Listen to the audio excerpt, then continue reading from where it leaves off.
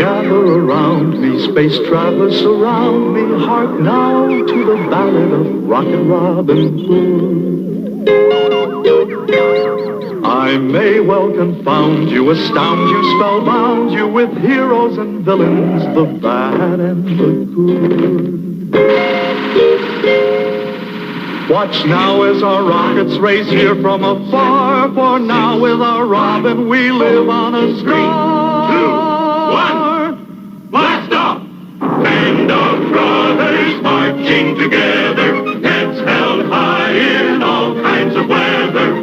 With fiery blast our roaring rockets rise, beyond the earth, beyond the skies. At the sign of Robin take your stand. With the gallant leader of a band, send a joyous shout throughout the land for Robin Hood.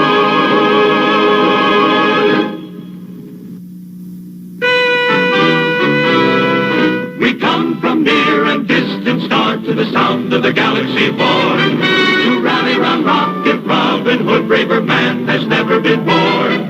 So we sally forth against the foe, our band of brothers skyward ho, with Rocket Robin Hood. With Rocket Robin Hood.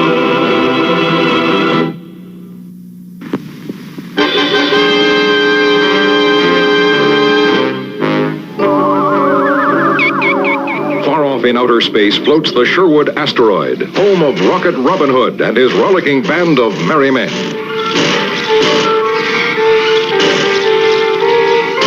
Giles, the cook, is trying to prepare breakfast on his solar stove, despite some distractions.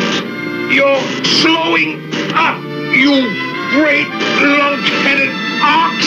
And you, Friar Tuck, are getting so fat and round, someday you'll go right into orbit.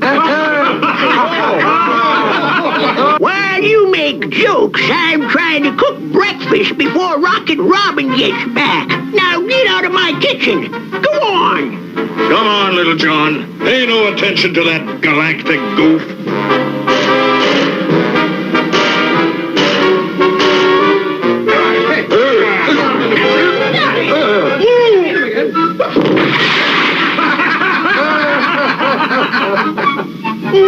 Just for that, no pancakes, you grinning space apes. You're all muscles and no brain. Why, I'm a better man than any of you.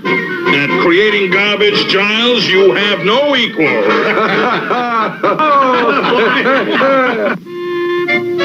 Oh, and the Dale, that's the funniest prank you ever hatched. Let's do it. Giles, maybe you are the best man here. What do you mean? Take this electro quarterstaff and find out. Who, me? I have no time. The meal is Take the staff, Giles, and use it. That's an order. Yes, sir.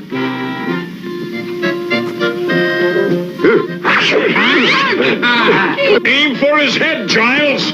It's as empty as the void between Jupiter and Saturn. You just might knock some sense into it. Hit him hard, Giles! Your staff is swifter than the fastest meteor! Whap the cosmic dust out of his hair, Giles.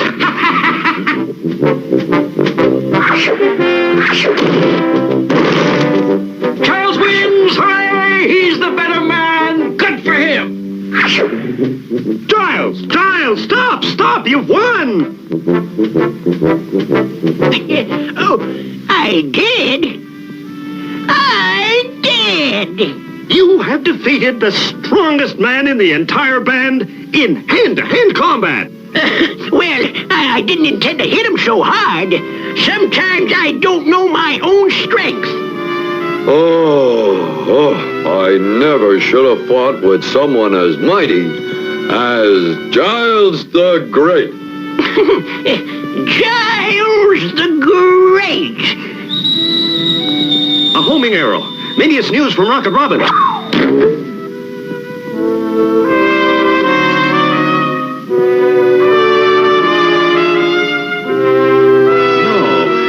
this message is from a friend in the Fortress of Knot. The evil tyrant, Prince John, has imprisoned more good men to terrify the oppressed peasants. If only we could rescue those prisoners. But the fortress is so heavily guarded. Only a miracle can save them. Only a miracle, eh? Here's an important note for Robin Hood. Give it to him when he returns. Where are you going, Giles? I must fly off among the stars to an important date with destiny. I wonder what he meant by an important date with destiny. I'll bet he's going to joust with a space dragon.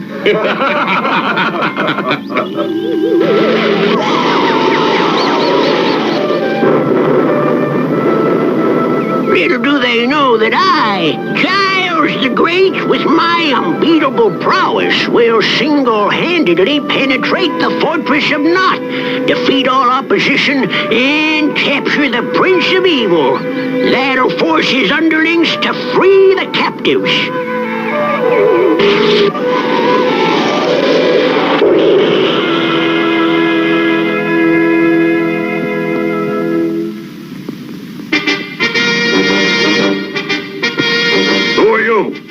Rocket's Robin Hood's mightiest astro battler, Giles the Great. No one can stop me from capturing Prince John. Defend yourselves. Great Ganymede! If this flea is the strongest man in Rocket Robin's band, why didn't we defeat that outlaw back long ago? I don't understand this. I'm supposed to be the greatest. Captain, this interstellar insect admits he is one of Rocket Robin's space rogues. He came to attack Prince John. Thank you for saving me the bother of hunting you down, you cosmic vulture, traitor. You will die for plotting against Prince John. Is the brief adventurous career of Giles the Great about to come to a tragic end? Will the good-natured prank of Giles' comrades cause the death of Rocket Robin Hood's favorite cook? The countdown started, trouble cruise, but have no fear, we cannot lose with Rocket Robin Hood. Soaring through the far reaches of outer planetary space is new Sherwood Forest asteroid. Fantastic headquarters of that swashbuckling cosmic highwayman of the 30th century, Rocket Robin Hood. Yes, here comes the one and only Rocket Robin Hood, gliding through galaxies in his search for star-shattering adventure. The interplanetary villains quiver in their space boots when they hear the merry ring of his laughter and feel the blast of his mighty electro quarterstaff. Rocket Robin Hood, fun-loving astral adventurer in the astonishing years to come. Rocket Robin Hood, the happy outlaw of outer planetary space, is a direct descendant of Robin Hood of old. He's fast, with a joyful laugh, a ready jest, and a quiver full of futuristic arrows. Robin robs from the cosmic rich to give to the astral poor.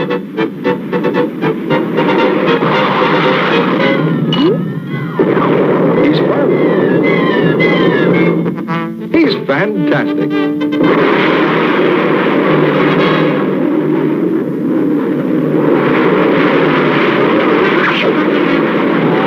Robin Hood, merriest of the merry men in the astounding year 3000.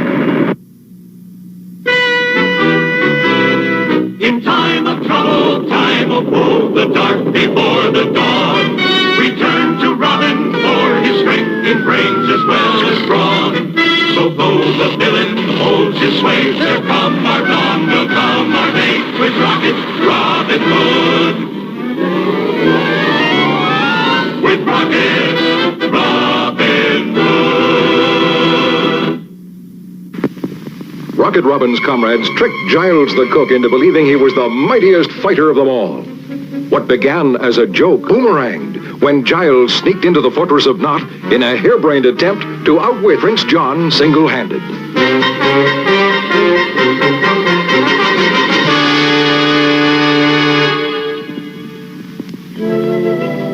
Traitor, you shall die. Why do you annoy us, sire, with this commotion? 1,000 pardons, Prince John, but this space dog admits that he belongs to Robin Hood's band. He will pay with his life for plotting against your highness. Stop, you idiot! He may possess vital information. To the torture chamber with him. Speak! Tell me the exact location of Rocket Robin's secret asteroid. Who can say? 1 hour it's here, next hour it's there. Its ionic drive propulsion complex sends it anywhere Rocket Robin wants. Show him the punishments we have for fools who refuse to give information willingly. A gamma particle atom smasher. Yes, and here's a carnivorous octopus plant flown here from a planet that revolves about the star Vega.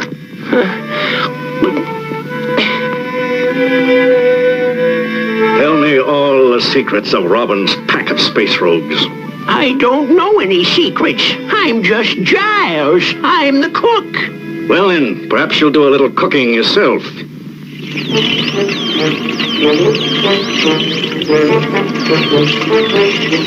Talk! You look thirsty. Would you like some water? Yes, water. Yes.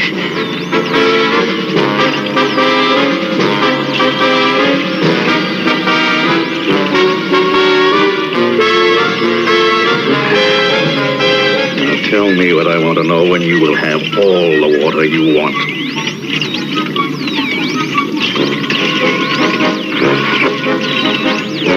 Not yet? While our reluctant guest wonders what other unpleasant surprises we have for him, I will dine. Bring my food.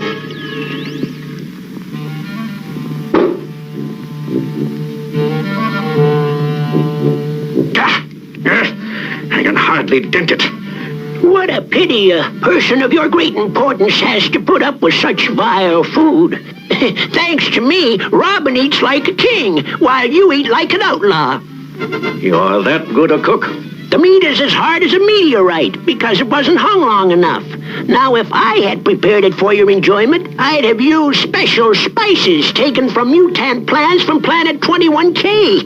I'd have used delectable fruits from Urlak, the outermost planet in your intergalactic territories. And I'd have marinated the meat so deliciously that the exquisite taste of it would have almost teleported you into a paradise of bliss. Enough. Guards, untie him. Now, if you fail to prepare me a meal fit for a king, I promise that you'll be slain on the spot. Take him to the kitchen. I tell you, Robin, you should have seen Giles' face when he thought he'd won. He was puffed up like a bullfrog. Oh, yes, and Giles the Great left this note for you. He said that he had an important date with Destiny. This note says that Giles has jetted to the fortress of Knot. He plans to capture Prince John single-handed, so that the tyrant's men will be forced to release the innocent captives. Oh, no. We were only joking. We shouldn't have done it. Why, he'll be killed. Not if we can help it. Come, lads. We're off to rescue Giles the Great. Now, who would think that they would be smart enough to invent a force field that big? Yes, I've seen them used for guarding doors, but this one... One step into the magnetic field and you'd fry like an onion.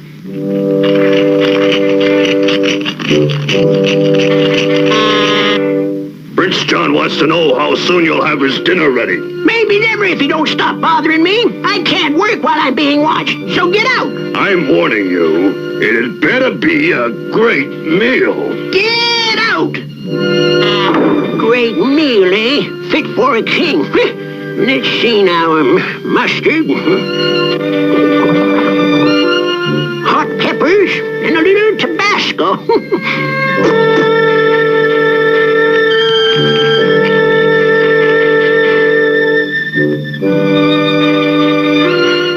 Your dinner, sire. It's about time. I'm as hungry as a Plutonian wolf.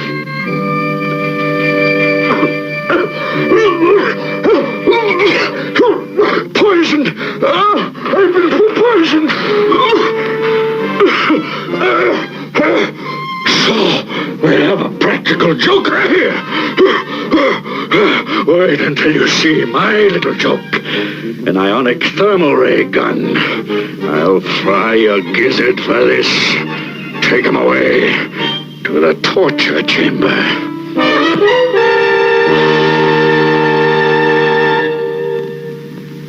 No danger looms through outer space. No villain stands up face to face with Rocket Robin Hood.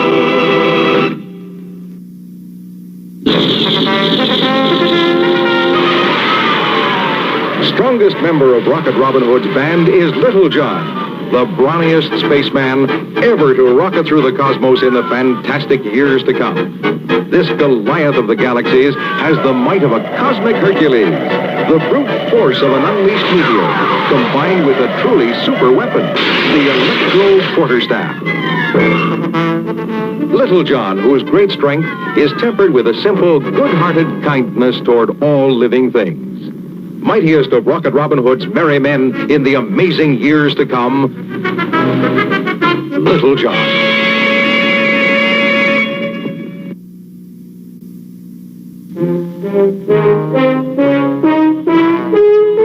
When the problems of Rocket Robin Hood call for heavy thinking, then it's time for the one and only Friar Tuck to come to the rescue. Some, like the wicked Sheriff of Knot, think him fat, foolish, and not worth worrying about. But don't you believe it? Friar Tuck, whose courage is as tremendous as his appetite, is just one of the astounding space characters in the merry band of Rocket Robin Hood in the fantastic years to come.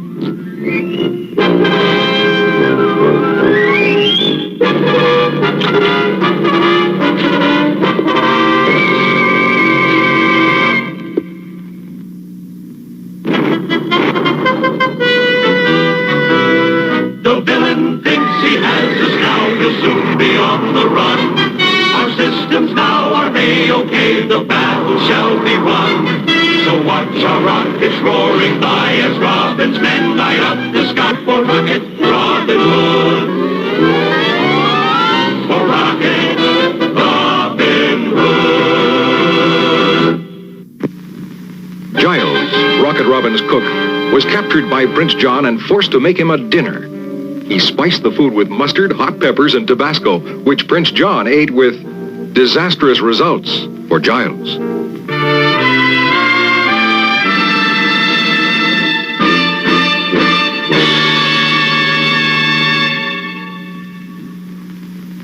Impudent space dog. It amused you to try to poison me with hot spices. Now it's my turn to be amused as my ionic thermal ray gives you a, shall we say, hot time?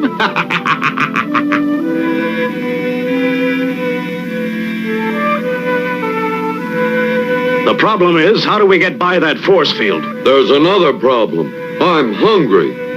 How about you, Friar Tuck? I'm so starved that if my mouth waters anymore, I'll drown. Well, you'll just have to pull your belts a little tighter and do some thinking. We have no way to get through that force field. It would take a demagnetizer as big as a house to blast through that. Wait, I have an idea. A wise man once said, if you can't beat them, join them. You mean we should join the sheriff? Exactly. Now listen carefully. We will pretend that you have captured. Captain, there are 3 men approaching the drawbridge. We'll find out who they are. Hey, up there, open up! Delta Patrol reporting with a prisoner. We haven't been instructed about any Delta Patrol. We don't care about your instructions. We were instructed to go out and capture Rocket Robin Hood. And we did. Come on, open up. Rocket Robin Hood? Yes, sir.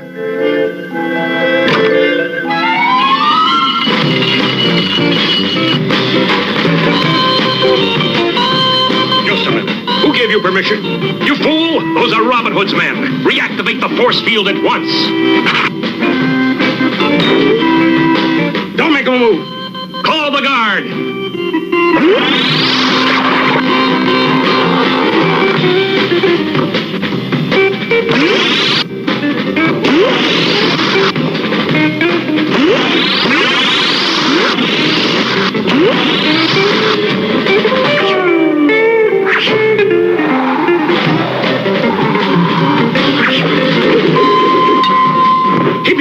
get off this boomerang.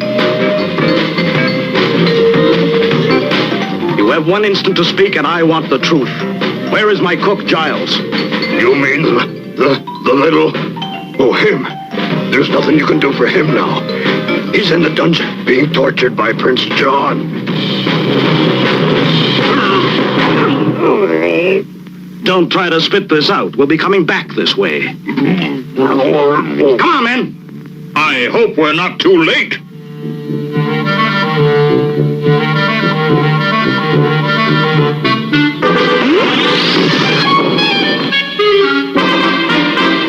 For the last time, where is Rocket Robin Hood? Right behind you, my lord.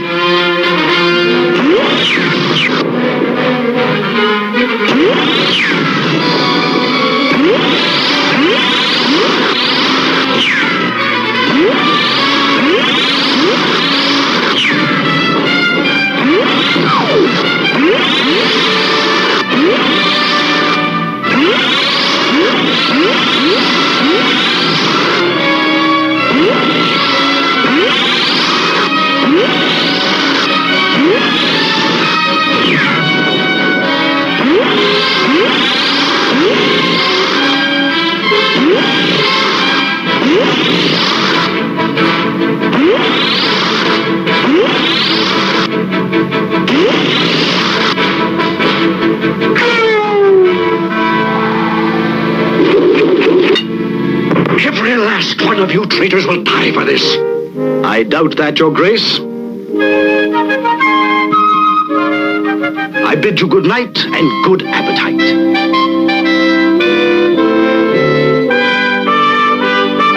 Anyway, we're very sorry we fooled you into thinking that you were a good fighter. Now, Little John, you know I'm not one to hold a grudge. Besides, you saved my life.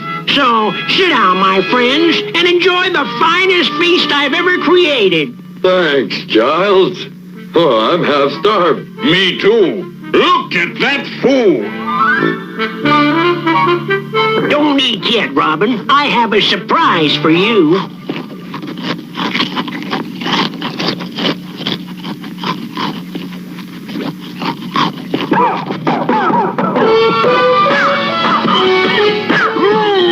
Why, you little spaceship? I'll brain you.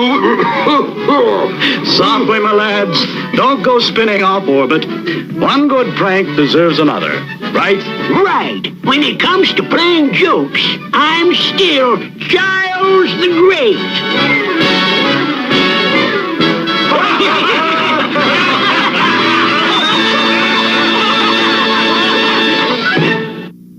We're Robin's men, we rule the sky.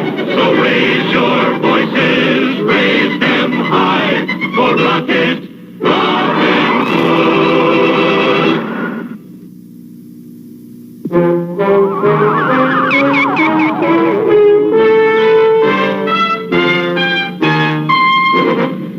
Arch enemy of Rocket Robin Hood is the cruel space tyrant Prince John, despot ruler of the national outer space terrestrial territories. With the help of the wicked Sheriff of Knot, the Black Prince plans for that terrible day when he will destroy and conquer the entire solar system. Well, he might, if it were not for Rocket Robin Hood. Rocket Robin Hood, outlaw defender of right in the astounding years to come.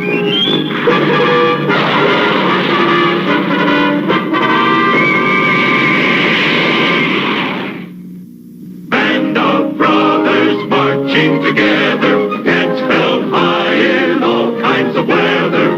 With fiery blast, our roaring rockets rise. Beyond the earth, beyond the skies, at the side of Robin, take your stand. With the gallant leader of our band, send a joyous shout throughout the land for Rocket Robin Hood. Band of brothers, shoulder to shoulder, none dare defy us, none were any bolder. Sound the horn in every astral glen, to rally round our merry men. We stand with Robin to the end, the joys of freedom to defend is the the place to be on the side of the free with Rocket Robin Hood. Sidewinder, the wheels twist behind her. Flying catch. It's the big new Sidewinder cycle. Your parents put it together, and Sidewinder's got the stunt shifter. Sidewinder. With sure grip steering, super sleek styling, and a stunt shifter that can spin you into excitement. Sidewinder, the wheels twist behind her. Sidewinder cycle with stunt shifter. New from Tonka. Turn up the turbo and let 'em go. Doing tricks for turbo tricksters. It's God's wishes going to put on a show. Doing tricks for turbo tricksters. New Turbo Tricksters. Over 45 power-packed racers that do hundreds of killer stunts.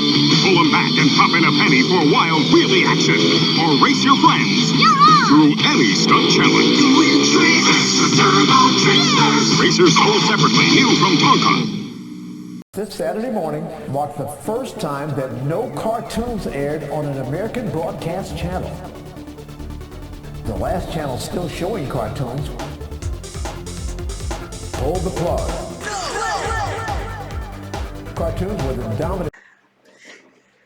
All right, ladies and gentlemen, boys and girls, good morning. It's 8 a.m. and hopefully I don't screw this one up like I did last week. I do apologize.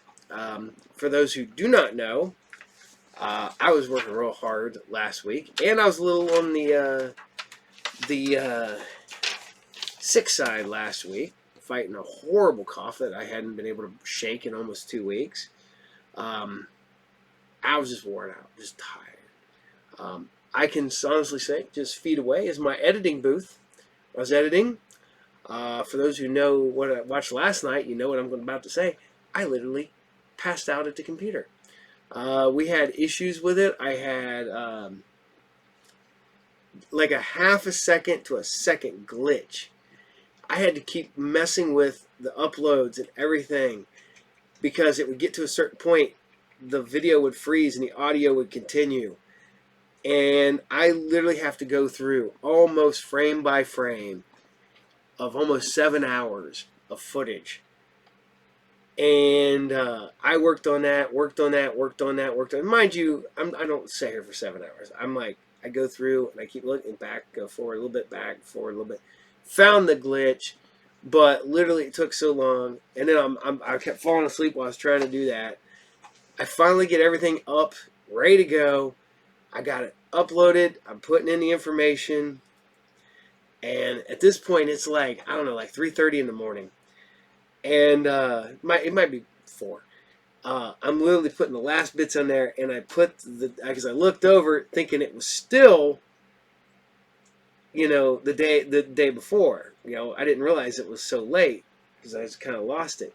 So I went and looked at the thing. I was like, okay, it's 2 days. Click, and I put it in there, and then I wake up Saturday morning and I look over and everybody's panicking, and I'm like, oh my God, I'm so sorry. I screwed up. I looked at that on my Twitter, so I hurried up, went through, pulled it up as soon as I realized it, and took care of that. And yeah, so that's what happened. That's why last week's episode was delayed. Literally, I fell asleep working on that show. And then woke up and finished it, and I was still probably half asleep. But yeah, but that's what happened. I apologize. So that's what happened.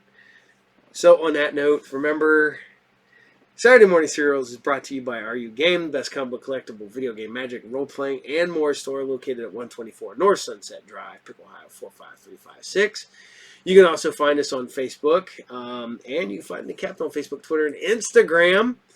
And you come over and check me out. You can send any viewer mail to either the shop or to me via the internets.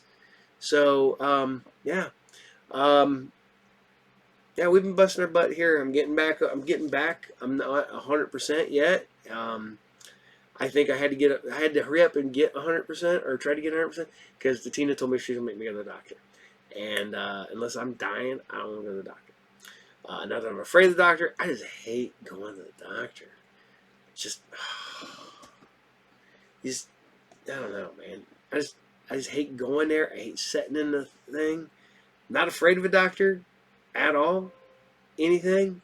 I don't know. Something about going to the doctor I just don't like to do. So, I hope you guys dug Rocket Robin Hood still. Last couple weeks have been really, really action heavy. And really 80s heavy, but this week we're mixing some more stuff up. Yeah, I'm starting it off almost the same because I wasn't paying attention. So this is a good mix of week, I think. I like to think it is. Plus, I'm gonna try to put a bonus past the credits. So fingers crossed. But we're gonna start this week out with you already had Rocket Robin Hood. We're bringing you Space Sentinels.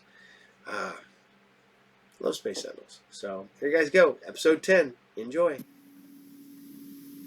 Many centuries ago, transported from their native lands to my faraway world. Here they were granted astounding powers and eternal youth.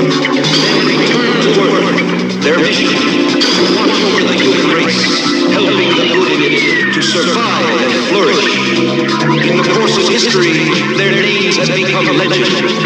Hercules, empowered with the strength of 100 men. Astrea, able to assume any living form. Mercury, the amazing athlete who can match the speed of light. Working together with me, Sentinel 1, and my maintenance robot, Mo. These teenage guardians form the greatest team the world has ever known, the Space Sentinels.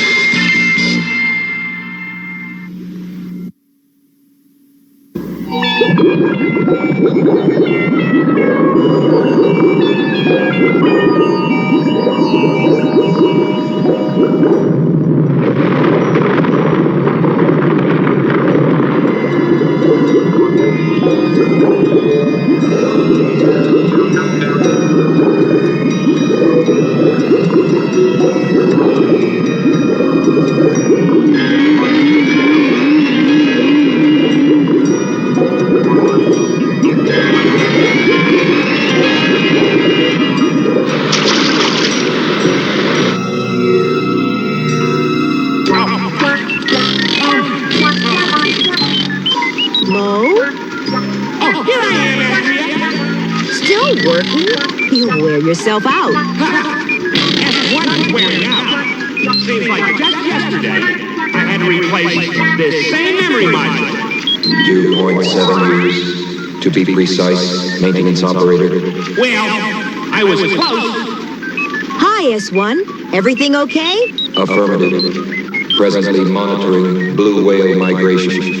Distance 6.3 miles. Great. Can you put it on the view screen? Affirmative. What's so special about whales? Whales have complex brains and are smarter than you and most humans. Oh, yeah? Better not as handy as I am. Eat your heart out, blue whale. Look out, Vern! Yikes! Sorry, Vern. No problem, Mo. What are you doing with all that paper, Merc? I'm writing my life story. That'll be a long, dull book. Attention, Astrea. Observe the view screen. They're talking to each other. S1, can you raise the volume? Do you know what they're saying, Astrea? Yes, they're talking about a large black cube that floated up from the ocean floor. A large black cube? Yes, something about it glowing and shaking. S1? Affirmative. I am monitoring unidentified energy source near the whales. Is it coming from a black cube? Affirmative. Let's check it out, guys. Hit it, S1.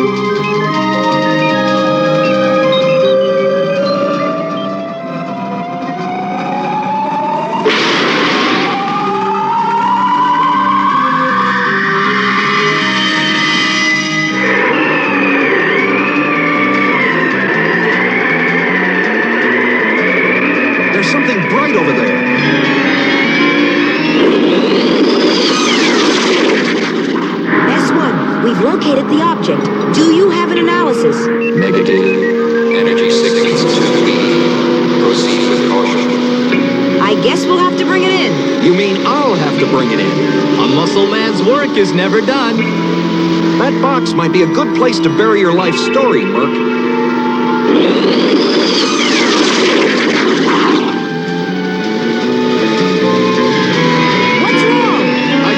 Some strange eyes staring out of that thing. I don't see anything. Maybe it was just your reflection. Yeah.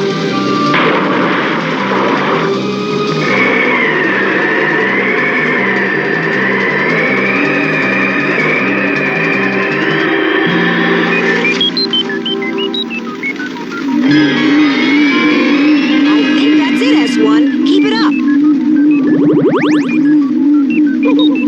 Man, this is really weird.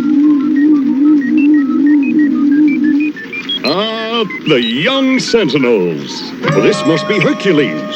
Strong and brave. I think you've got the wrong guy. And Speedy Mercury. Handsome and humorous. That's me, all right. But who are you? And the lovely Astria. Who are you? And why were you floating around in a box? I am Loki, and that is not just a box, little one.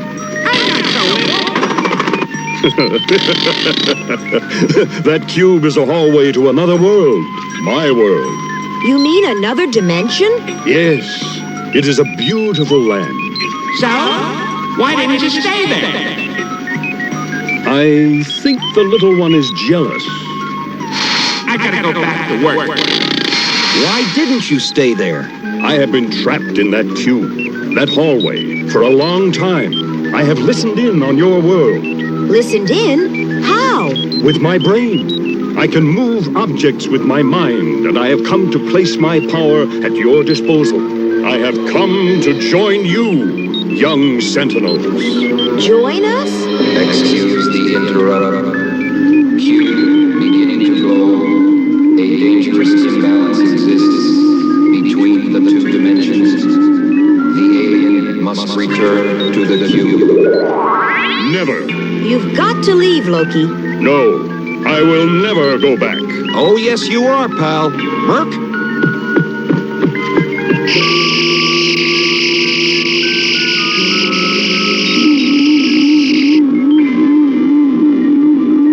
And now to take care of you, dear Astria. You're making a mistake, Loki. Oh, no, you don't.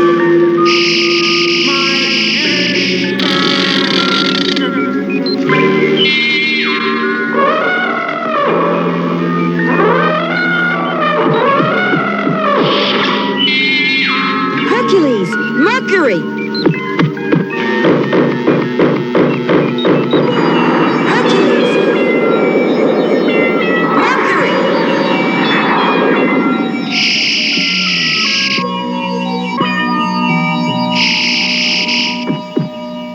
You okay, Merc? Yeah, where the heck are we? This is that other dimension Loki was talking about. If he thinks this place is beautiful, I'd hate to see an ugly one. Well, it looks like we'll be here a while, so let's check it out.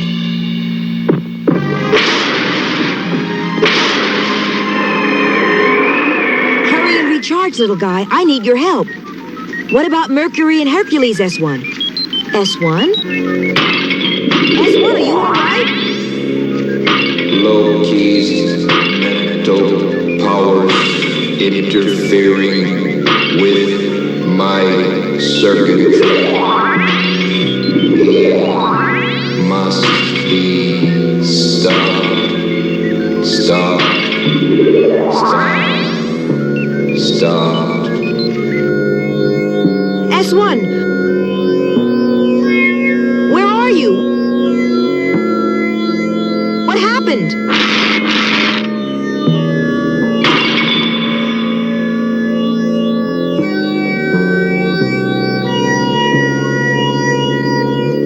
I guess it's up to me now. Loki must be stopped.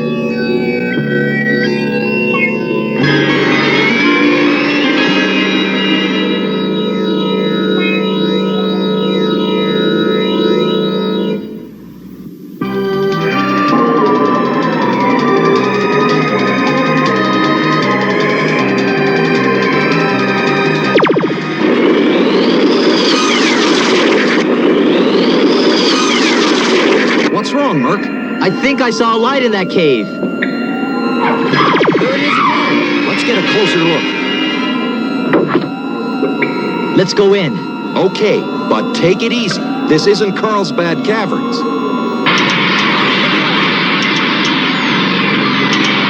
Man, that was a little too close. Where'd that fire come from?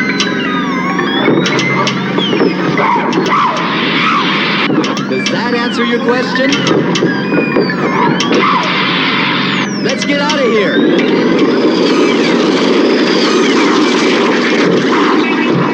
Go ahead, Merc. I'll give them a little surprise. Okay. Take care, Herc.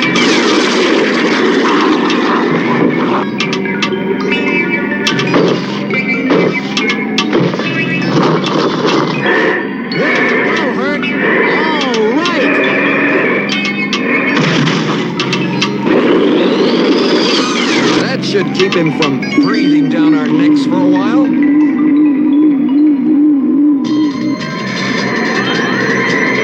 Look at that, Herc.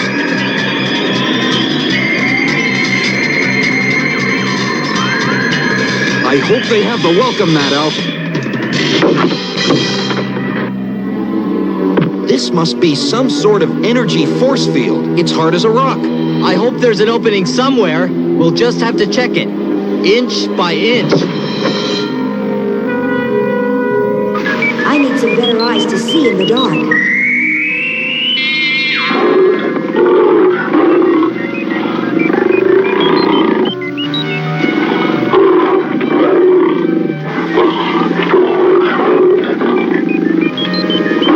Here I am, Austria.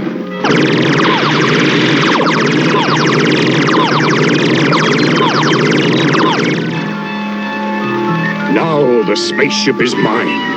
I can go back to my world and take over.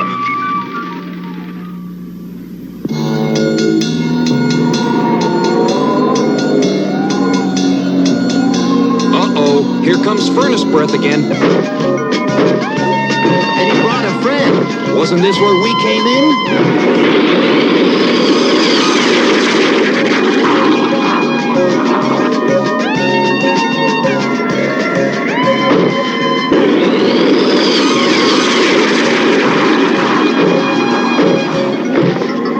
I've heard of stubborn, but those guys are really bullheaded. That looks like a control tower up ahead. There's somebody in there. Hey, let us in. Oh, come on, open up. Open up, will you guys? Let us in.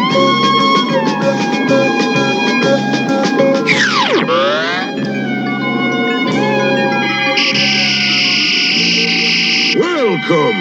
I am Balder, controller of the city. My name is... I know who you are. Does everyone from this dimension read minds? Loki reads minds. I have this brain scanner to do it for me. Then you know your friend Loki has played some dirty tricks on us. Loki is no friend. He is a criminal. I am the one who imprisoned him. Then you can help us get back to our dimension. Oh, I am sorry. There is only one cube, and Loki has it. You must remain here forever.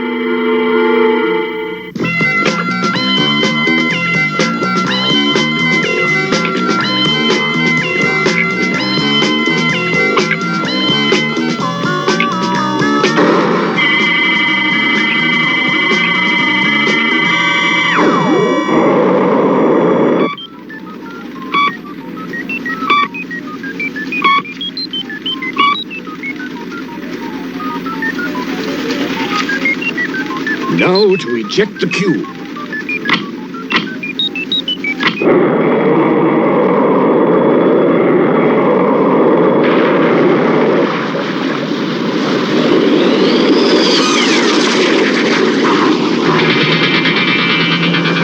Now to re-enter my world again, where I will get revenge on Balder.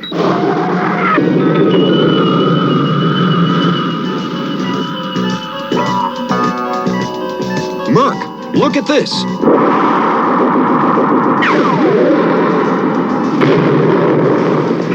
The cube has been drawn into our dimension by the force of the spaceship's entry. That may be our ticket out of here. Hey, Merc, I think that's our ship. What? All right, Astria. Wait, there's something wrong. What's wrong, Balder? I'm not sure. This is the city controller. Identify yourself. You won't be in control long, Balder. That's Loki. That's right, Mercury. I am in command of the Sentinel spaceship. And if you do not surrender the city to me in 5 minutes, I shall destroy the energy shield and let my friends take over. Astria, can you read me? Perhaps the force field interferes with your communicator. Then we'll have to go out there and stop them. What about those dragons? Merc, lead them on a wild goose chase. I'll see if I can get inside the ship. Roger.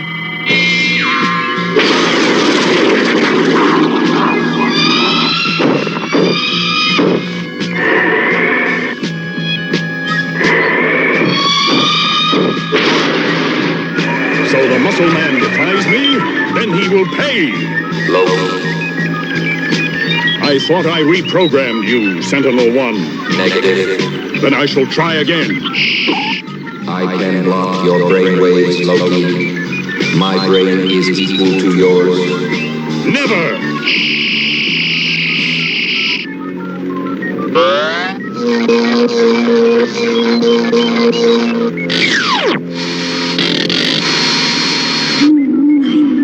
Loki's spell is wearing off.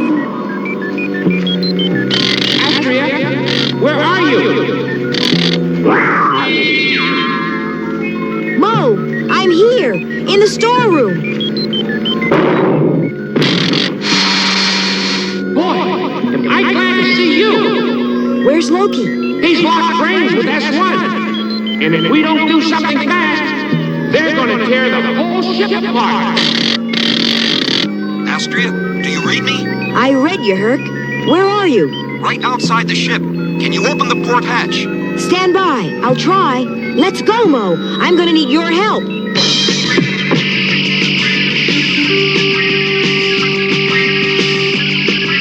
Hey, you big sap! What? I'm going to stuff you back in that cube!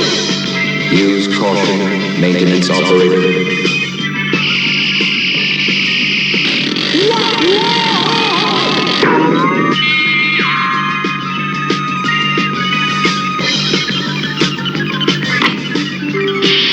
Loki, you're through. We have you now, Loki. Give me your rocket belt, Astria, or I'll turn this robot into scrap metal.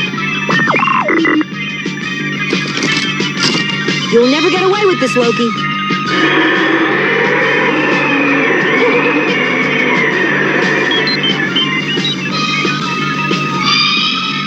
Herc, open the hatch. Good work, Merc. Now we've got to get Mo back. First, we have to get rid of those flying flamethrowers. They're coming to finish us off. S1, I'll take over on manual controls. Affirmative. Prepare for evasive action. I think it's time those two dragons got to know each other better.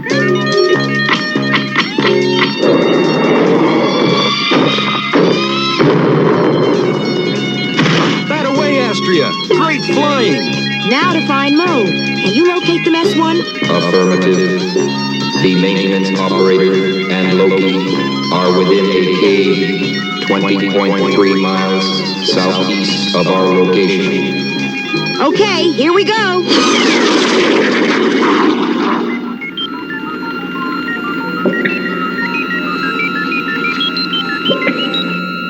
There's Loki.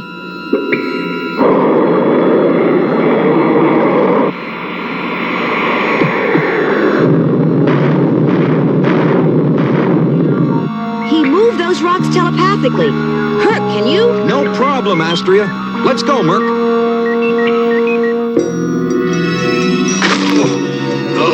This thing won't budge.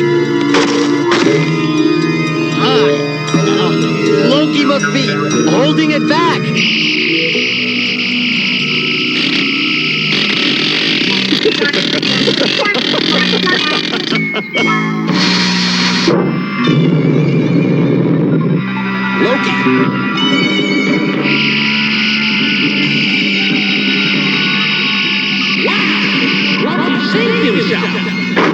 Well, it looks like Loki is temporarily out of commission.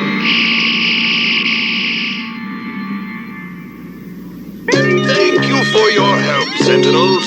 Loki won't cause any more trouble now. Thank you. Mo is nearly through repairing the ship and will soon be heading home. Already, Andrea. Emergency interrupt. Yes, S1? The cube is about to vanish. Dimensions are too heavily out of balance. Recommend immediate action. Let's do it. Affirmative. 2 seconds to fly through.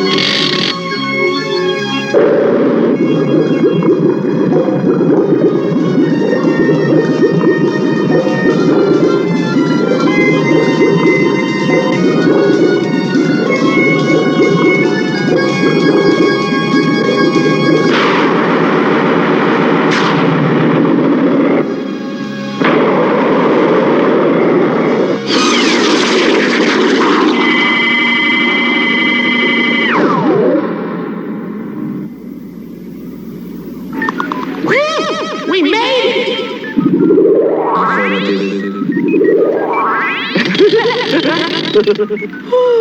I don't know about you guys, but I'm turning in.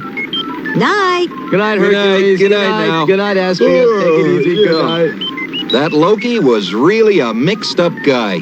He was right about one thing, though. What's that? That part about my being handsome and humorous. What a mess! I'd better get busy. Maintenance operator, you may wait until morning due to low energy level. Gee, S1. You're all heart. Negative, maintenance operator. I am all head.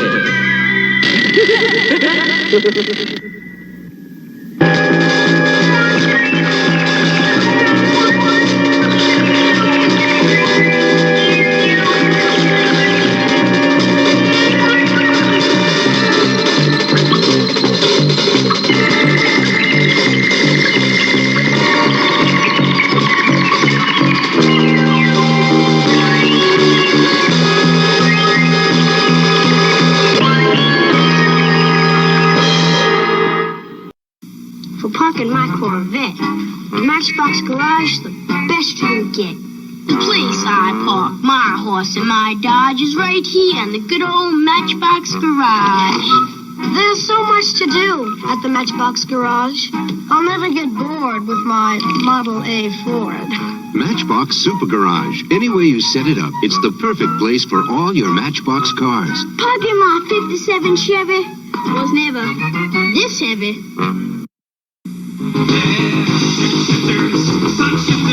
Some cars go wheeling around. Get them down, set the distance, watch them leave the ground. Program a spin out, program a flip, they're all over town. Cause they're big shifters, stunt shifters, stunt cars for wheeling around. Trick shifters, they all do 7 different stunts. New from Matchbox.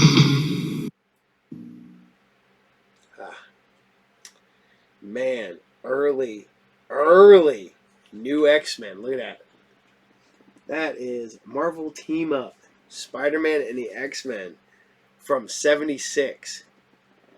That means that the all-new X-Men had only been around for a year? But, yeah, that's just crazy to think. No, it can't be more than a year because this is the second appearance of the Phoenix. But Wolverine still has his yellow and blue. Wow, it's all sideways. See, my thing is though it throws it off because this is 1976, Volume 1, Number 1. It doesn't have a date on it, so I could totally be off on the But realistically, giant size X-Men had been very, very shortly before this one. So, enter the further adventures of X-Men in their bi-monthly books. You know, I'm one of them kids. I don't remember not enjoying X-Men. I grew up on that stuff.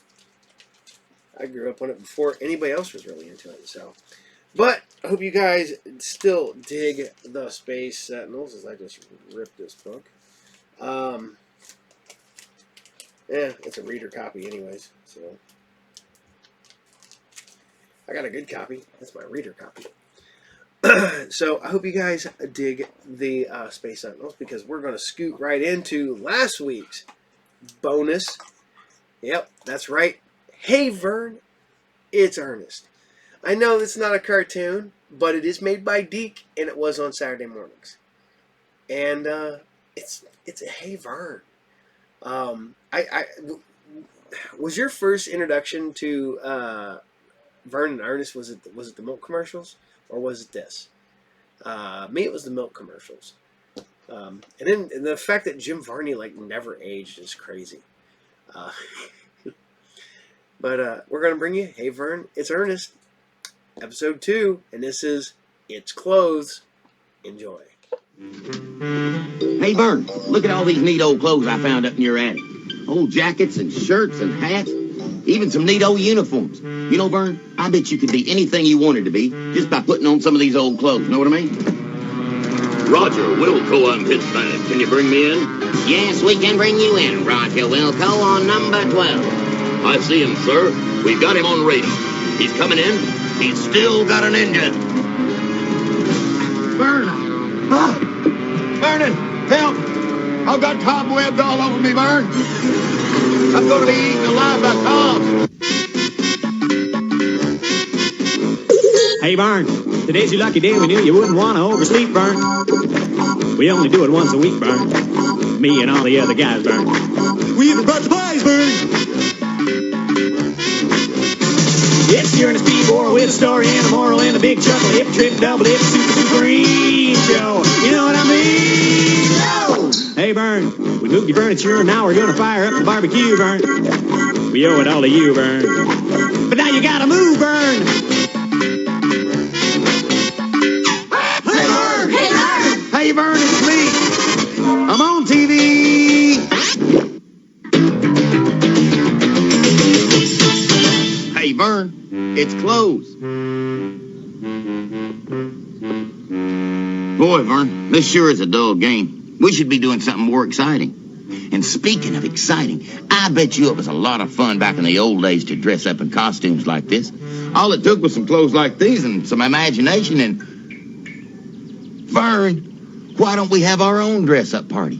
Our very own costume party. We could invite the whole neighborhood and have a veritable costumed extravaganza. Know what I mean? Extra, extra, read all about it. Ernest and Vern throw neighborhood costume bash. How does that suit you, Vern? Oh, is it my move?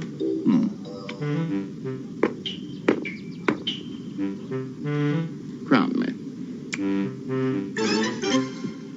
In hut.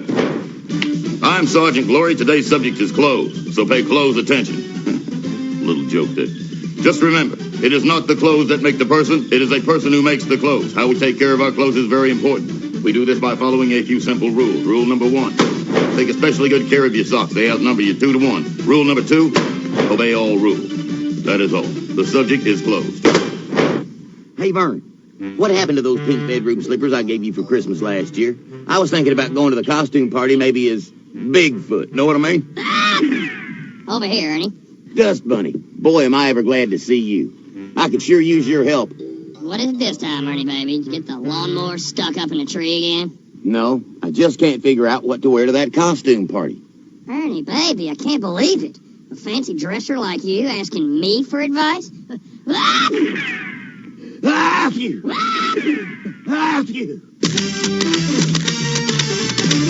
Hi, kids, it's me, Matt Finish, photographer at large. Hey, kids, you know, I always tell you to dress appropriately, so if you go to school, wear school clothes. You go to birthday party, wear birthday party clothes. Do like I do, dress to impress. Here's me dressed for a football game. Here's me dressed for a Hawaiian luau. Here's me dressed in my Christmas outfit.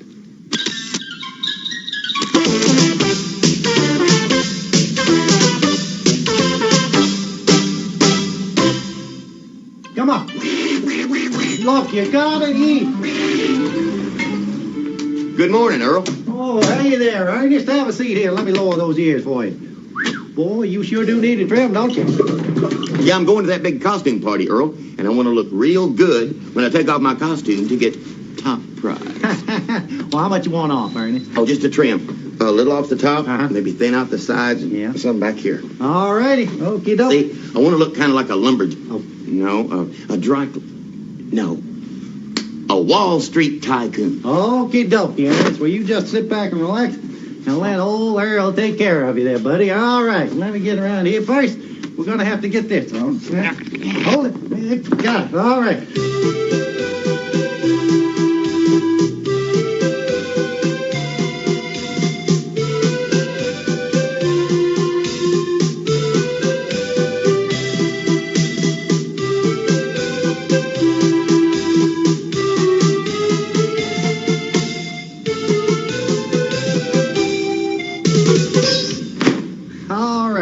There you go, Ernest. Take a look. Tell me what you think, huh?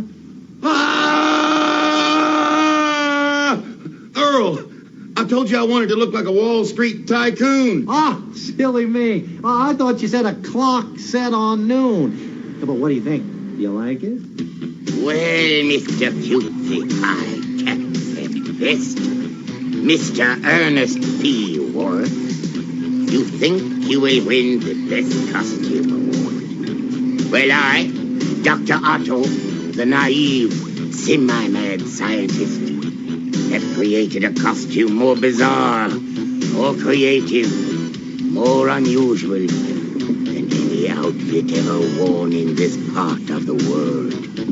It's weird. It's scary. It's... No, it's too ugly. After all, I have a reputation to think of. Perhaps I should go back to something more festive, like this.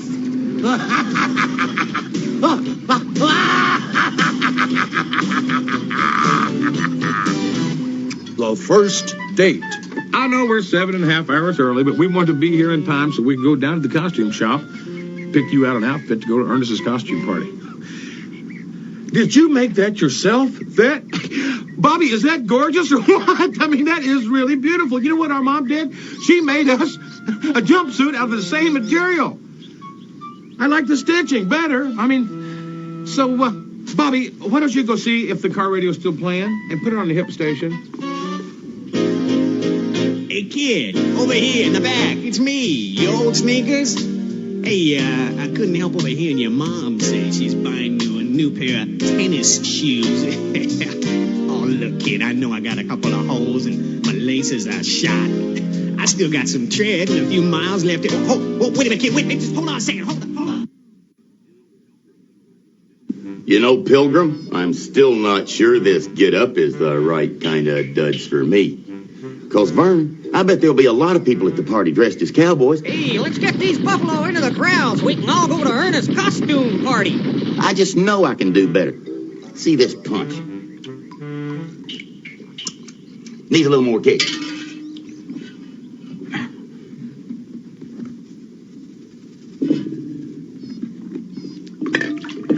You know, Vern, you'd be amazed in the number of ways foot powder can enhance our lives. Know what I mean? Tooey. Oh, hi, I'm Ernest Tongue. You know, a tongue should never taste like a toe, but I guess nobody ever told Ernest that. He makes me taste all these weird things. Sometimes I just want to run away, but at least here I've got a roof over my head. I hope he makes some good food for the party. Oh, here comes some now. Oh, no, not the liver and sardine chip dip. Oh. What? No pork rind? Yeah. Now, Willie, because I'm your friend, I'm going to help you dress for success. You're never gonna get a job dressed that way. Gee, Debbie, I really like what I'm wearing. No, it's just not businesslike. No, that's definitely not you. Doesn't go with your bucket. Too formal. Farm animals will like that. They will. Oh, Willie. Well, gee, Debbie, maybe we should just go to the hardware store and buy me a whole new wardrobe. Yeah, bucket and all. Hey, kids, it's time for Lonnie Don's School of Hollywood Sound Effects.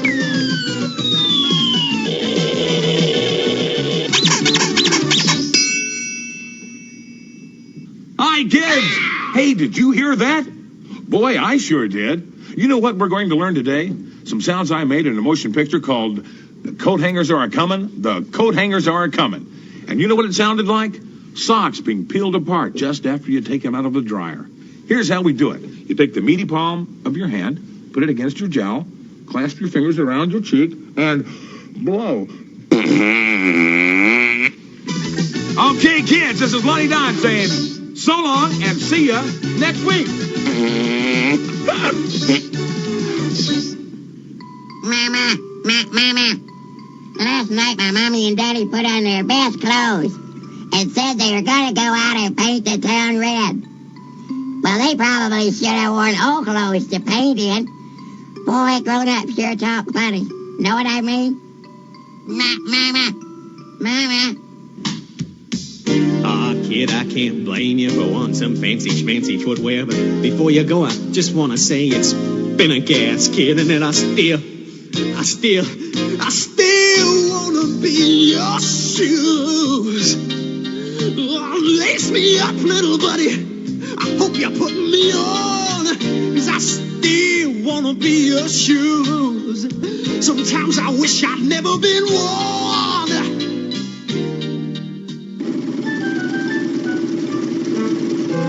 That George can do just about anything. He even makes his own clothes. Yep, George is a custom fit kind of guy.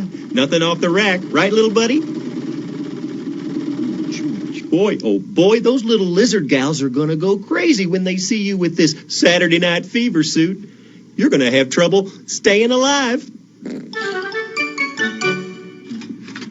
Boy, Vern, cleaning up and deciding what to wear to that costume party is taking longer than I expected. Know what I mean? But you know, dressing up in different costumes does have its advantages. Like, here's that peanut butter and jelly sandwich I was going to finish a couple of years ago.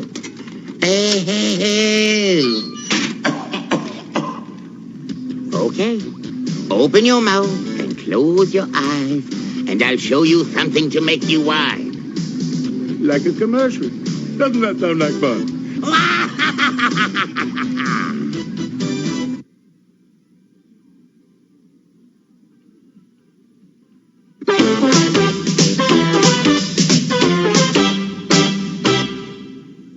Hey, Vern, what do you think? You think this will work? I really want to have the best disguise at this costume party, know what I mean? But I'm really having trouble with this lipstick. Is it supposed to go on the lips or around the lips? I just don't think this clown outfit is me. In fact, I know somebody who's probably already thought of it. My father the clown. Honey, have you seen my red polka dot boxer shorts? I was going to wear them to Ernest's party. What are these? Thanks. If it was a snake, it would have bit you. Dad, have you decided what you're wearing to Ernest's costume party? Don't ask. All these costumes look so silly. No one's going to laugh at this. Gosh, Dad, I think you look really neat. Almost like a normal dad. Eddie, don't talk to your father that way. He's right, honey. This is ridiculous. Really bad. Skeeter, you wearing your good nose around the house? Oh, my everyday nose broke playing football. Besides, no nose is a good nose. Hey, Mom, you could go as a baker. A baker? Well, what does a baker wear? Pie!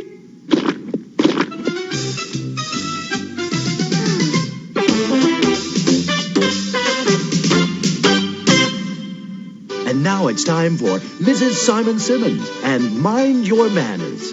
Why don't we talk about clothes etiquette today. You know, your clothes can offend or please other people, such as your host and hostess. That's why it's always good to wear what other people are wearing. For example, if you're going to school, you don't want to wear something that looks like this. This is only appropriate at a trash fire or a dog fight. This is Mrs. Simon Simmons saying, always dress for success. How could you be so clumsy as to spill a chocolate cherry double whipped cream peanut butter malt all over Connie's new dress? Now they won't go with us to the costume store. Now they won't go with us to the neighborhood costume party even. What are we gonna do? What are we gonna do? Every day, everyone asks, what am I going to wear? A cap and a vest? Something warm and furry. Something that will blow in the wind. Or something with little bitty straps. How about a little jacket with a handbag? And what about shoes? Boy, oh boy, look at that one. Isn't that lovely? You like it? Very much. You positive? Well, here. Take it. Yours to have and to hold. Oh, hi, Vern. Just sprucing the place up a little bit before our big costume party. Boy, I'm sure glad I did. I think some of this dust came over on the Mayflower. Well, Vern, what do you think? Yeah, this scuba diver outfit just ain't me. But what can I go as? Vern, I got it. Existo, the magician. Good afternoon, everybody, and welcome. It is indeed an honor and a privilege for me to be performing for you today. I, of course, am the great Existo, the exceptional. And today, I'm going to make water just disappear. First, we take an ordinary newspaper, like so, and roll it up into one of those little funnel things. And then we take an ordinary pitcher full of ordinary drinking water, and we pour it in here like so. And yes, the water is completely disappeared. Thank you. Thank you. You can't put me aside. I'll go under the bed. I'll stay any old place that you choose. Just don't throw me away, 'cause I still wanna be your shoes, your shoes, your shoes, your shoes. Your shoes.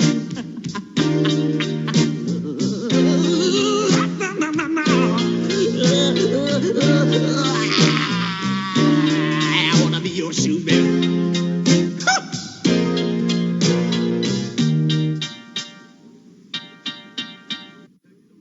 Just putting the finishing touches on my party decorations. Got your streamers, got your balloons, got your noisemakers, and I got your party snacks. Yeah, Vern, this is going to be one heck of a party. And with this costume, I'm sure to be the winner of the top prize. Vern, it just couldn't be easier. It's like bobbing for water. You can't miss. Ernest. Oh, hi, everybody. Nice costumes. Come on in. The party's right down the hall. And be sure and try the clam dip. Oh, hi. Come on in. Party's right down the hall. Nice costumes. Oh, hi, everybody. Welcome to the costume party. Yeah, come on in. There's plenty to eat and drink. Come on in. Nice costume. Yeah, down the hall.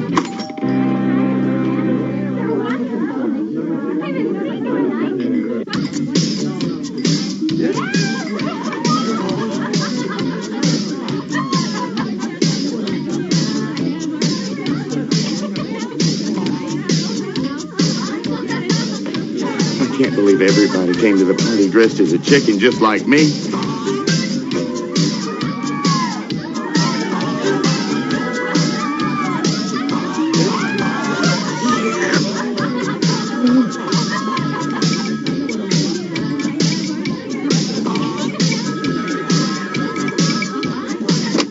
Hello?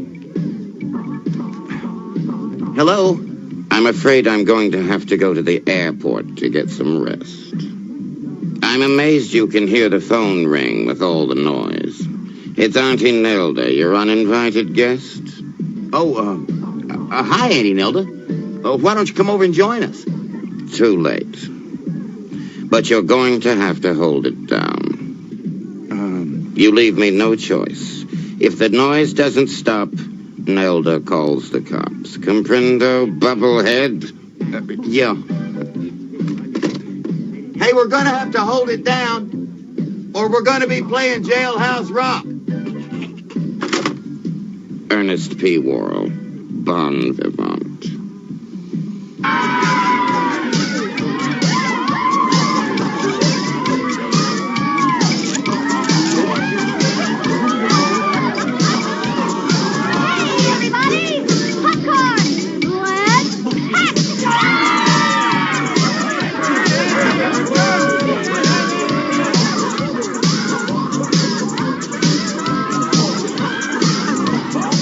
Something awfully foul. Everyone came as chicken.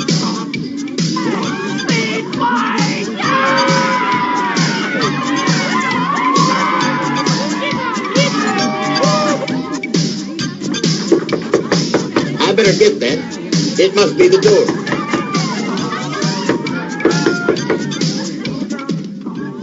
Hey, wow, what a great costume. Come on in.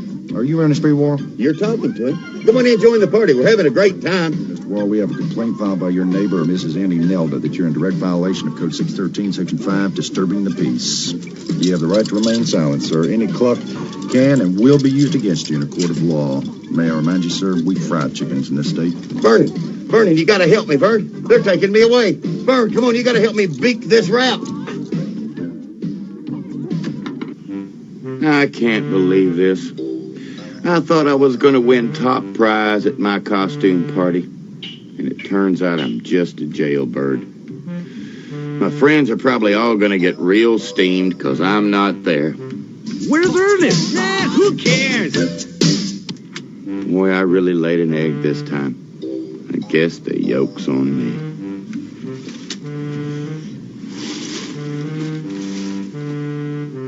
Now, wasn't that fun?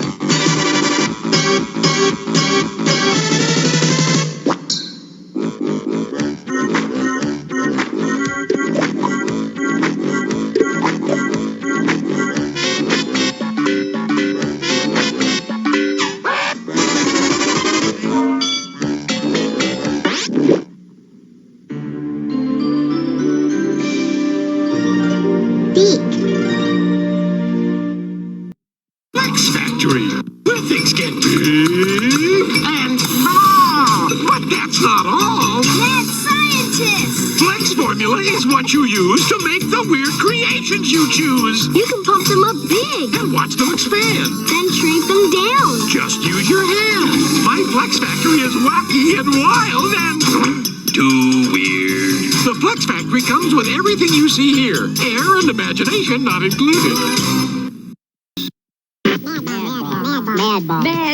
Mad balls, gross for one, gross for all. We play with a mad ball, they're gross, funny, yucky, sick. There's 8 toted. For 8 more mad balls. Snake bait, freaky fullback, splitting headache, lock lips, swine sucker, bruise brother, wolf breath, fist face. We play with a mad ball. We play with a mad ball. Mad ball. Now 8 great mad balls are joined by 8 great more, sold separately from Act Toys. Mad ball. Throughout time, people have asked, which came first, the chicken or the egg? Maybe it was a Manglore, like Manglore Demon. You can pretend to hatch Manglore Dragon and Manglizard, too, each sold separately in a make-believe egg. You can stretch them, squash them, take them apart. They'll return almost like new to their original forms. So if you want to hatch up some fun, you can crack open a Manglore.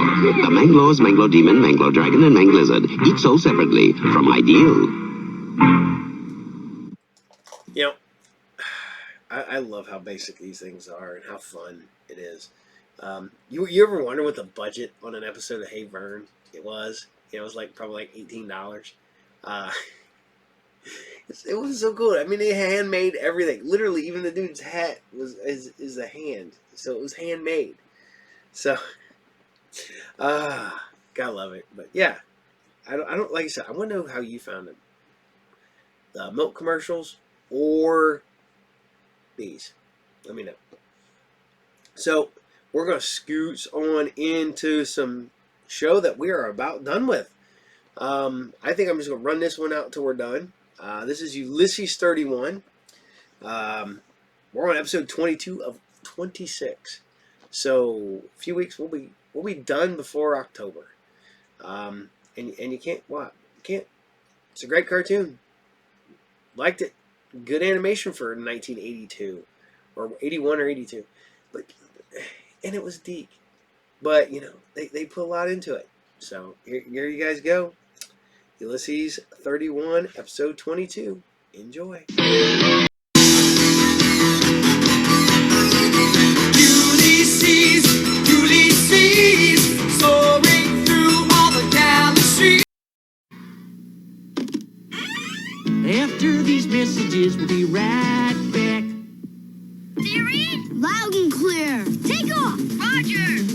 Launching exciting new Sonic Rangers. Prepare to dive. Go for it. These headsets are voice activated, so instead of fooling with on and off buttons, your hands are free for other things. Turbulence ahead. I read you. New Sonic Rangers built tough for wherever the action takes you. Over now. New Sonic Rangers from Fisher-Price. Batteries not included. Here's the Barbie Tropical Pool and Patio for Tropical Barbie and Nico dolls. We girls love to swim all day, right, Barbie? Tropical pool and patio. Pool games, hours of fun. A snack attack. Then lounge in the sun. This pool is paradise. We girls can do anything, right, Barbie? The fabulous Barbie Tropical Pool and Patio. Your parents put it together. Dolls sold separately. From Mattel. What kind of jeans are Lee jeans? Let me show you. First, put a pair of ordinary jeans in this machine. Now, I'll put a pair of Lee jeans in an identical machine.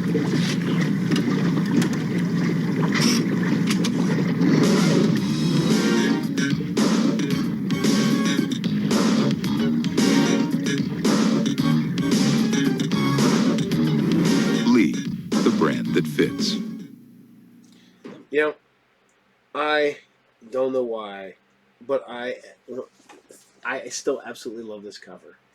I just love this is stupid, and he's being like overran by stuffed animals, and Toy Death or Black Bison Rides Again.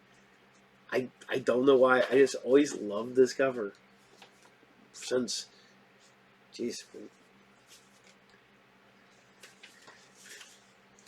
since 1982. I was 8 years old when I fell in love with that cover. That's crazy. So, yeah, that's what's nuts. My mom sent me a picture the other day of me as a kid, and I'm sitting on the couch, and I'm literally reading a Star Wars comic, one I still own to this day. And I had to look at the comic, and I could tell how old I was. I was 8 years old in that picture. So I was like, that's crazy. But I hope you guys dig Ulysses 31 because we're coming close. We're getting towards the end. But, you know, we're not coming to the end of Archie. Holy crap, we got years and years of Archie. Maybe different shows, but it's still Archie, so it counts. So I'm going to bring you guys some Archie and Sabrina because why not? It's Archie and Sabrina. So here you guys go. This is the episode No Place Like Outer Space. Enjoy.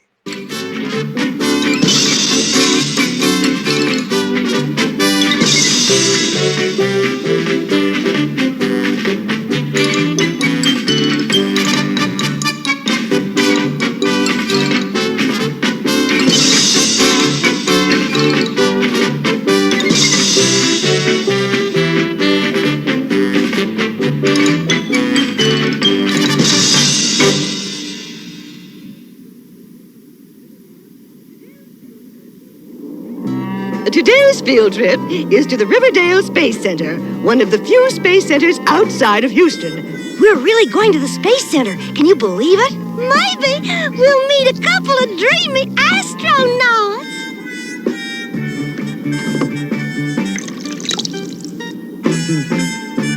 That should do it. How do I look? Perfect.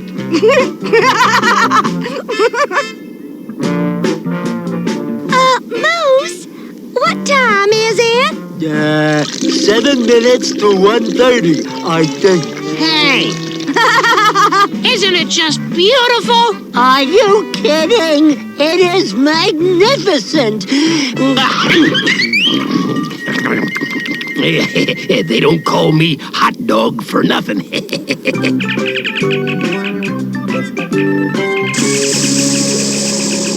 Say there, gang.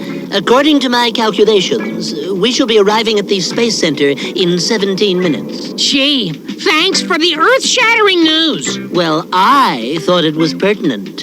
Poor Dilton. No one appreciates his genius. Oh, Juggy, when we tour the Space Center, can I hold your hand?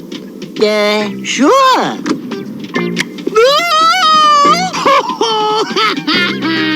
Never a dull moment.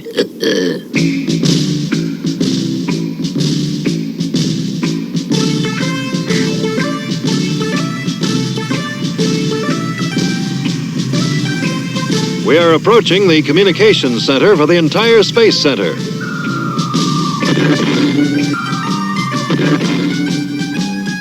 Wow! This place is incredible! It's also intricate. The only thing more complicated is the human brain. Really? You mean my head is that complicated? Sure, nothing known to medical science can penetrate it. Thanks, Reggie. I think. Ooh, what's wrong? Computer malfunction. I can't seem to find the problem. I believe the problem lies in the circuitry system. If you press the manual hold button simultaneously with the electromagnetic conductor, I believe it will clear the system. Well, it's worth a try.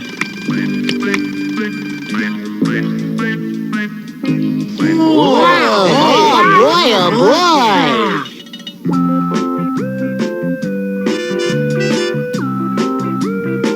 This is our vibration tank. It tests human reaction to turbulence. Now, who'd like to try it out? How about you, Miss Grundy? Oh, no, I just couldn't. I assure you it's perfectly safe. This is a switch. Seeing the teacher on the hot seat. Here we go. Why, this isn't so bad. Now I'll turn up the turbulence to simulate possible flight conditions.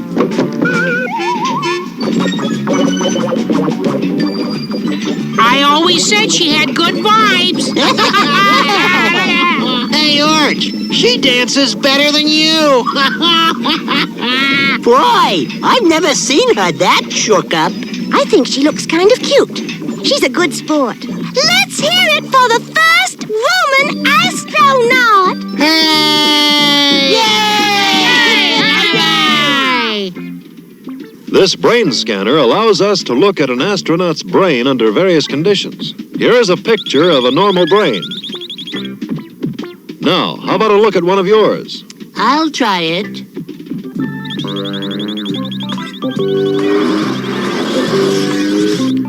This boy's got a lot on his mind.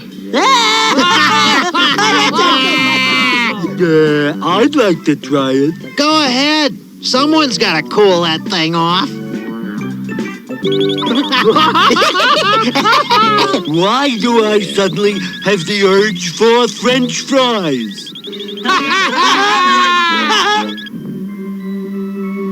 This moon surface simulator is an accurate example of the moon's terrain. Step right up and watch it play havoc with gravity.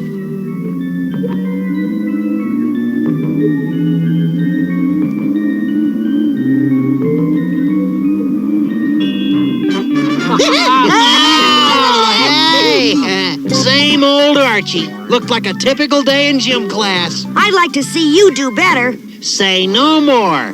You're looking at the best athlete in Riverdale.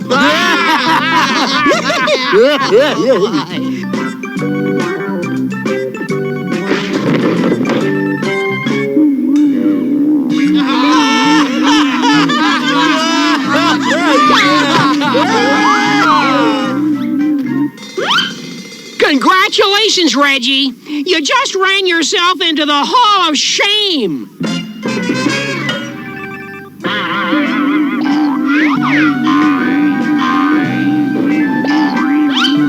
Oh, boy, this is too much.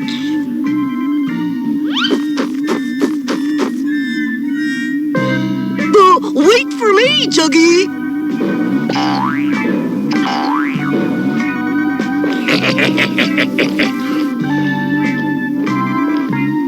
This isn't too hard. There's something about that girl that's different from us. Yeah, she's got coordination.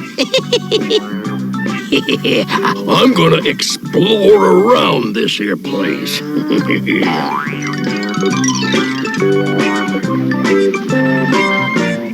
I wonder where Hot Dog went.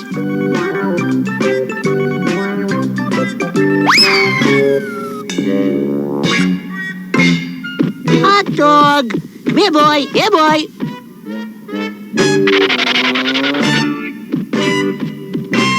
Oh, I wonder what's behind that door. Wow! How did he get in there?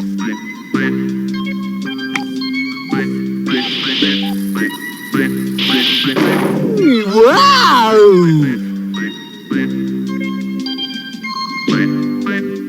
We will now take a look at the astronauts' quarters. Oh, excuse me. I believe Jughead is missing. What's a jughead? He's one of our class members. This is a big complex. He could really get lost. Don't worry. We'll find him. I'll check out the East Wing. Please stay out of all restricted areas. Hot Dog's footprints. Jughead cannot be far away.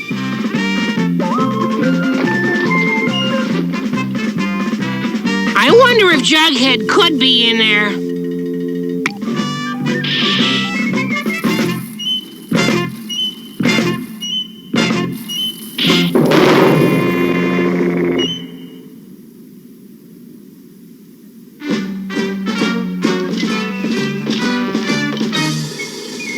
That's the first time I ever lost an entire group.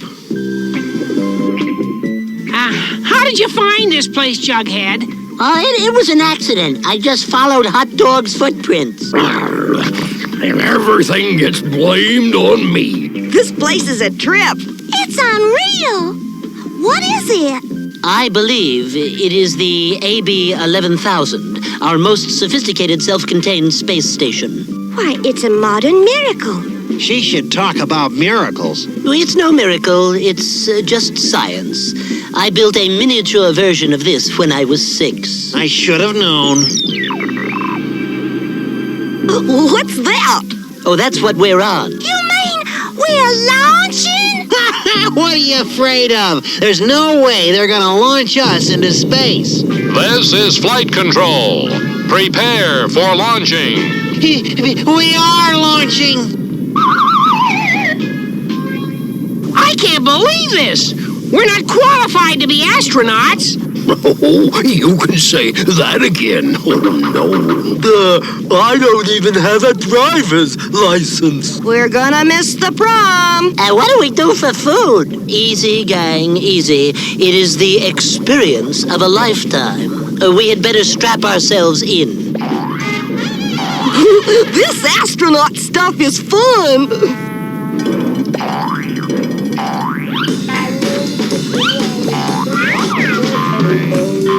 How lucky can you get? That sap gets stuck with 2 girls and I get stuck with King Kong. Hang on, everyone. Are we all here?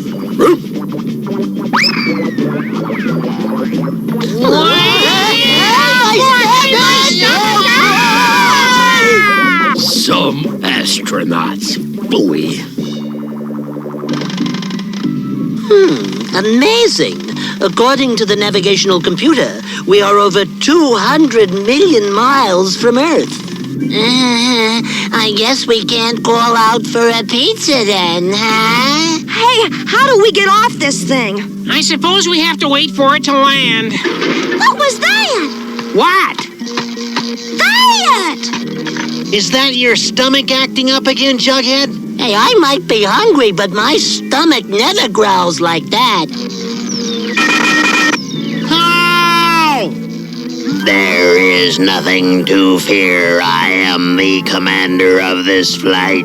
You're the commander? Yes, I am QR87321, but you can call me Q for short. You're in good hands with Q. Yes, I can see. They don't make us like they used to. Everyone make yourself at home and explore the many levels of the space station. Where are we going? When do we get out of here? Beats me. I only work here. There's something strange going on here. Boy, do I need a wheel alignment. Aha! Exactly what we need. A stainless steel commander. Yeah, this guy's brain's nothing but nuts and bolts. What's wrong with that? I don't know about you guys, but I'm gonna check this place out. There has got to be a kitchen around here someplace. I'll go with you. Me too.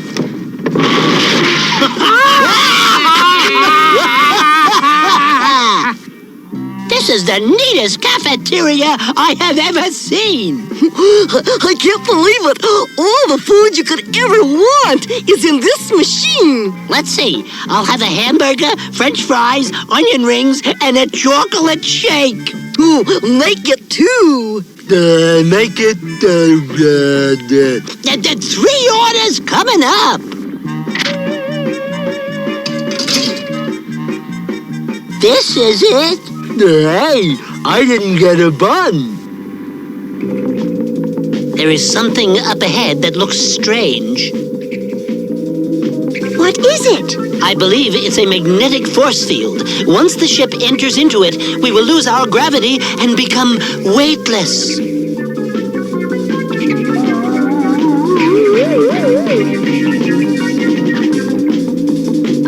This is really something. I was right. Isn't he always?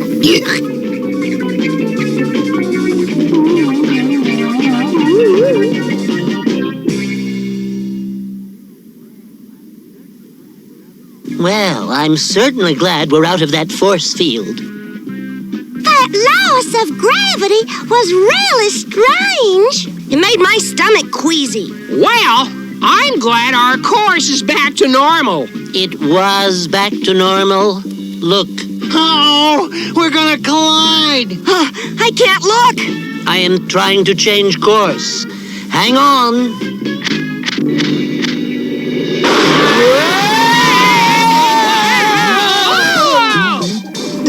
Gee, that was a close call. What do you mean, close call? They hit us. I believe we have company. Who's in that saucer? Alien beings. They're probably going to board our spaceship. Alien beings? Do you expect us to believe that? Alien beings! They are coming aboard! Boy, are we in trouble?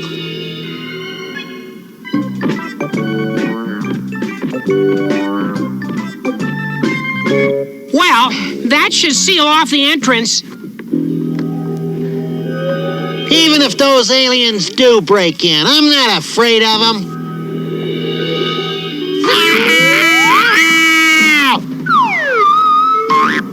Oh no, he's not afraid. Exactly what is it you want? We came for an Earthling. Someone to take back to our planet. Here's one. Oh, aren't you the brave one? You're a strange specimen. Me. Terrible singer, but we'll take him anyway. Let me speak to your leader. I am the commander of this spaceship, and I want you two out.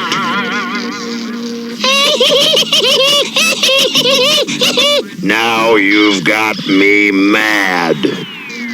Get him, Q! Don't blow it, Q. I have a special interest in this. I don't mind ladders, but I never Did like Let me go. Please, I'm a terrible traveler. I even get car sick. On our planet, we have a word for people like you. What's that? Chicken. Help, you guys! Help! Hey, that's my friend they got. Let's go and rescue him. Go ahead, gang. I'll stay here and try to get this thing back to Earth.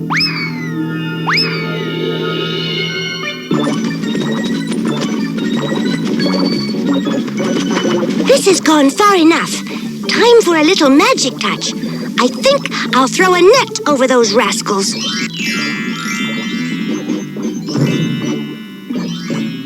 Hey, what is this? Where did it come from? Oh, no. Being in outer space has temporarily spaced out my magic. Come on, guys. Give me a break, will you? If you let me go, I'll give you all my baseball cards. What's baseball? Oh, boy.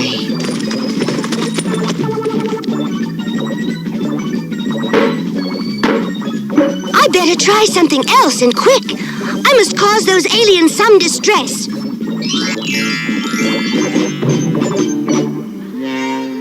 Oh, no!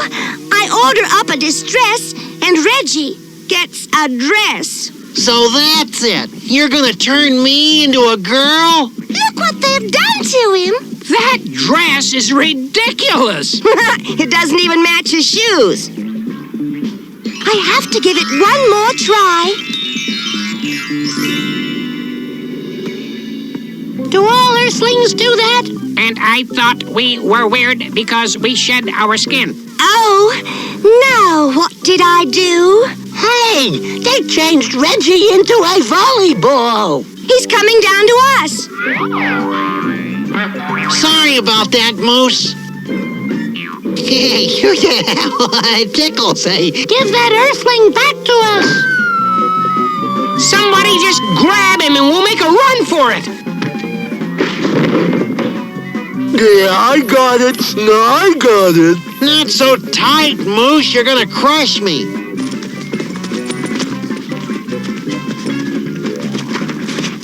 Well, there appears to be something very strange about this spaceship. Something funny. You're telling me? Oh.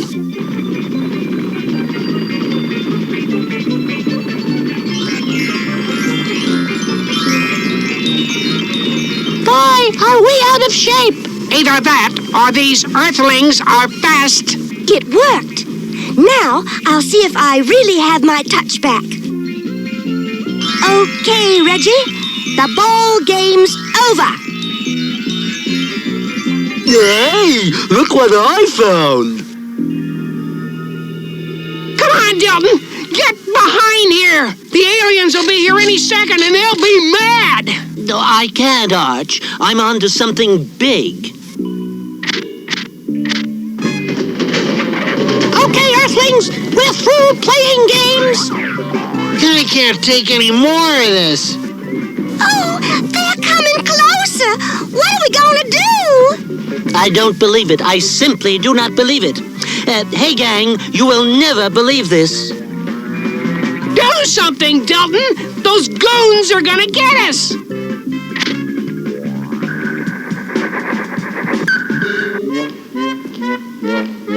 Hey, what gives here? You're not going to believe this, gang, but this entire experience has been all simulated. What? It's fake, phony, all a model, even down to the last alien. Are you sure? He's right. You kids somehow wandered into our space station simulator. It's the most advanced training facility for our astronauts. It reproduces anything that might happen in a real-life space mission. Well, it surely fooled me. Me too, boy. What a trip. Once the simulator was started, it couldn't be stopped. Only a genius could have figured out what was going on. Well, thank you. By the way, son, we have a broken robot down there. How would you like to take it home and try to fix it? Oh, I'd love to. I thought he'd never ask. Take me home, Daddy. What happened? The whole thing was a fake, a model. Those aliens are just plastic. They're dummies. I knew they were dummies all the time. Why? Talk about dummies.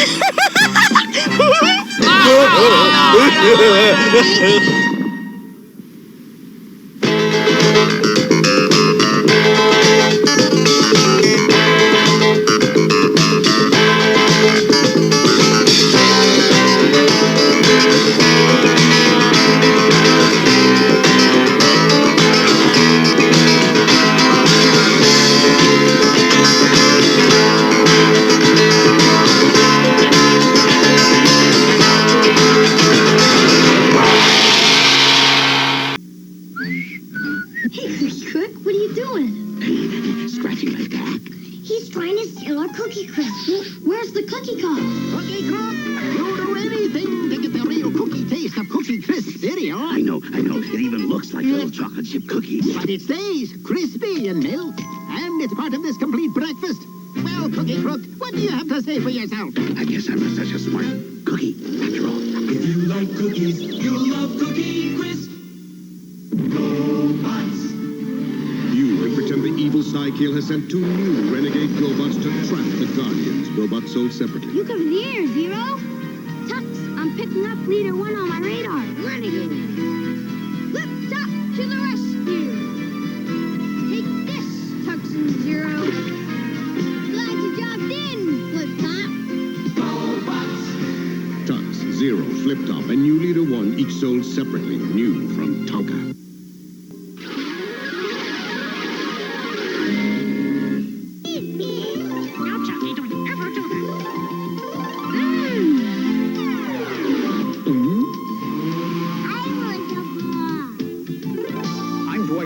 And I'll be right back with one to grow on.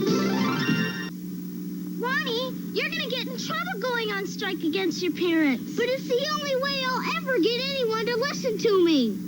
Why? My dad just took my allowance away because my teacher told him I was throwing spitballs in class today. I didn't do it. But who's gonna believe a kid against a teacher? It's hopeless. Boy, do I know the name of that pen. Trying to convince your parents that you're right and another adult is wrong is about as difficult as flying around the world without an airplane. At least that's what I used to think. But now I've found that if you're truly right and you honestly explain it to your parents, 9 times out of 10, they'll understand. Instead of carrying on like this, why don't you talk to your parents and ask for a meeting with your teacher? You know, Annie, maybe that'll work. I know I'm right. Go for it, Ronnie. And that's one to grow on. Oh, man. Hey, get them at your comic store or subscribe today. You got a subscription to Atari Force, which would not have been a good idea. Because Atari Force only did not have that many issues. I think you had a year and a half. So if you got a subscription, like, literally, there's the ad. You have issue 7 in the ad. So if you would have got a subscription and you paid full price for your subscription, you would have never got 12 issues of Atari Force. Yeah. See, I used to have comic subscriptions, but I never had a comic subscription end. Like, I'd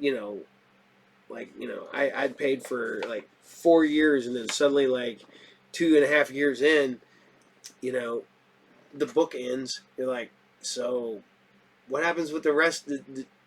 I've been told some people get, they would just start shipping you a different book, which would have sucked. Like if all of a sudden, man, you go from like, oh hey, I'm a big, Atari Force fan, and suddenly what you really need? Aquaman. What? No, I don't. So if anybody did that, if anybody's comic book subscription ran out on them in the middle of their paid subscription, what happened? Tell me what they did. Did they make it right? Did they refund you? Let me know, because I've never had to deal with that. So, all right. So I hope you guys dug Archie and Sabrina, because it's Archie and Sabrina, and I'm going to bring you this one because literally it just came in the store the other day and it reminded me, and I was like, you know what? I didn't run MegaMan. So we're bringing you MegaMan. Brought you a couple other day, but it took a couple weeks off, and I was like, oh, hey, I need to put MegaMan back on here. So we did. MegaMan.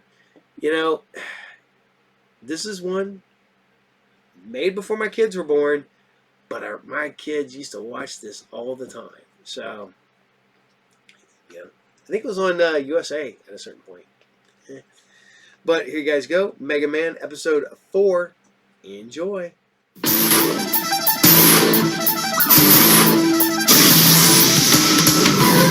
Super fighting robot, MegaMan.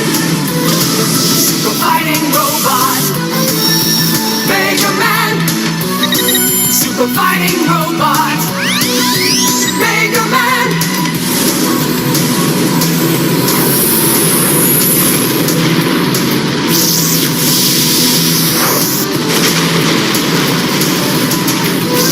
Super fighting robot, MegaMan. Super fighting robot, MegaMan. Super fighting robot, MegaMan. Fighting to save the world.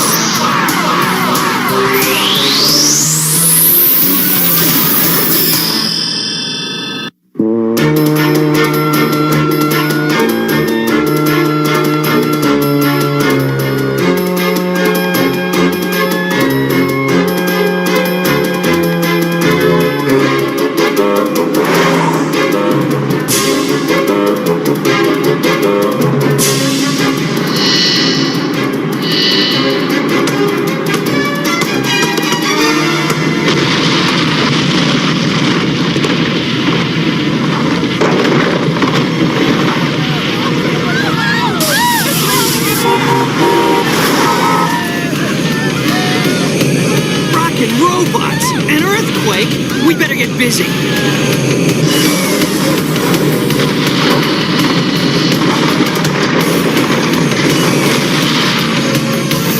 You'll be safe here, man. Sizzling circuits!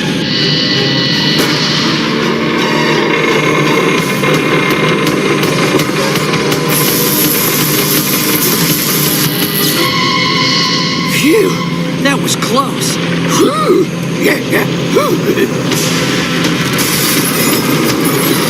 Gutsman and Cutman!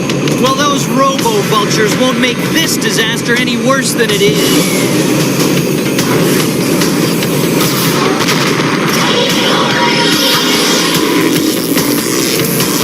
Boy, those guys are a real public nuisance.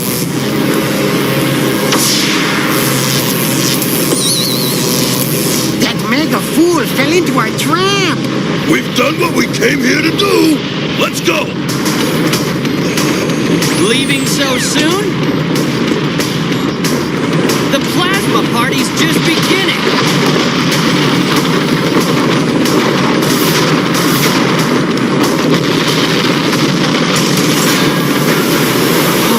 Should have brought my umbrella. Better make sure Dr. Light's okay. Home, boy. This is most puzzling. Most puzzling. There are no major fault lines in the area. There's never been an earthquake in this region yet. There's the center of the quake. Precisely. It's a mystery. I'd bet all my memory chips that Wily's behind it. Cutman and Gutsman were there. You're probably right. But what could Wily be up to? And how could he be involved in such a strange earthquake? I've duplicated the map. I think I'll go take a closer look at the center of that quake. I can help. I fixed my baking sensor so it can detect earthquakes. Let's go! Just 1 nanosecond there, sis. I don't know what I'm gonna run into down there. There's bound to be trouble if Wily's around. But I can guide you. You need me and you know it. It is a rather ingenious modification. See? But I must agree with MegaMan. You shouldn't go. So, he's going to investigate the Quake Center, is he? Well, let him come. We'll be waiting, won't we? One MegaMan's coming up. Once MegaMan is out of the way, the whole world will bow down to me. Or I'll start quakes big enough to shake it all to dust. Now all we need is for you to get in position to ambush MegaMan.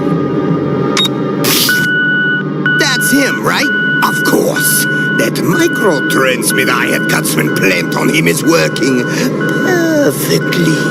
That blue dweeb is going to help my plan, and he'll never even know it. But just remember, MegaMan is mine.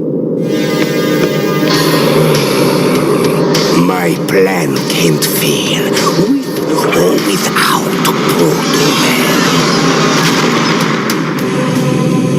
I bet that's it!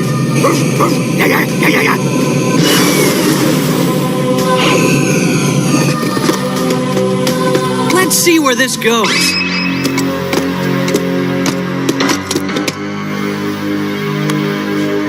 Dr. Light's map says the center is way down that way. Way down.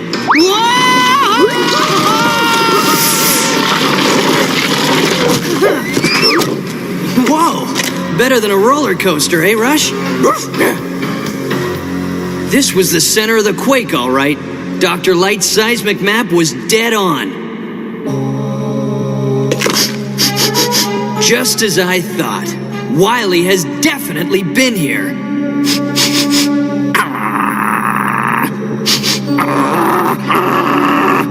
I hear something too.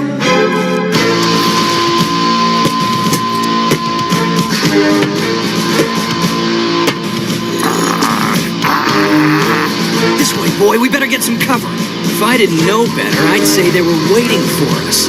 This little party is in your honor, brother. Huh? Just you and me and a few of our close friends. Since I'm the guest of honor, let me show my appreciation.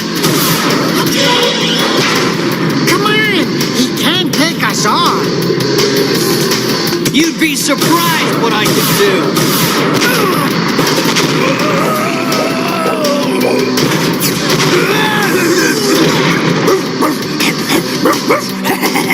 Good shooting, brother, but you still have to deal with me. And with me, MegaMan. With pleasure, Dr. Netzo.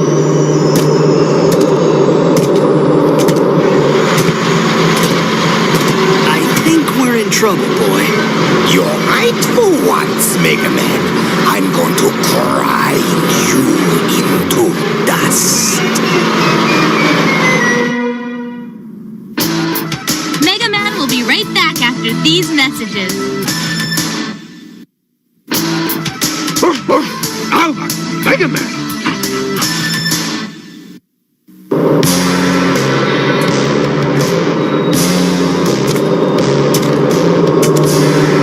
Get him! Destroy MegaMan!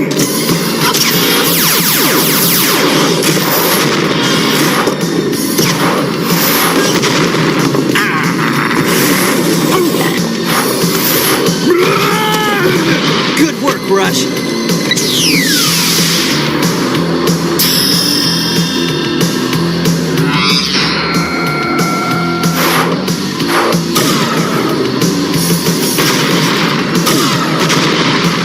You've gone too far this time, you make a menace. I don't think I've gone far enough, Wily.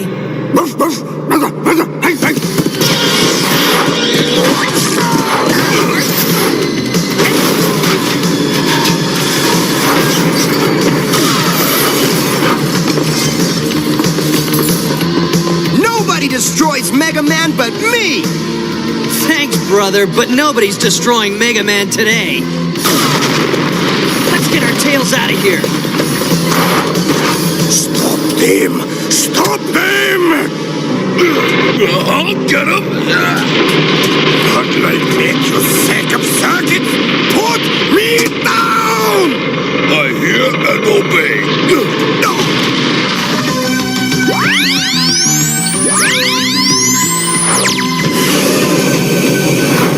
See you later, Wily! I ought to reprogram all of you as garbage collectors! Don't drain your brain, Wily. He'll come back. He always does. No thanks to you. But with that micro-transmitter I planted on him, I can use him to spy on Dr. Light and to destroy them both when the time is right. Are you quite sure Dr. Wily is responsible for that earthquake? Absolutely, Mr. Mayor. No question. MegaMan verified it personally. But why? And what should we do? I'll tell you exactly what you should do. Submit to me. If you don't, I'll shake your cities to the ground, one by one. We can't do that. It's slavery. Sounds good to me. And here's a little reminder of what will happen if you don't comply.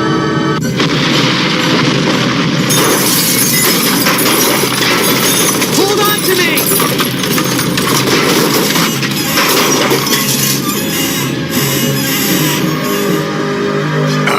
Moving experience, yes?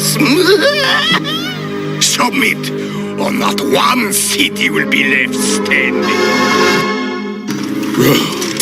What are we going to do?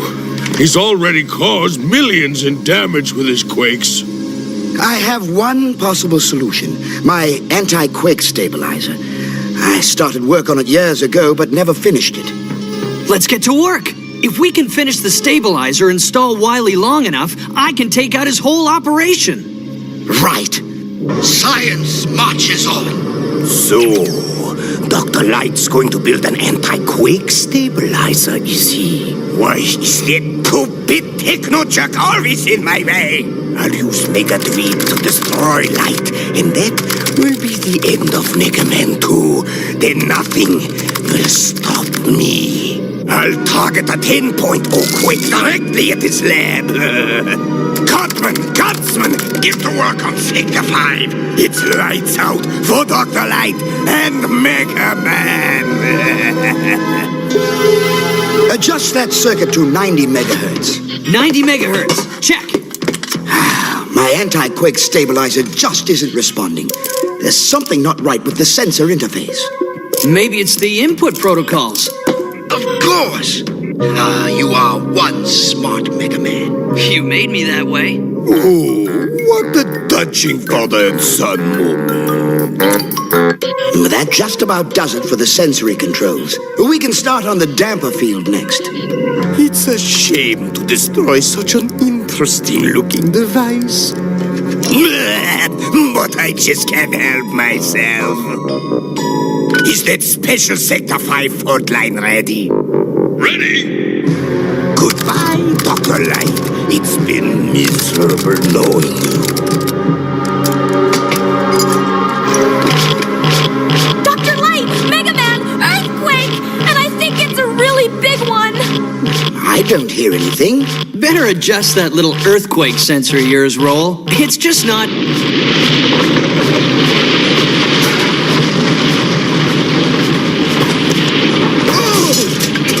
MegaMan! Dr. Light's hurt!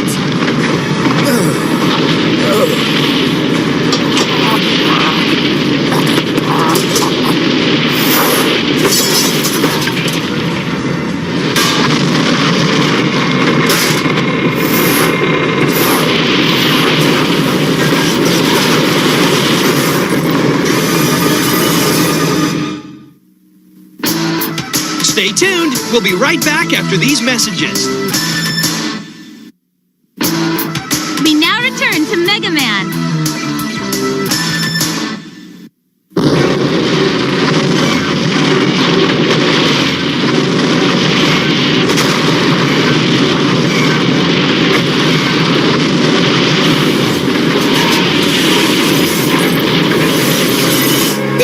Accuracy, thanks to MegaMan and my micro-transmitter. Ah, what a beautiful sight. The complete destruction of Dr. Light, his stupid goody two-shoes robots, and their cozy little lab. Well, that's enough fun for now. On to the next step.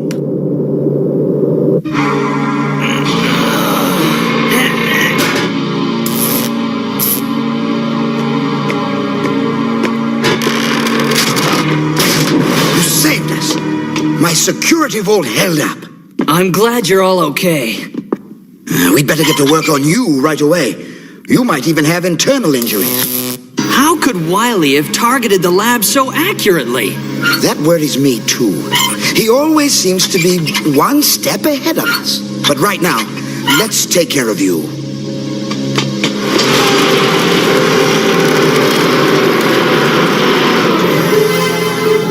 Time to give Mr. Mayor a friendly little call. Hello? Hello? Dr. Light, are you there? I don't understand why Dr. Light doesn't answer. Something must be wrong. I can explain it for you, Mr. Mayor. Huh? Dr. Light and MegaMan are out of commission permanently. Sorry, no anti-quake stabilizer device today. Are you ready to submit to me? I still have other cities and countries to deal with. Never. Go ahead and flatten our city. Flatten every city. You'll be the emperor of nothing. You fool. You have just destroyed your city, Mr. Mayor. You've never seen an earthquake like what I have in store for you. What have I done? I couldn't surrender. Dr. Light, MegaMan, where are you? That should take care of your arm. It feels a lot better. Turn over so I can access your motor circuit boards. What's this? What is it? Shh. Nobody talk. Ro, give me one of your airtight food containers. There, we can talk now. That was a micro-transmitter device. Wily must have planted it on you. Rockin' robots! Wily's been using me all along. That's how he and his rotten bots ambushed me. And how he knew what was going on in the mayor's office. And how he homed in on our lab with his earthquake. He must have known about my anti-quake stabilizer. Well, he destroyed it, all right. And now, you'll never find him. Yes, we will. I've got an idea how to reverse polarity on Dr. Wily. Come on, Roll. Bring that microtransmitter. Just don't open the container till I tell you.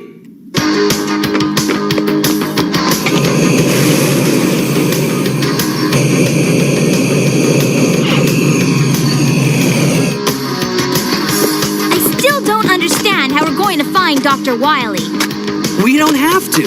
I'll use Wily's little micro toy to get him to come to us. You'll think this hunk of junk is the anti-quake stabilizer. Good thing Dr. Light finished that anti-quake stabilizer. Now there's no way Wily's plan will work. What?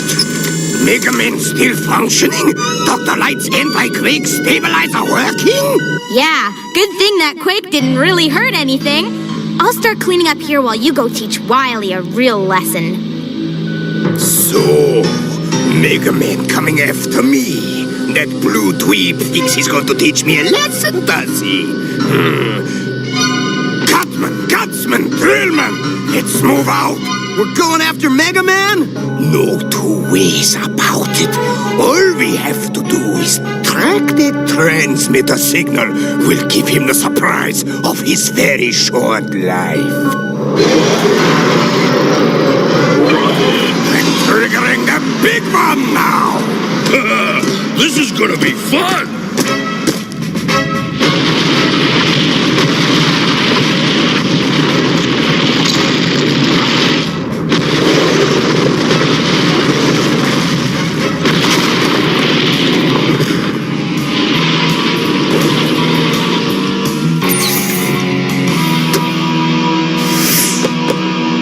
Where is he? The signal's coming from this bogus piece of junk. He tricked us! Impossible! Find him! He's here somewhere. I can feel it in my circuits. Hey, you dropped something!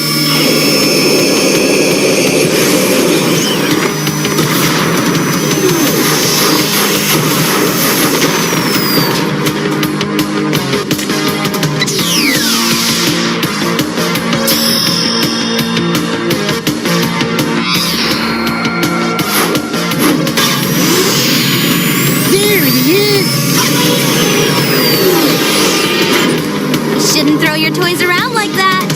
Step this way, please. Hey, let go!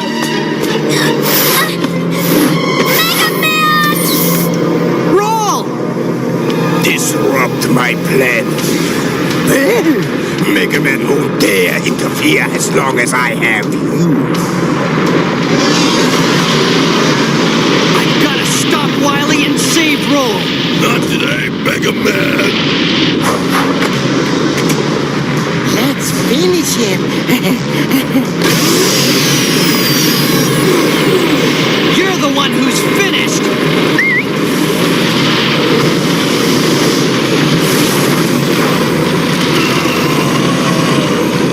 That ought to hold those bozos.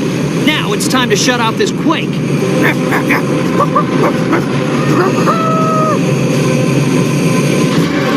Quake is built in G-Force. All we need is a few more minutes, and New York City is history.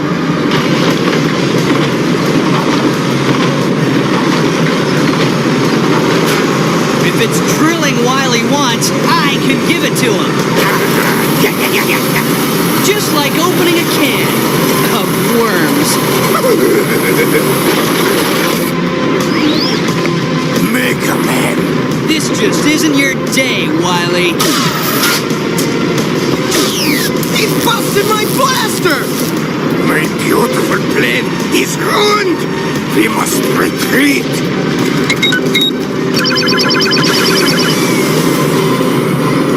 No time to be scientific. I gotta reverse the trigger command on this quake before the whole city goes down.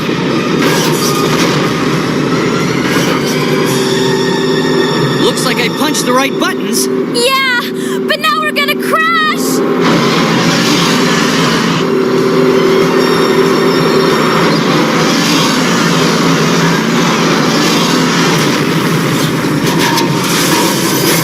Guess that takes care of that. Now that the earthquake stopped, all we gotta do is get Wily. He went that way. Or maybe that way. Or that way? Oh, he got away. But we showed him, didn't we? We sure did, sis.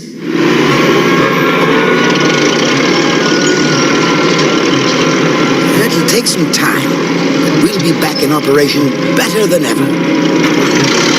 And Wily will be out of operation for a long time.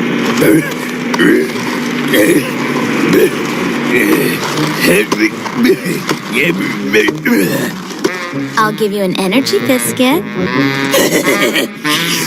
Yeah.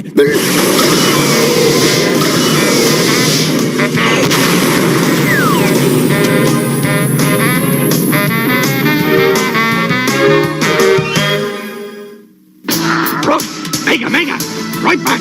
Messages.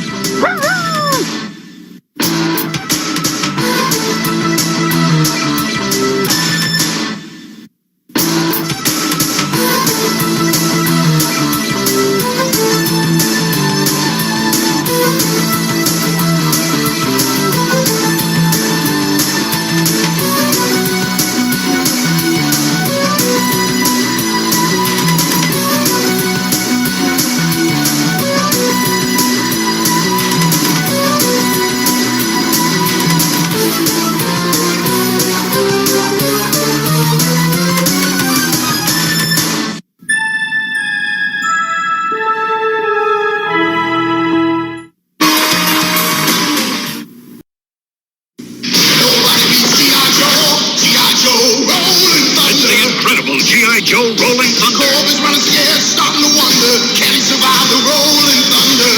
Go, Joe! Nobody beats G.I. Joe. G.I. Joe, rolling thunder, machine gun cannon and a rocket tower. Rolling thunder's an awesome power. Nobody beats G.I. Joe, a real American hero. Rolling Thunder comes with driver, other vehicles, and figures sold separately.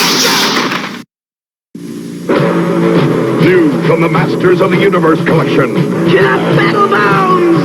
The collector case that carries more than warriors, more than weapons. Your parents put it together. Battle Bones can also help you carry on the struggle. The struggle for... All the power in the universe!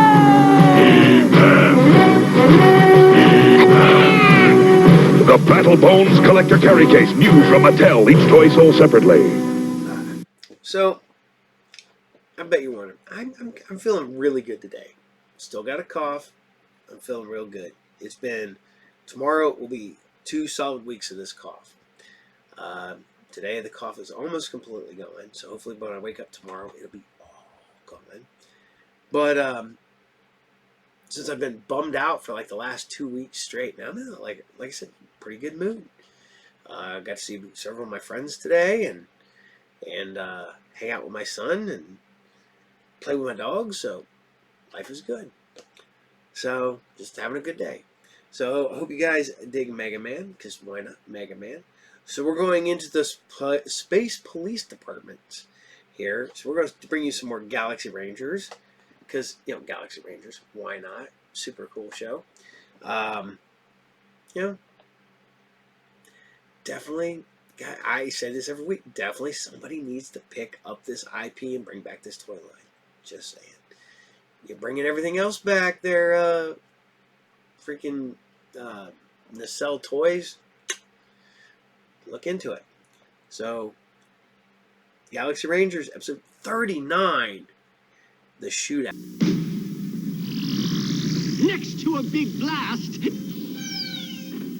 I like the big taste of chocolate in a little Hershey's kiss. For the big taste you can't resist, it's the big taste of chocolate in a little Hershey's Kiss.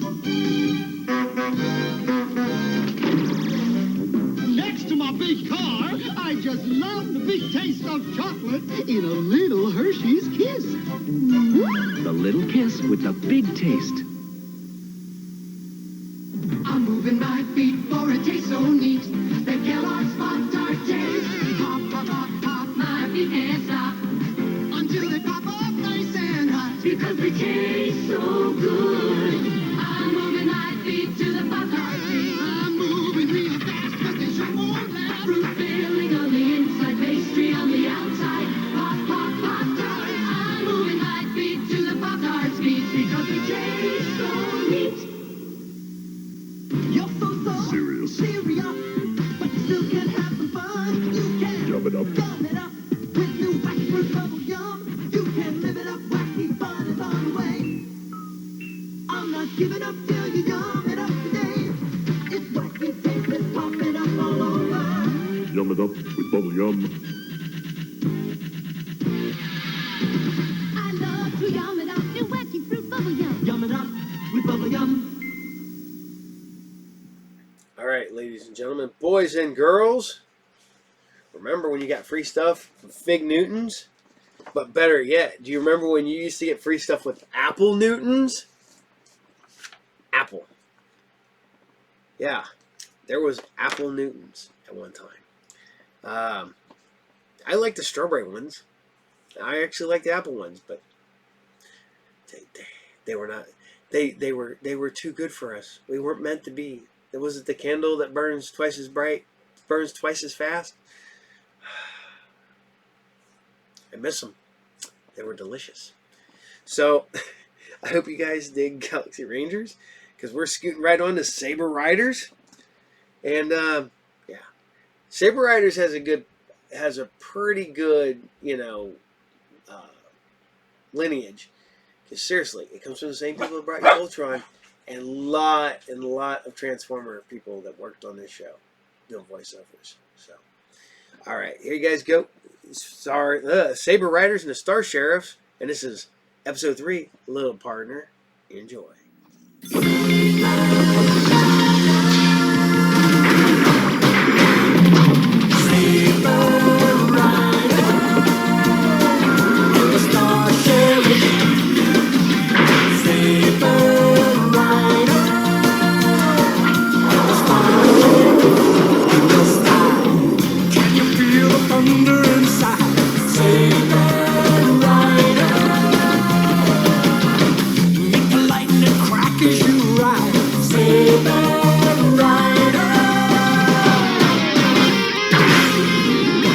In today's exciting episode, the Star Sheriffs move in on the Outrider silver mines, where Gatler the Rattler gives them a dangerous welcome.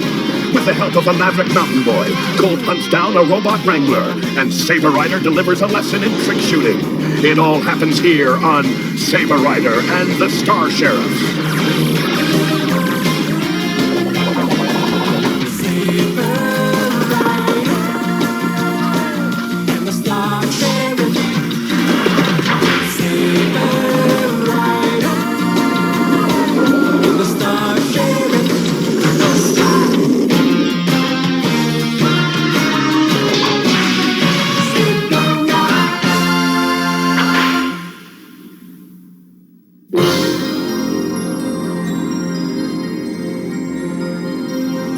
Never knowing when or where the Outrider bandits will strike, a constant vigil is kept throughout our galaxy from strategically placed frontier outposts. These patrols report directly to Cavalry Command, home base of Saber Rider and the Star Sheriffs. How's it looking out there, Shades? All's quiet on the range. Nothing ever happens way out here. Yahoo! What? You got us some action now. Let's take a look at the range scanner. Oh, it's an Outrider raid. I know it. Sorry, partner. Just a meteor shower. Shucks.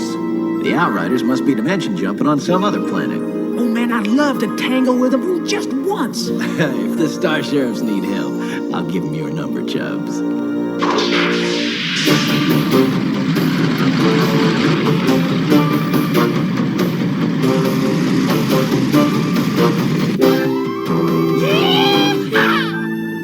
This ramrod's a fine piece of machinery. The greatest. And I've driven some of the best racers in the world. Nothing handles like this, Philly. Ramrod's not a filly. It's a high-tech defense system. Got it? But I happen to like fillies. And present company included. Oh, grow up. We've got some serious trouble brewing, Colt. I've just received an urgent message to proceed to Cavalry Sector 412 right away. You'd better tell Commander Eagle. He's your father. All right, okay. Wait a minute. Sector 412? Do you know where that is? I'm checking on that right now. Well, I can save you the trouble. It's the Black Hills of planet Dakota. The place is full of silver mines. Maybe I'll make some bucks while we're there. We're Star Sheriffs. You may not indulge your personal greed. Yeah? It'll take a bigger man than you to tell me what to do. Oh? How much bigger? If you'd rather stay behind, I'm sure we could handle this mission without you. I'm sure you couldn't, race boy. Anyway, I'm coming. I'm not really sure if that's good news or bad news. Come on, mates. We've got to move fast. Fast is fine with me. Fast you want, fast you get.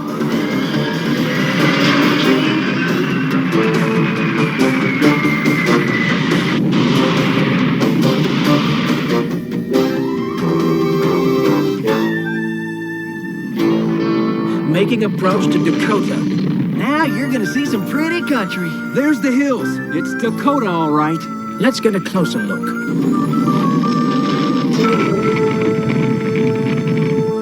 I've got some strange data. Could be the silver in those hills. Maybe. There's no maybe about it. I'm telling you, we could all get rich. You've always got some way we could all get rich. Why don't we all get to work? Activate the Maverick rangefinder.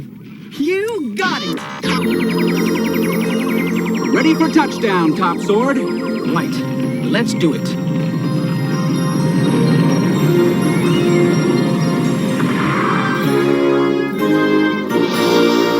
First thing, let's run a check. Yes, I'm definitely picking something up. We'd better be very cautious. I'll keep my eyes peeled. Buck goes you're worrying about nothing. It's deserted. If it's so deserted, then where are all those signals coming from? You're too scientific, April. Why, that's just the silver in those hills saying howdy. Robot Wranglers! It's an outrider raid.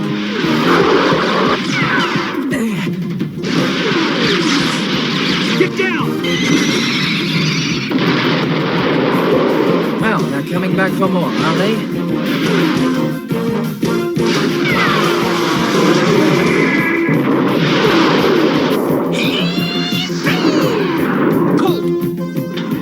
You went toward the Black Hills. Right. Stallion power on. Say, you're picking on the wrong cowboy. I've never lost an outlaw, and I'm not starting with you. Your dimension jumping days are numbered.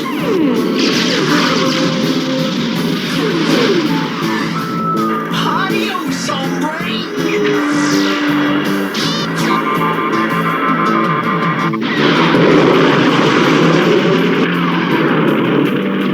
Still hanging around, huh? So long, Star Sheriff.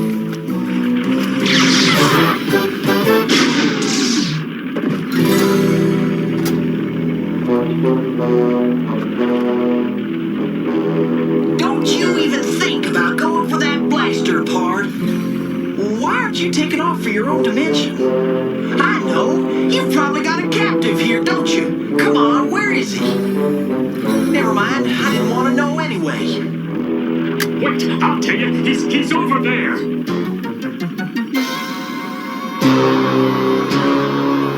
It's a kid with a toy gun.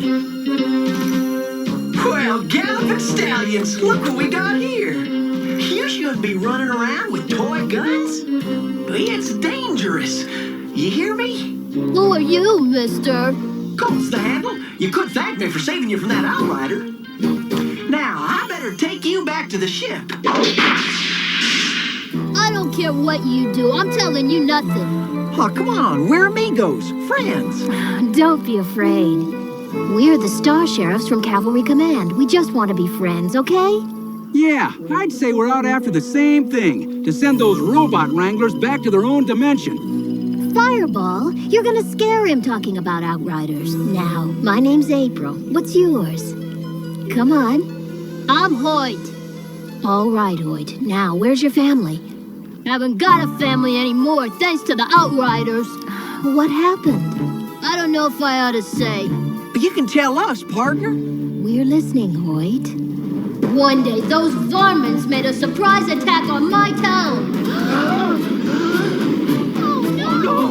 The people were forced into Outrider ships. They took them to work in the silver mines. They found me. I called for help. My parents tried to stop them, but it was too late. That was the last time I saw them. I got away, but the others are still in the mine. Oh, Hoyt. Well, that's a tough one, kid. I know how you feel. I've been there myself. But hey, cheer up, buckaroo. You won't have to fight them alone. Not anymore. We're riding with you. Mean it? Are you really gonna help me? Yeah. 'Cause I know where the Outrider mines are. Are you sure, kid? You know where they're keeping the folks from your town? Uh-huh. But I don't know if I can find my mom and dad. We'll all keep our fingers crossed. All we need is a good guide. Can you lead the way, Hoyt? You bet. I guess we've got a new scout. Hey, Saber Rider? How lucky for us. All right, then. Let's go. All right, partner. We're ready when you are.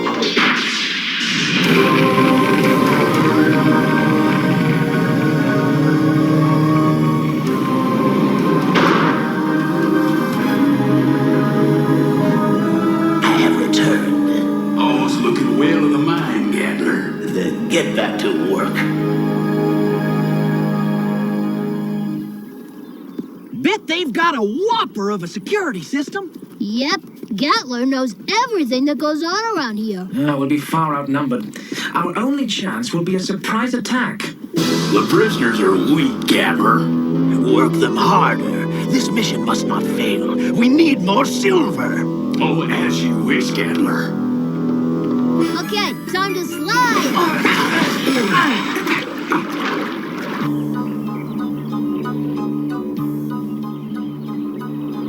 There it is. Take a gander at that setup. This mine must be the major source of their silver supply. Gatler's not gonna be happy when we cut him off at the pass. Well, shall we explore this little hole in the ground? Yeah, sure. Well, come on. What are we waiting for? Let's go.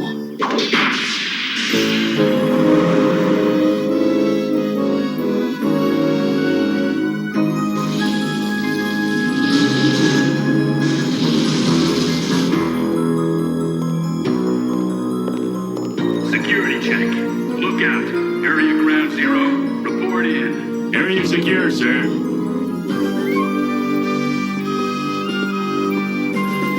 Wait, which part of the mine are your friends working in? Level 4. Okay, Junior Star Sheriff, are you ready to do it? Yeah, let's wrangle with those vapor bushwhackers. We'll try. Right. Intruders. Someone's broken through our security. Things are a lot quiet, don't you think? Too quiet. Keep your eyes peeled. Take on!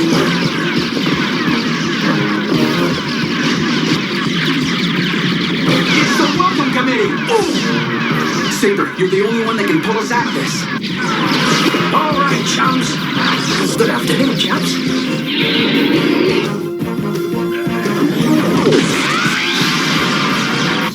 Sorry, chums. We don't want to leave you out of the fun.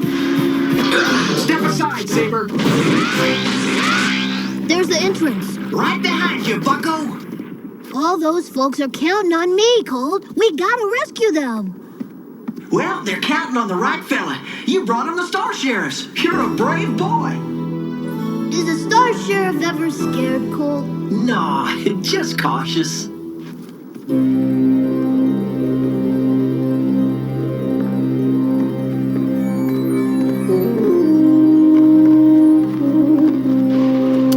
We found it. Go tell Saber and quiet like.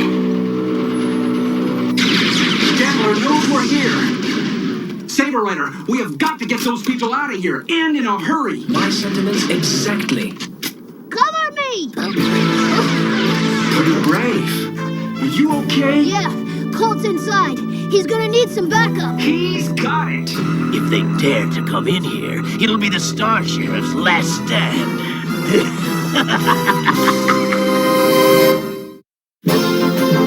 Heads up! Come on, folks. We're gonna get you out of here.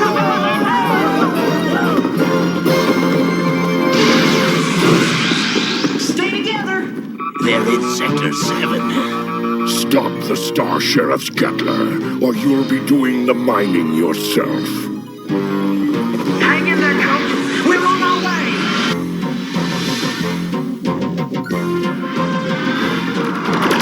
This one's mine. Be my guest. You're leaving this dimension, bud. Excuse me. Certainly. There's Colt. Listen, everybody. Run!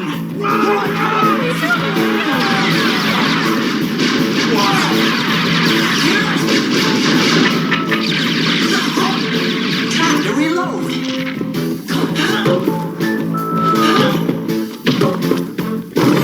Hardly time to take care of my vapor blaster around here. Huh? Someone's coming. Now. Hold it, it's us! Huh? Don't sneak up on me like that. Right, next time we wear bells. All right, now let's get these folks to safety. Okay, folks, you ready? Yeah. Let's go.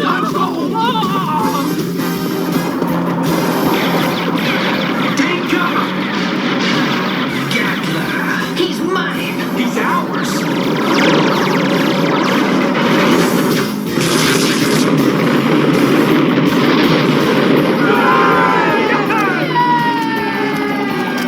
Star Sheriff Numero Uno.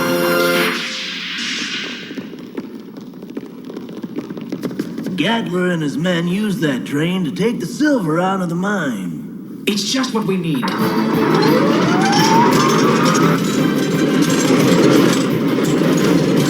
Thanks for the nifty transportation, Gatler. Stop them, Gatler. They won't get away from me, Nemesis.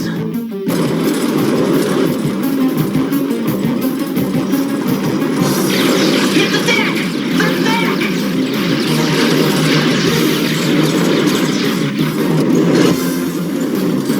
Hang on, we're in for a ride.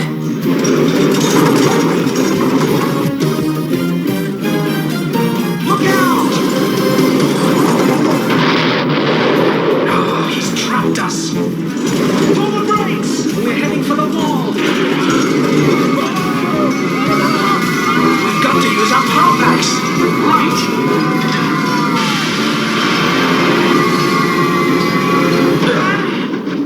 A rough landing, eh?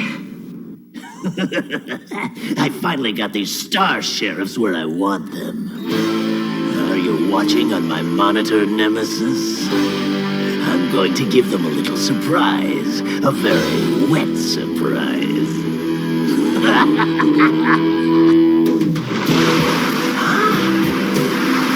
That rattler Gatler's flooding the cave!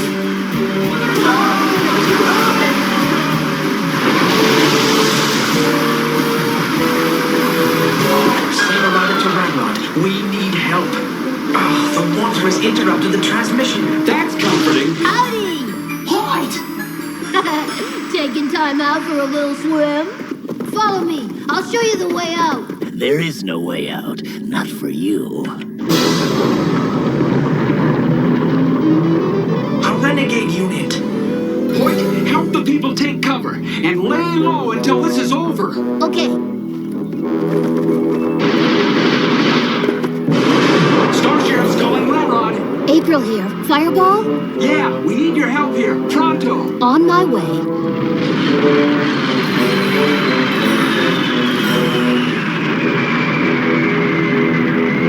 I'm about ready to tie this one up. A tip-top idea.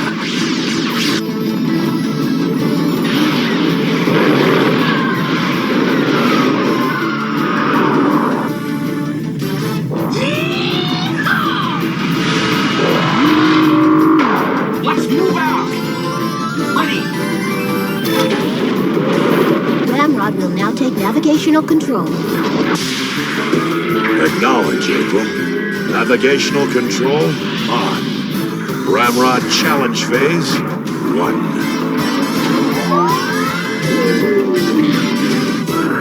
Head 'em up, move 'em out. Power stride and ready to ride.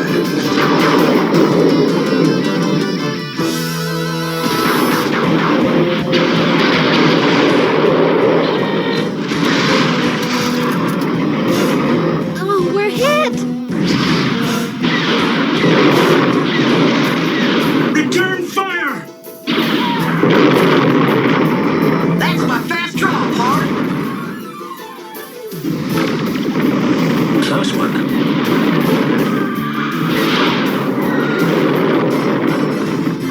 This is some rodeo. Yeah, I love renegade busting.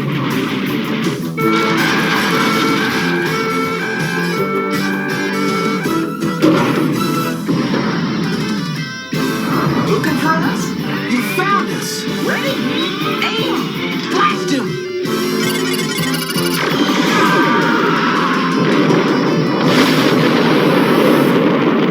One vaporized Viper. They wrecked my renegade.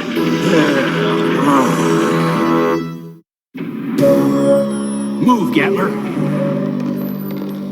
You have failed me once again, Gatler. You are becoming useless to me. But Nemesis, I beg your forgiveness. I am tiring of forgiving you. You are banished from my sight. Hoyt, you came through like a champ. Yep. We're all sure gonna miss you, little buckaroo. It's been great having you around. You take care now. That goes for me too, Hoyt. You're a real hero. Hoyt's got some good news too. Tell him, Hoyt. I found my mom and dad. They escaped with the others. You're a lucky boy. I love happy endings.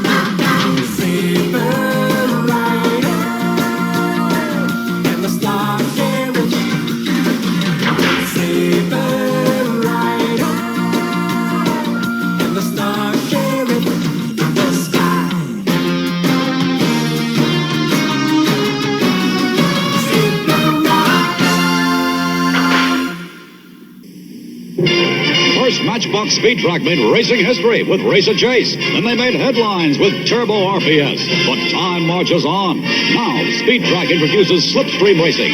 Slipstream Racing, the first slot set with an automatic lane-changing pace car.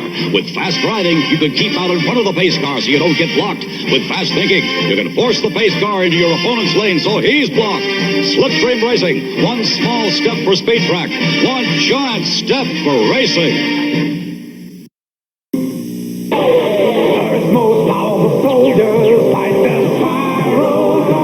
Gentlemen, in an effort to crush the zone, Dirt Courage commands the most powerful machines on Earth, the Rimfire Cannon.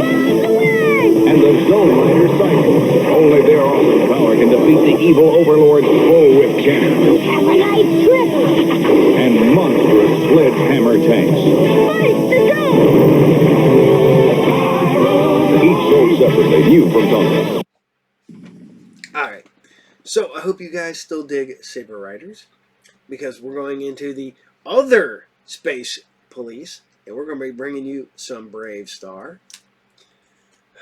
You know, the one thing I've noticed about Filmation is they really tried hard to be able to be educational television.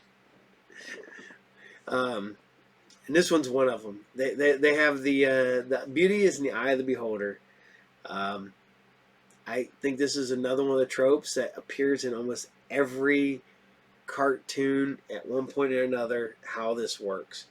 So this is BraveStarr, and it's the episode Eye of the Beholder, and we'll talk about this after. Enjoy.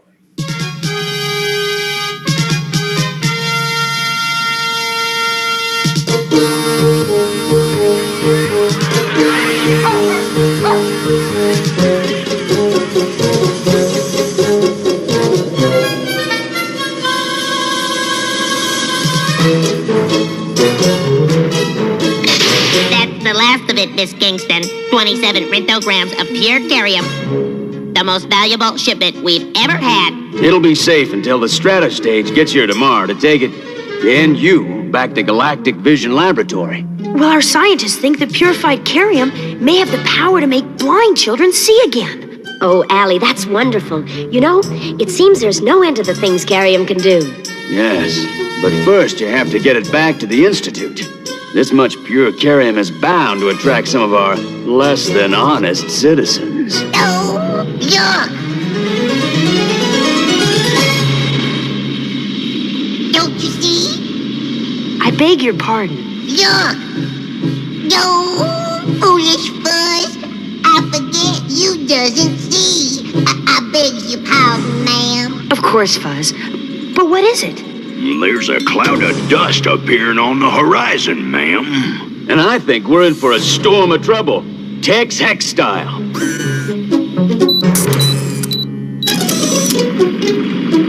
It's Tex Hex, all right. I'll make sure the bank's secure. Good. Come on, Allie. Come on, big partner. Let's go out there and give Tex and his boys a warm welcome.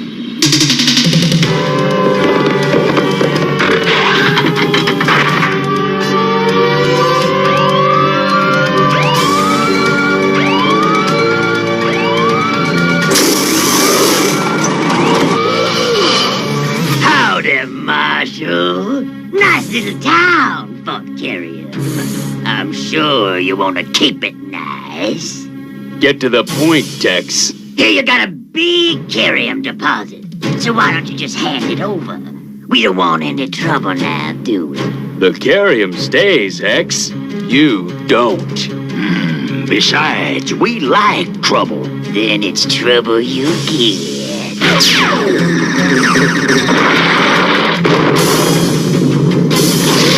Hurry up, Sandor!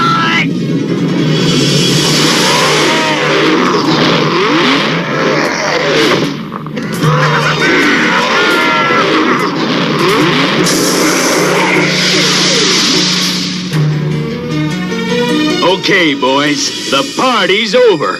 Strength of the bear!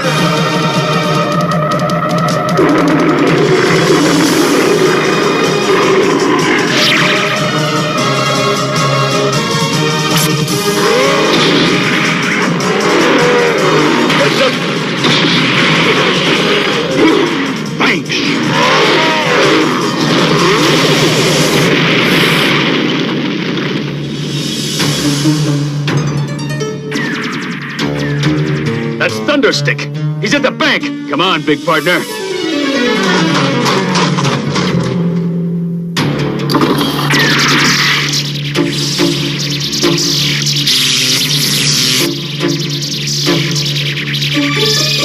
Oh, let's just hope that wall holds up until BraveStarr gets here.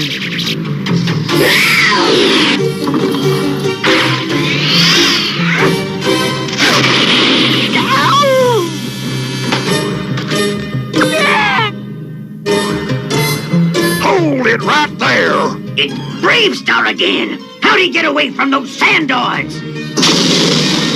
I think your skull walker needs some repairs, Hex. No, it doesn't.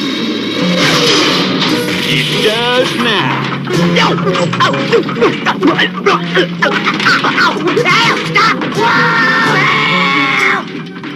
Tex will be out in the sagebrush before he gets off that Bronco. Now I'd better put Thunderstick and Cactus Head where they belong. Behind bars. Stop! Whoa!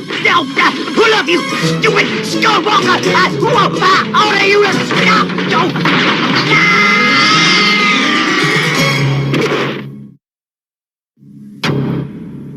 BraveStarr! I think I'd like to get a little fresh air. I'll go with you. No, JB, you have work to do. I'll be just fine. Well, all right, but be careful.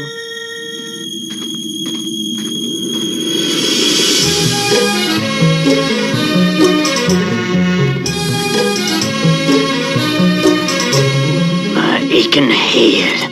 It's spinning like a dust storm.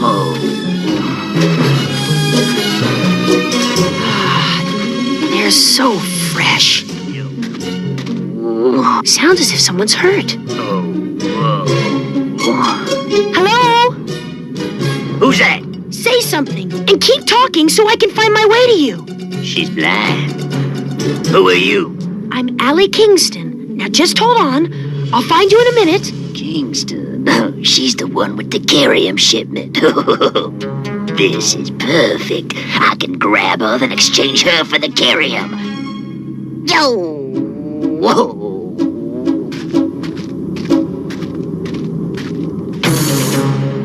You're hurt. Don't try to move.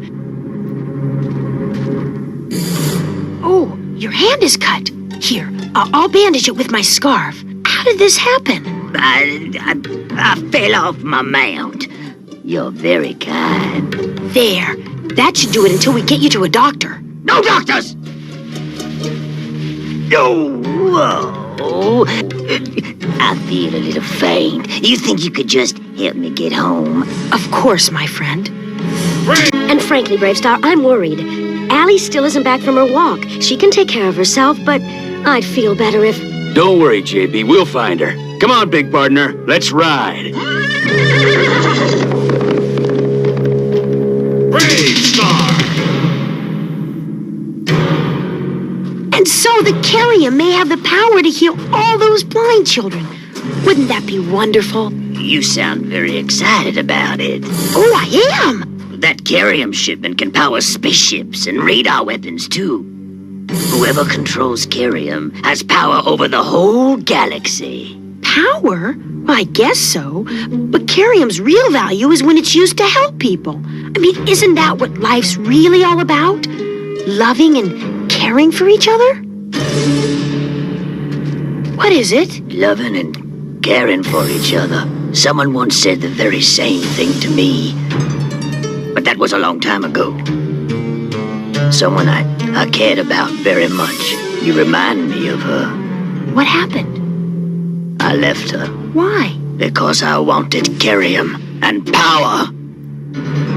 Sometimes at night I ride out into the desert and I look up at the stars and I think about her and I wonder if... What's that? I don't hear anything. It's BraveStarr! BraveStarr? Are you sure? And 3030. I'd know that trot of his anywhere. They can help you. No! Come on! Why are we running? What's wrong?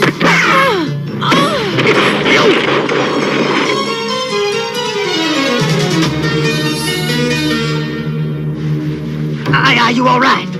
Yeah, I think so. But why? What's that noise? What noise? Oh no! Rock slide! I'm getting out of here! Where are you?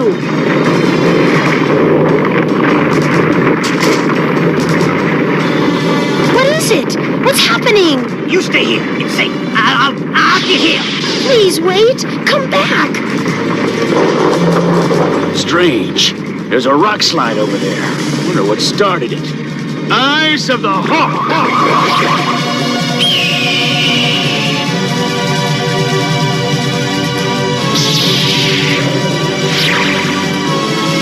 It's Ellie. She's going to be crushed. Follow me, Pard. Speed of the Puma!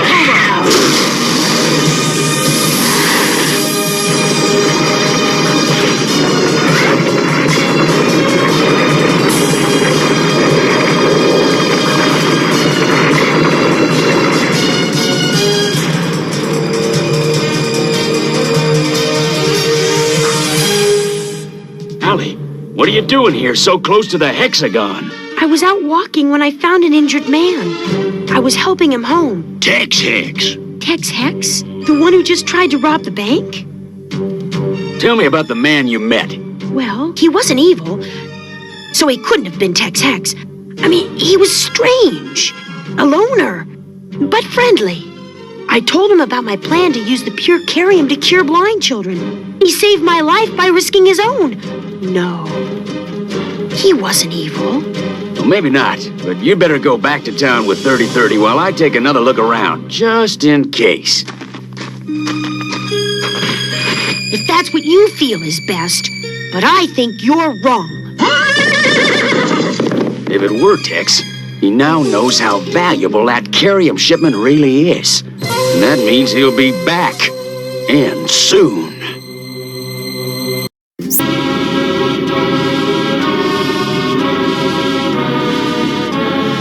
Isn't that what life's really all about? Loving and caring for each other? How long ago was it when I had to choose between love and Carium?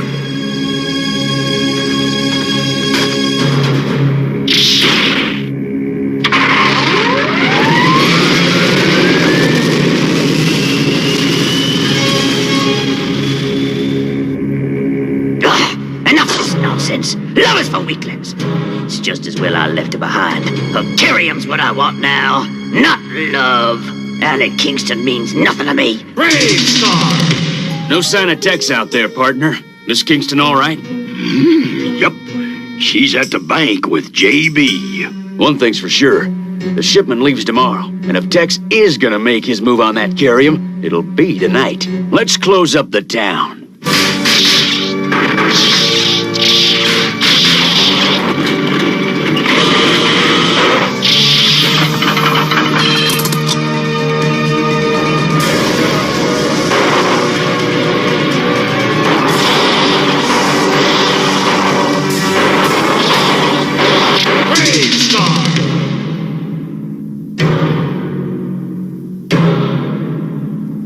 Blast! They've closed up the town. We'll never get through those force shields in time to get the Carium. Not through.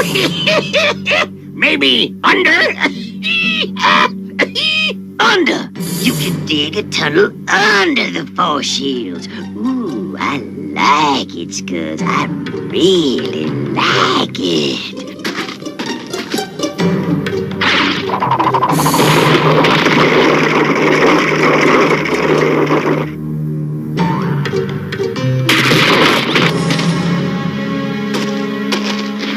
We here, boss. We here. Good. Dingoes! Spring Thunderstick and Cactus Head out of that jail! I just rolled out the force shields. Shouldn't be any problems. BraveStarr! Somebody's setting off dust bombs at the jail. Spoke too soon. Come on, Pard.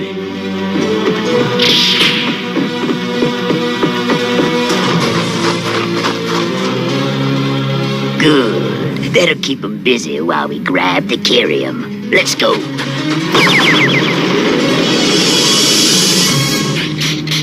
All right, fellas. That'll be far enough. You heard BraveStarr. Now you can either listen to him or meet my friend, Sarah Jane. Careful where you point that toy! Might hit your furry pal here! No, sorry, Marshall. Well, you mechanical mule sort of evens things up a bit now, right? Wrong.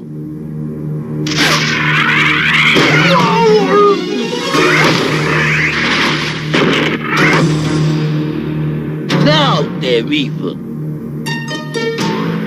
Thanks, Handlebar. No one messes with my little buddy Fuzz and gets away with it. I got some stomping to do. Read something once about turning swords into plowshares. Well, I'm gonna turn a cactus head into handcuffs.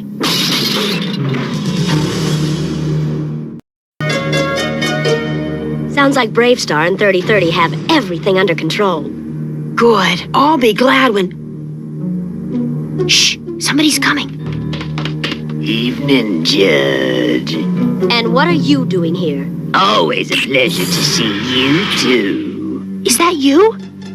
So we meet again. Allie, I didn't know that you'd be here. I mean, You've come to steal the Carium, haven't you? Well, come on, Tex. What are you waiting for? Time's a-wasting. Yeah! A-wasted! Tex, don't take the Carium, please. I have to, Allie. But why? Because it's too late for anything else. Too late for you, Tex. That's what you think, Marshal. How about a couple of sleep blows? No chance. Speed of the Puma! Hold it right there, Marshal. Move a muscle and this load will change our honorable judge here into a desert dingo.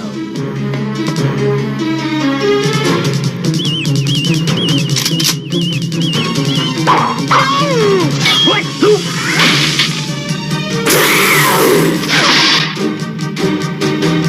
Oh, not this time, scuzzball. All right, Tex, let's you and me. And now, Marshal, one stroke of my tongue, and it be pleasant dreams for you.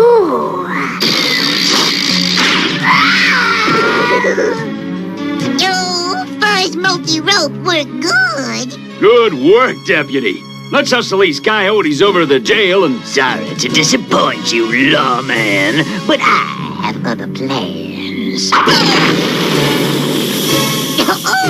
What happened? Him left us. He could have taken us with him, the rat. It figures. Your boss is a chicken-livered coward. Back to the hexagon, doggone it. Don't worry, little partner. You'll wind up paying for what he's done. It was quite a throw you made with that cane.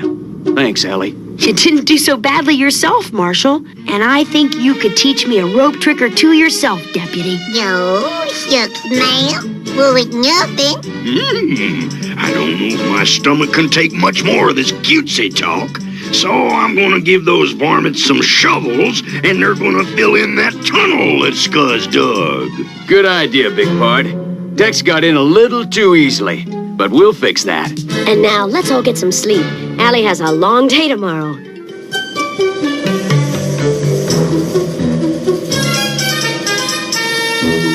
I'll go pick up your bags, Miss Kingston. Strato stage is almost ready to go.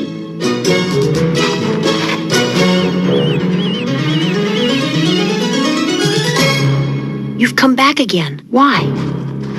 I thought, that is, I came to see, to give you your scarf back.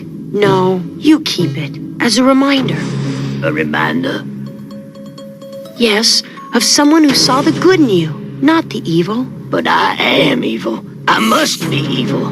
I'm Tex Hex. No, Tex. You can be whatever you want. No one has to be evil.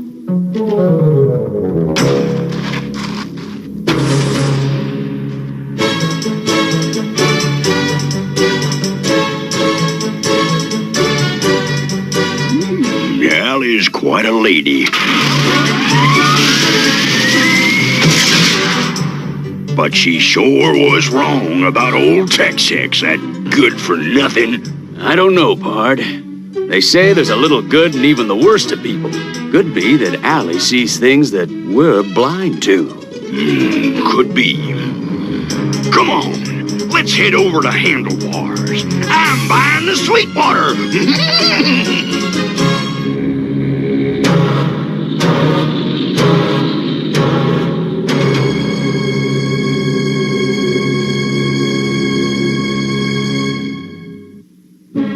Today's story was about a physical disability, blindness. But even though Allie was blind, she was able to lead a busy, productive life. Because a person's blind doesn't mean they can't hold down a job. As a matter of fact, there are some jobs they can do even better than people with sight. You know, blind people don't want our sympathy. They just want a chance to show that they can make it on their own. Right, and given that chance, they can perform wonders. Oh, Father, I'm so proud of you. It's the incredible G.I. Joe Mobile Command Center, and it's hunting for Cobra. 3 levels of awesome Cobra chasing, Cobra fighting power. Level 1, armed and ready to attack. Level 2, computer system is go. Engine room, We have full power. Level 3, missiles loaded, let's go. prisoner secured. Go, Joe! Let's move out. G.I. Joe. Mobile Command Center comes with driver, other figures and vehicles sold separately. Now, the most powerful warriors in the universe have the most powerful weapon. It's Terror Claw's Skeletor. Against Flying Fist's He-Man. My claws on terror will rip you to shreds. Try your claws on my hammer fist or my slammer shield. Incredible weapons.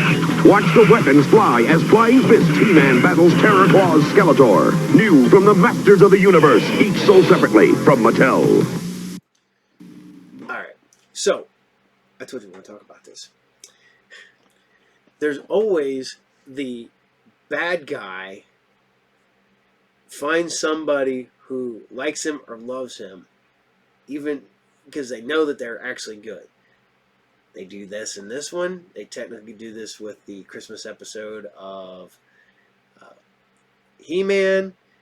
They do that on G.I. Joe at a certain point.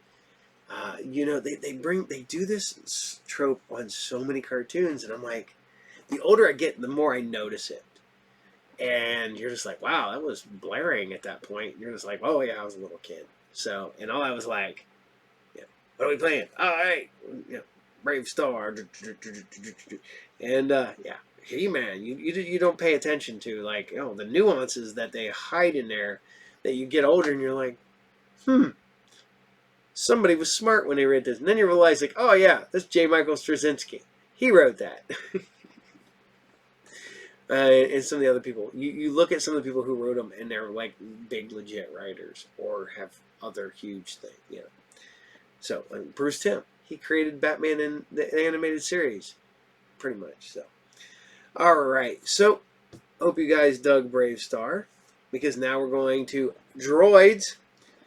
And we're drawing towards an end on Droids, too, man.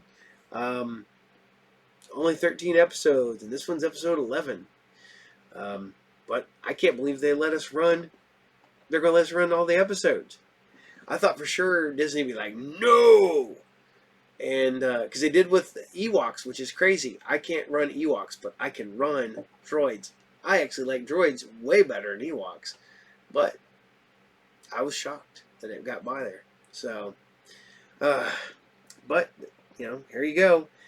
Droids, episode 11, Runes Games. Enjoy.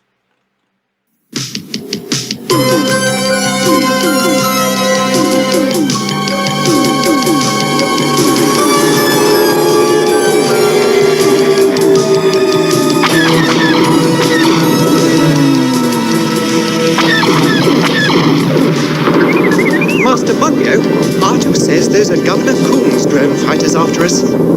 Hang on, I'll try and lose them. We're fortunate his men are such poor marksmen. Oh! Oh dear, I spoke too soon. Why did we ever leave our home on Manda? We're going down. R2, quick. Try and stabilize. If only I could get out of this harness, I would... What do you mean I would bail out? How could you suggest such a thing? Just because I happen to be wearing a parachute doesn't mean... Hang on, I'm going to try and belly her in.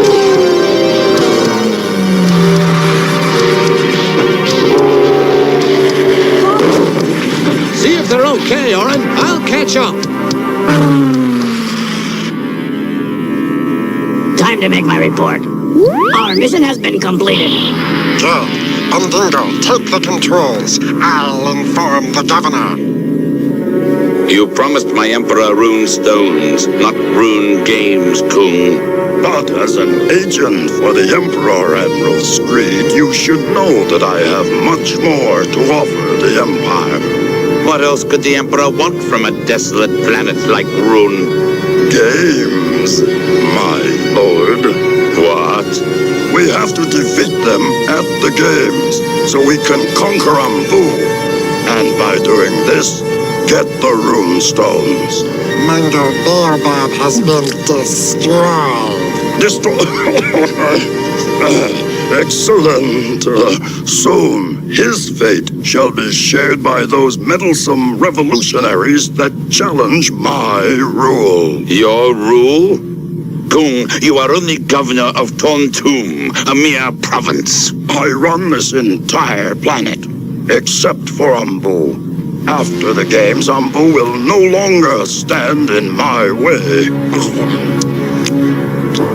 For I intend to do more than merely defeat their champions. I intend to crush them, just as I have Mango Baobab.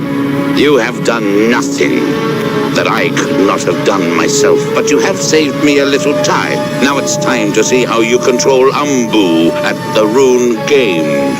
Gaff, set course for the games.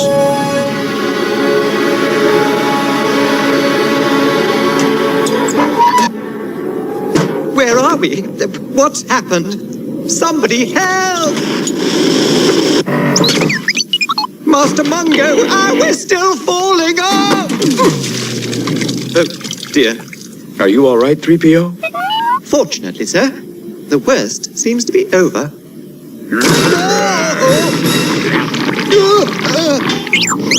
Unhand me at once, big bully!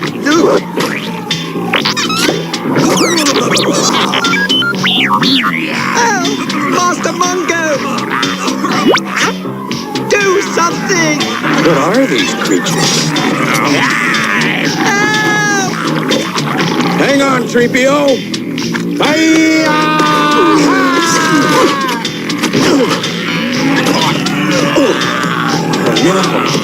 More of them!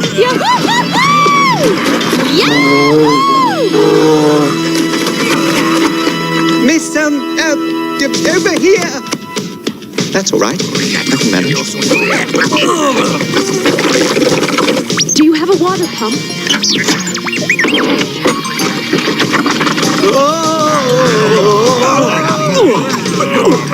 Ready?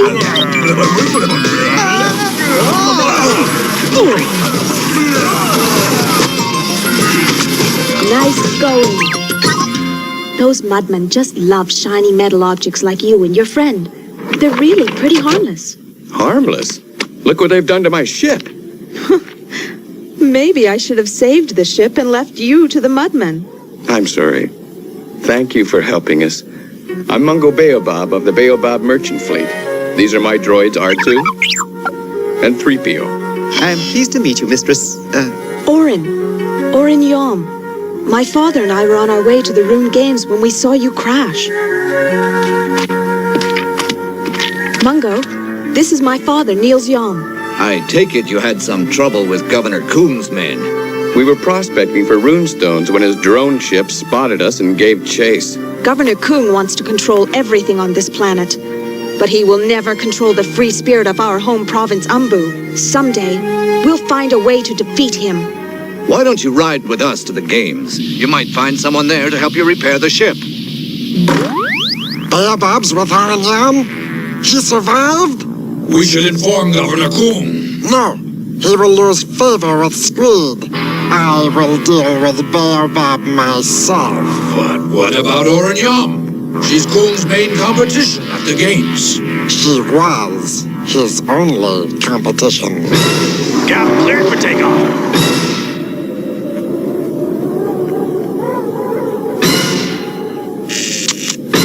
Those fools are standing on a seminar. I think it's time to wake up the ancient beast. What was that? Oh! My! What's going on? It must be a runequake. Whoa! Worse than that, Shaminar! What's a Shaminar? A gigantic beast. Normally they hibernate for decades. This will settle the score with Baobab and remove Oren Yum from the competition. Coon will be pleased. Look out! We're doomed! Look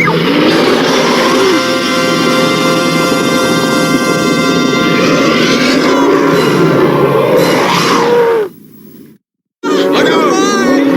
Run for it!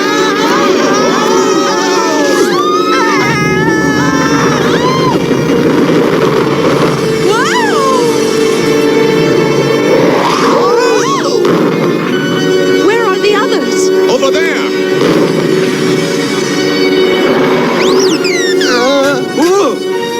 Archie, this way! No, that way! Left, right! Go straight! 3PO! R2! Hurry!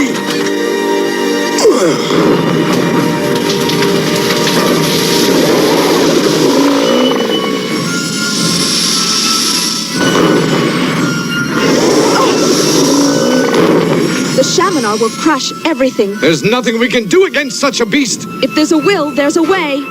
Oren, be careful. Yahoo! This is the end, R2. We'll soon be squashed flatter than a solar wafer. And our poor master.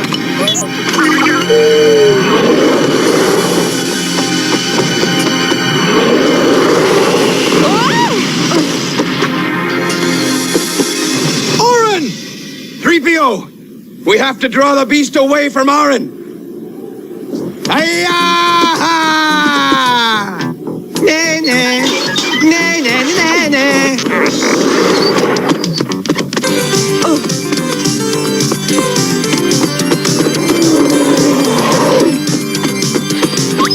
Take on some on your own.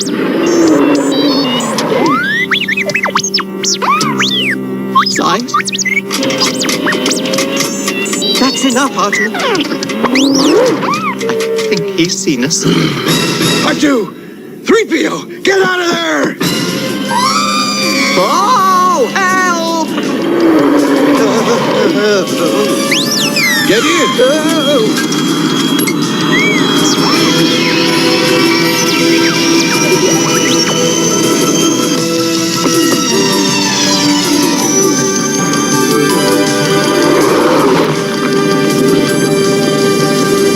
Looks like you've tired out the Shaminar.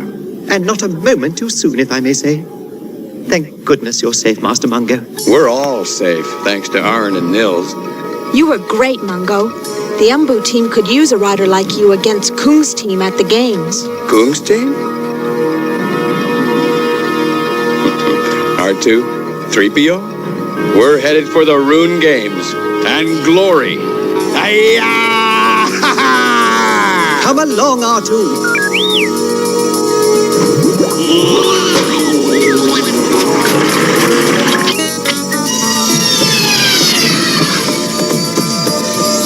To the Rune Games and glory. I've had all the glory I can handle for the next millennium.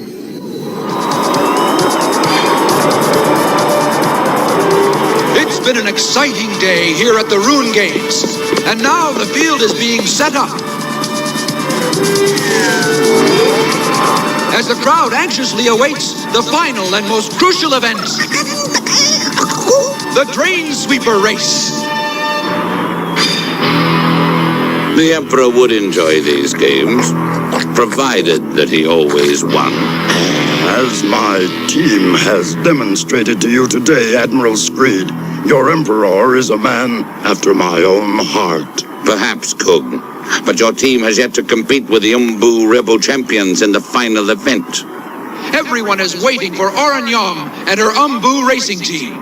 If they fail to appear soon, Governor Kung's team wins by default. And that will show all of Umbu that no one dares to challenge Kung.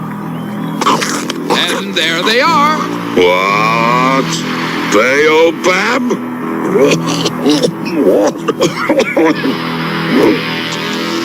Oranyam and her Umbu Riders! Long and the droid Bix have won the Drain Sweeper event for 3 consecutive years. They are the only team who have managed to hold out against Governor Kung and the ruthless Tantum team. My Emperor dislikes allies who lose. Gaff, I can't afford any more mistakes. I want that team eliminated, once and for all. I have already set a plan in motion against the Umbu team. Baobab is mine.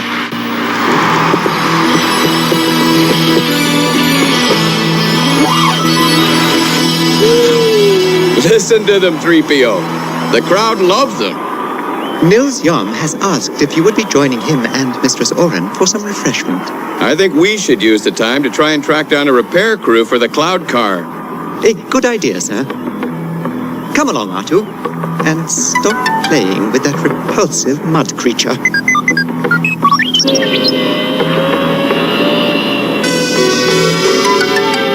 Mine.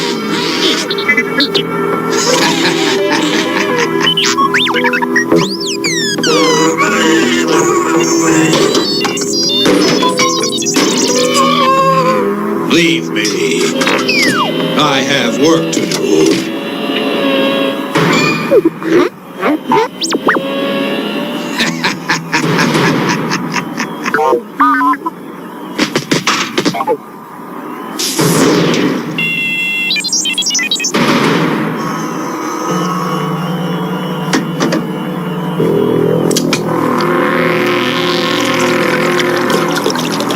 This will take the Umbu team out of the race.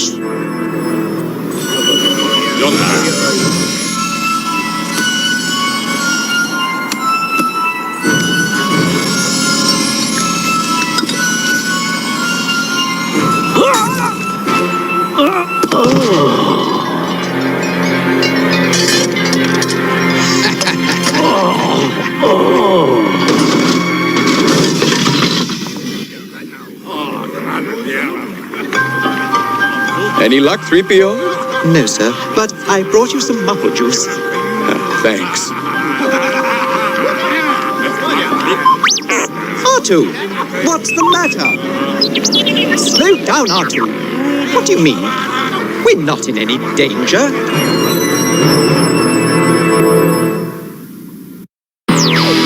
Calm down, R2. I can't understand a word. You're... Oh, Master Mungo!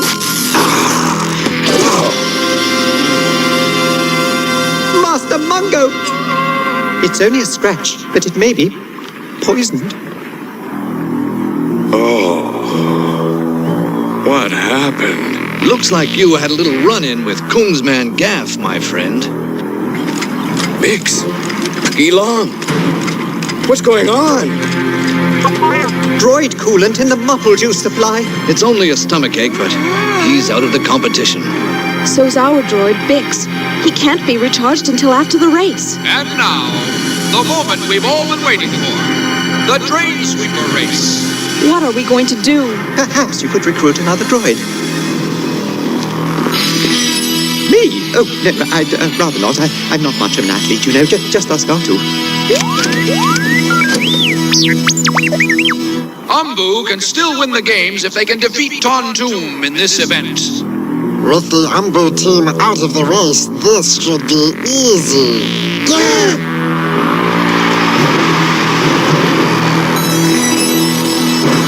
It's a 3-lap relay, 3PO. If you can just stay in the race, Arn and I will do the rest. I'll try, sir. I just hope Bundingo hasn't any surprises for me. The defeat of Aran Yam will mark an end to Umbu's confidence, and then they will be under my control. We shall see.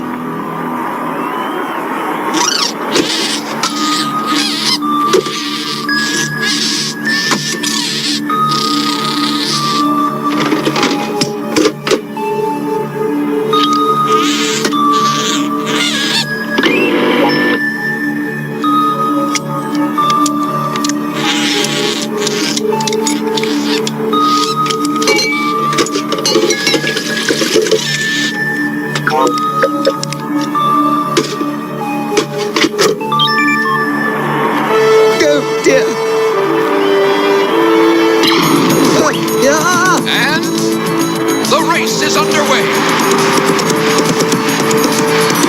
Oh, dear me. I should never have left the assembly line. So far, it's Tontoom in the lead. Galaxine in second place. And wait a second, Tontoom seems to be slowing down. Galaxine is pulling up fast. Galaxine is challenging Tontoom.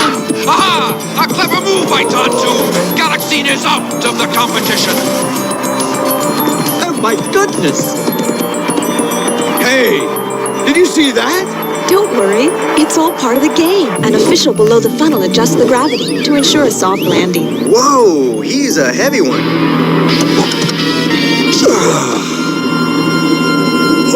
When you wake up, it will all be over.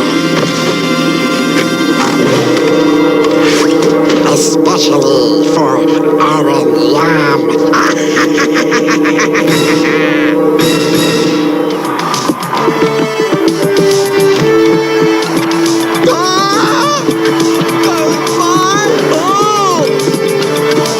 I did it.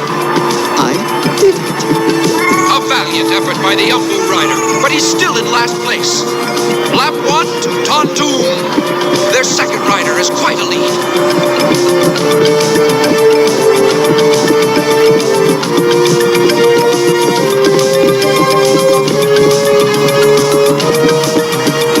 Oh no!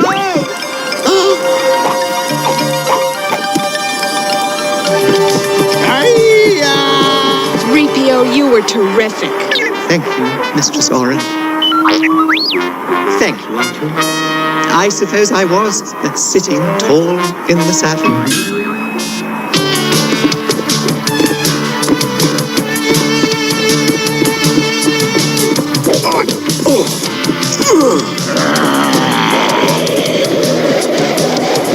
Whoa! And now the race is down to two teams, Tontoom and Umbu. Go get them. Do you have enough turbo coolant? A full tank. Good. You need it. Just push Aran Yam into the funnel. The grav controller will make her drop like a meteor.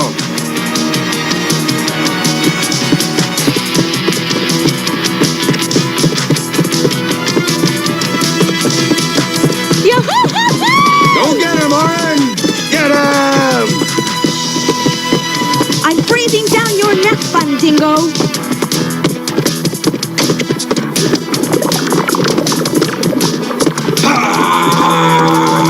Whoa!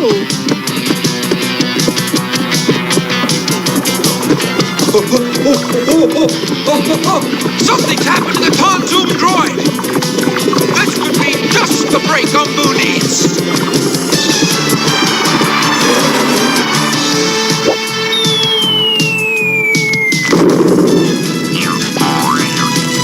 Oh, Franzi Penny, the Tontoom rider's fallen!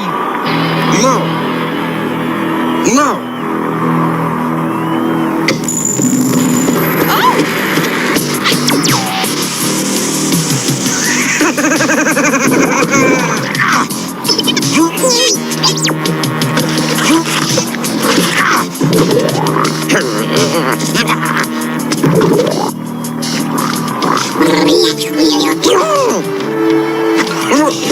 What are you doing?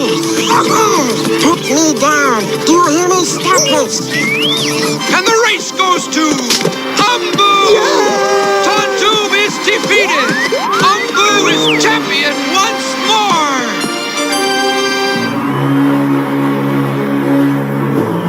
You will be given no more chances. I want the rune stones you promised the Empire. Deliver them to me, Kung.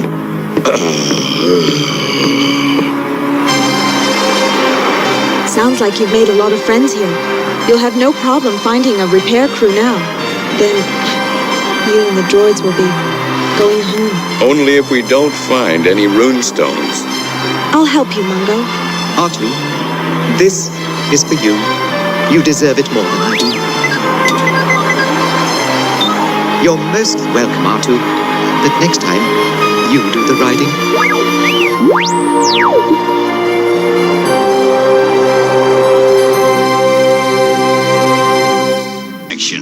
Here's Tonka's mighty roughneck pickup. With Big Duke at the wheel. A working winch for getting out of trouble. With a jack and changeable wheels. The roughneck pickup. The Tonka toy will Tonka tum for fun. Mighty roughneck pickup with Big Duke comes with everything you see here. From Tonka. You've got to take the hill before the enemy does. So you bring in the Super Blocks. Time is important. You must work fast. So you build the Combat Battle Tank, the Hawk Missile Launcher, the Peacekeeper, and the Air Cavalry Copter with Super Blocks. Then you attack with missiles and cannon fire as you close in on the enemy. You've taken the hill. You've done it with Super Blocks. They work with Lego too. Tyco Super Blocks, Military Series, 5 great building sets, each sold separately from Tyco. Drive right in with your modifiers. Corvette modifiers. It's got 2 best engines to work the tires. Corvette modifiers. Change your Corvette to take it to the track. Come on, instead of motion, put an air on it back. Modifiers changes from street car to race car and back to eat up any highway or track. Modifiers, Corvette or Power Pickup by Ertl. You know what's funny? I sat here and look at this, and I'm like, oh, hey, there's the ad from Konami for Castlevania Adventures and Motocross Maniacs for your Game Boy. And I went, that's hilarious, because I just got a copy of Motocross Maniacs last Thursday at the shop. Weird, huh? I mean, what are the odds? But hope you guys still dig Droids, because we're almost out. Like I said, it's episode 11. There's only 13 available. So enjoy it while you can. If I can run any Star Wars cartoons and they let me, I will try. So, alright, well, we're going to scoots on over to one of the greatest cartoons ever. And that's G.I. Joe. What can I say about G.I. Joe?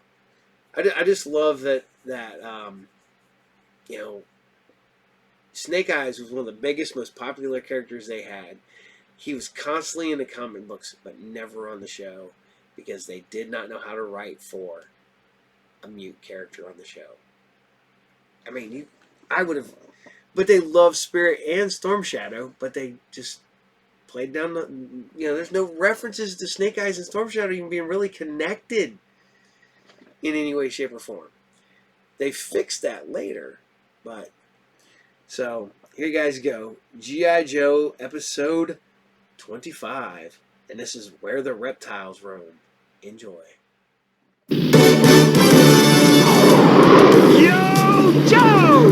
He'll fight for freedom wherever there's trouble. G.I. Joe is there. G.I. Joe, American hero. G.I. Joe is there. It's G.I. Joe against Cobra the enemy, fighting to save the day. He never gives up, he's always there, fighting for freedom over land and air. G.I. Joe, hero. G.I. Joe's there. G.I. Joe is the code name for America's daring, highly trained Special Mission Force. Its purpose, to defend human freedom against Cobra, a ruthless terrorist organization determined to rule the world. He never gives up, he'll stay till the fight's won. G.I. Joe will dare. G.I. Joe, American hero. G.I. Joe.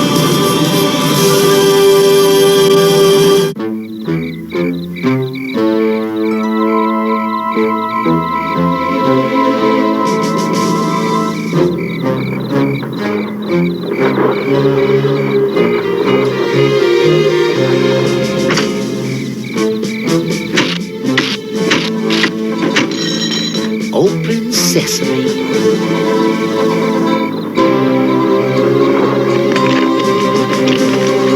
Cobra's Information Center. Got the chatter. Is this a coffee break or what? Come on.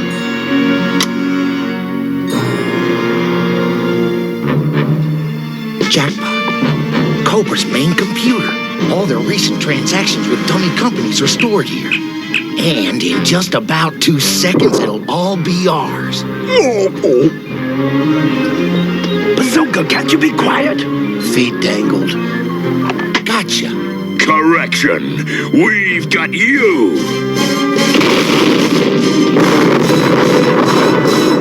Great, that was the only door shell, Brain. I'll make another. Door.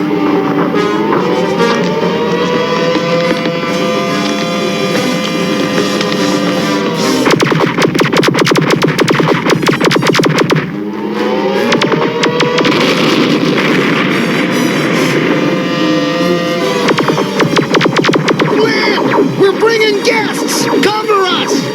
Ground forces, air support, move!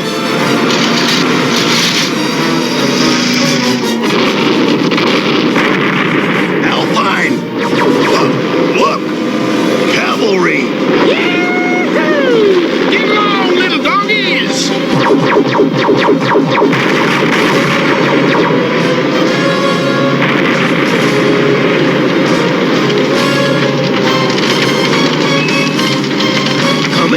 No, I'm gonna stay here and get buried in popcorn.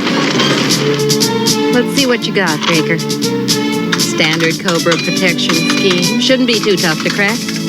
Looks like a real estate transaction. Real estate? Real estate's right, Alpine. According to this, well, Cobra bought a dude ranch in Texas. Why a dude ranch? I'd love to know. Why don't you go undercover with Bazooka, Alpine, and Wild Bill? Yahoo! West Texas, home sweet home. Yahoo!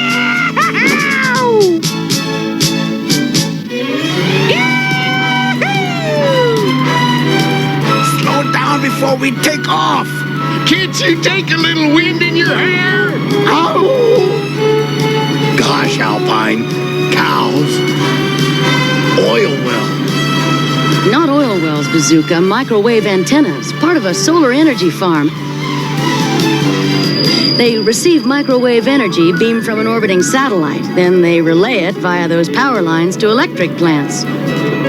Solar power beams? Coming down here? Ain't that dangerous, Lady J? Not if the beams are controlled by that monitoring station. If not, they could fry a city.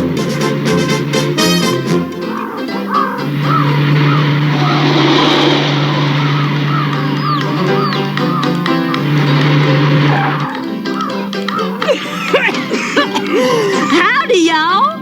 Well, welcome to Local Toro. You must be the Austins. I'm Ma Joe. This here's Pa. And over yonder's our little daughter, Mary Bell. Name's Bill Austin. This here's my sister, Jane. My brothers, Big Bob and Little Bob. howdy. Howdy. Why don't you and I take a look-see around the ranch, private-like? Why, I'd like that just fine, Miss Jode. Oh, please, call me Mary Bell, Mr. Bill. Miss Jode sounds so formal. That Texas tease. Call me Mary Bell. Jezebel's more like it. Your brother's got the right idea, Miss Austin. Why don't y'all take a look around? Rufus and Clay here will take care of your bags. Supper's at 6 sharp. You have yourselves a good time here. You heard the lady. Look around. I'll check in with Flint.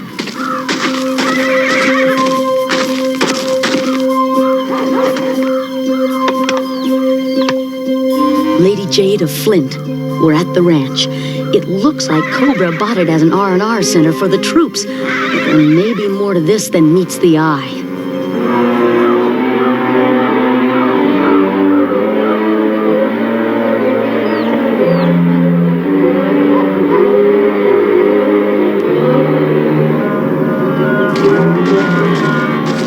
I want her kept under constant surveillance, understand? Why? Why watch her when we can waste her? We must not cause any suspicion for 18 hours. Then I will control the solar power satellite. Until then, keep Lady J and her friends occupied however you like. I'm sure you will think of something suitable. Where's Wild Bill? Riding the range with that Texas peach Mary Bell. Got a crush. No, really? Howdy, y'all. Ma Joe told me to make sure you folks have a real full day. You'll wait right here while me and the boys saddle up some horses. What happens now?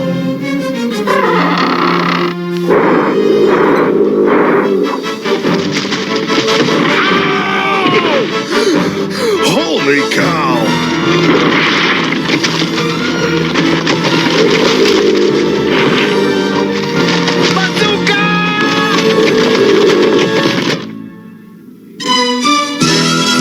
G.I. Joe will return after these messages. Now, back to G.I. Joe. Alpine!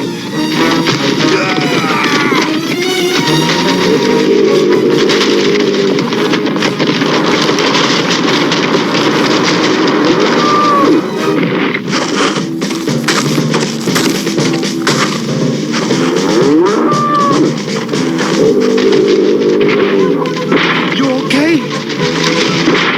Mean meat?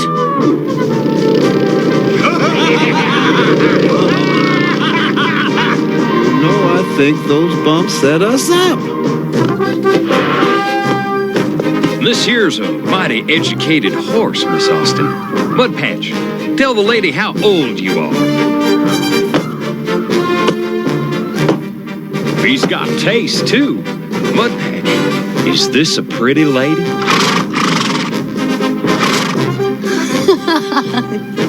Thank you, Mudpatch, and I think you're very handsome.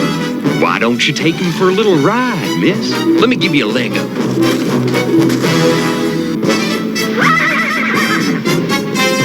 There you go, miss. He's all yours.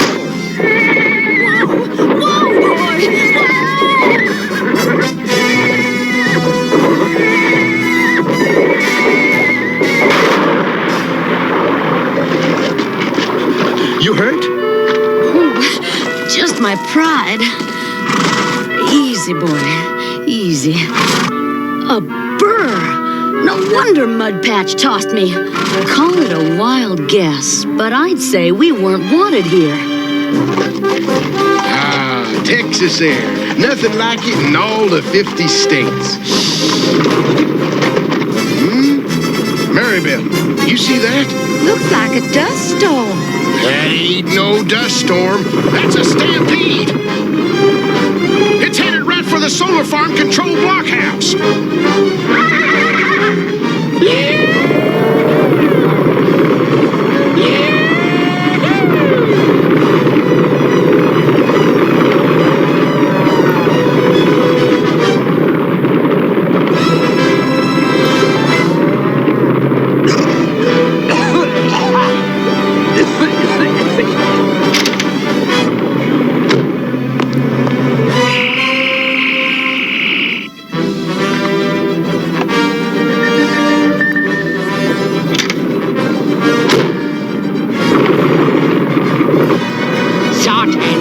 Control chip by now.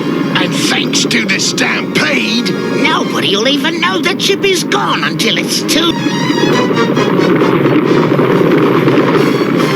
They're coming back this way!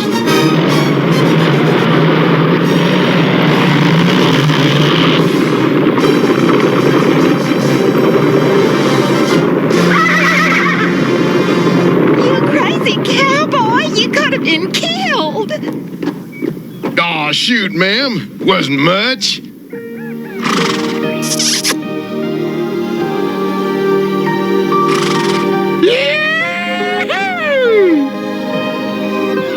All right, folks. Choose your partners and don't be shy, and form your squares and blink your eye. Onto your partner, swing 'em around, swing 'em back, and don't sit down. This is definitely not for me. It's not for them either. Want to find out why? Sure, anything to get away from Wild Bill's warbling. Honor your partner, honor your gal. Do-si-do with a great big smile.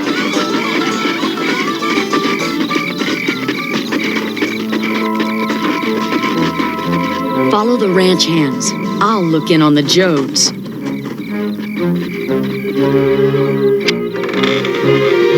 Bazooka, I don't like it out here. Dark. That should be better. Zartan and the Dreadnoks. Trouble.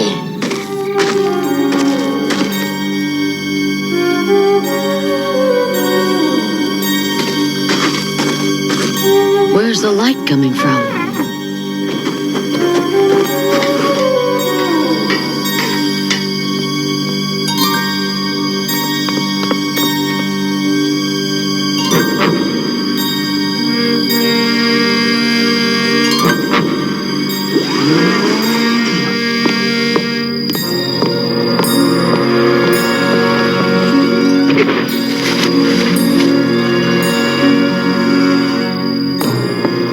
With the control chip, Cobra's destructive power is equal to that of the sun.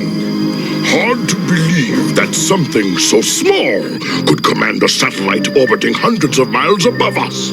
Quite. Observe the power that is ours to command.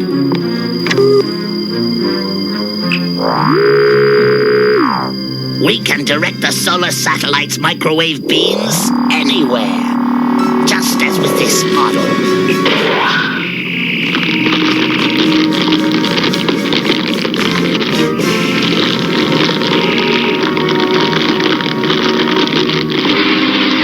You see, I am the new fire department. If they don't pay, I start fires.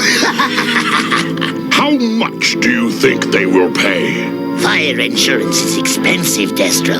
I would say billions. Billions!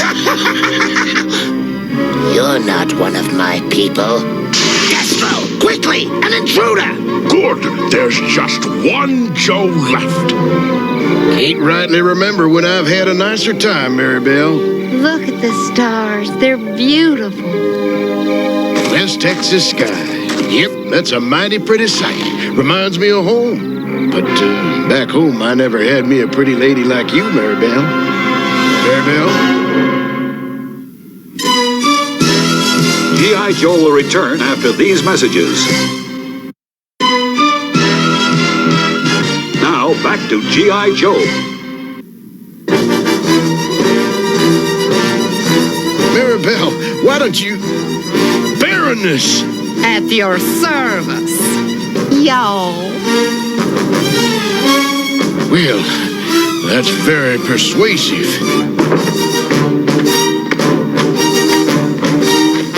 Baroness, Cobra Commander sent me to see if you need any help. That's mighty kind of you, son. Mighty kind.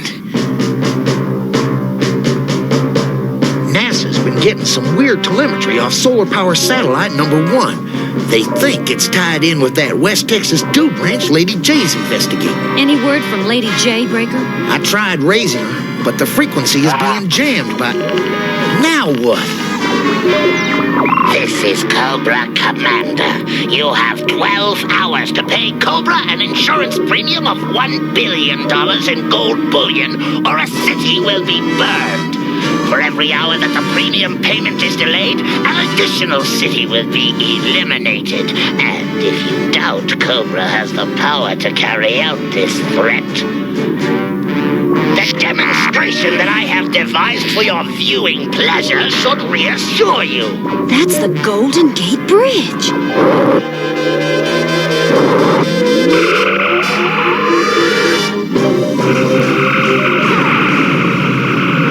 Oh. 12 hours!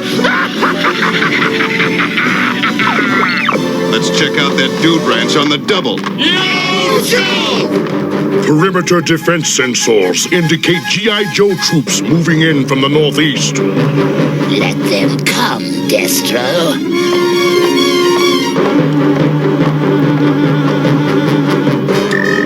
Nothing can us here. We have the weapon of the century. And NASA developed it for us at their cost.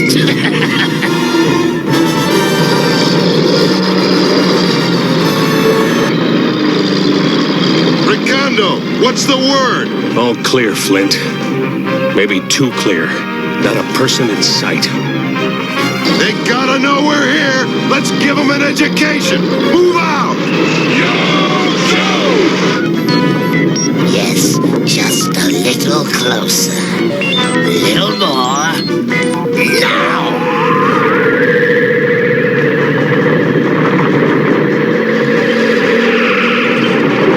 What the?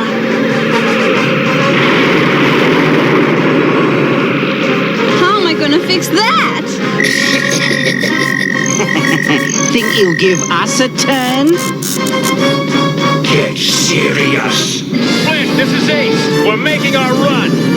Cobra's got some kind of laser defensive screen. You can't...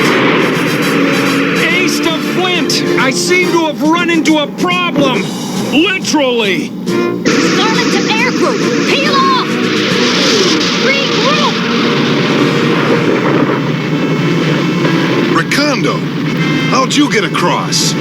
That laser beam's great for big targets, Flint, but when it comes to something smaller... Yeah, it's like using an elephant gun to swat flies. Great. So how do we get smaller? We go in on foot.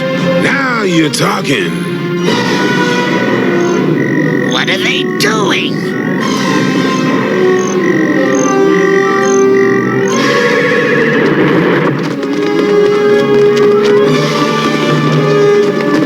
Destroy them! I can't pinpoint small targets. Counterattack!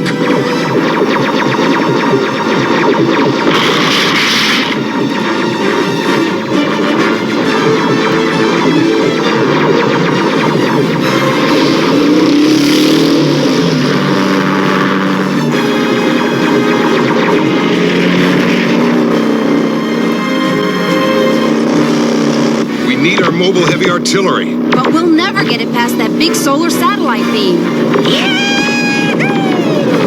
Yahoo!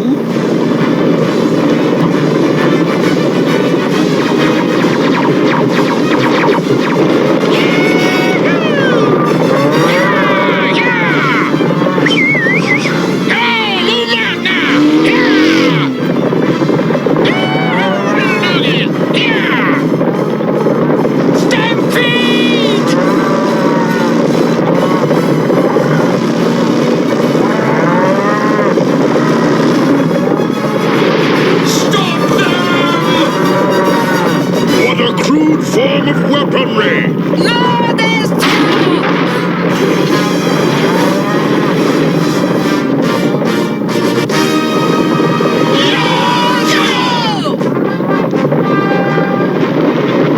Wild Bill! Howdy, partners! Let me out! Get out of my way! Pardon me, partners! There's a lady I want to talk with! Come on out or I'm coming in!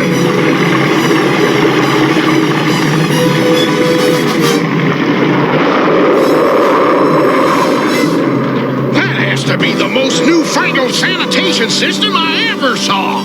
Hurry, you fools! Let's get him!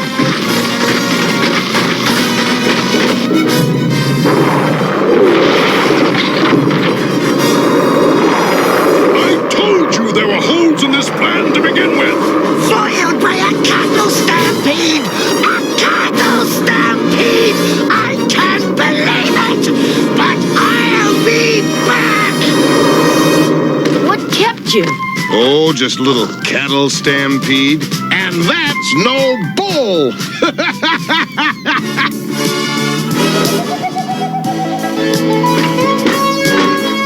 Ah, pretty night. Almost as pretty as a West Texas gal. Oh, heck, Timber. I should have known she weren't no real Texas peach. She was just too sweet. Anyone from Texas knows we grow our peaches sassy.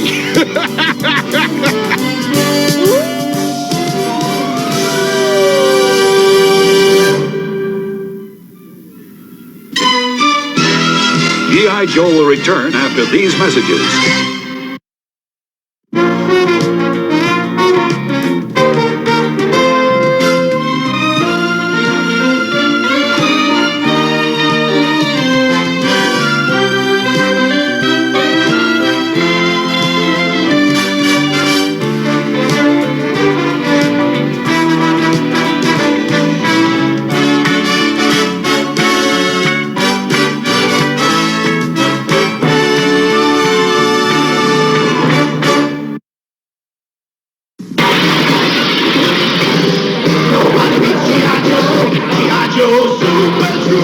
Introducing the Ultimate Warrior.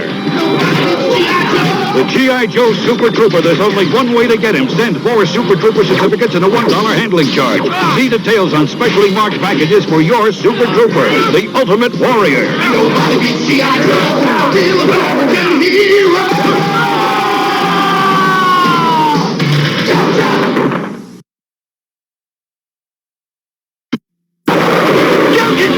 We'll stop Cobra with Tiger Force, the toughest jump force ever.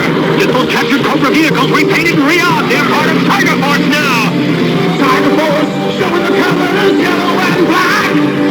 Hungry to fight and ready to attack. Nobody needs G.I. Joe. Tiger Shark is ready. So's the Tiger Cat. Tiger Force, attack.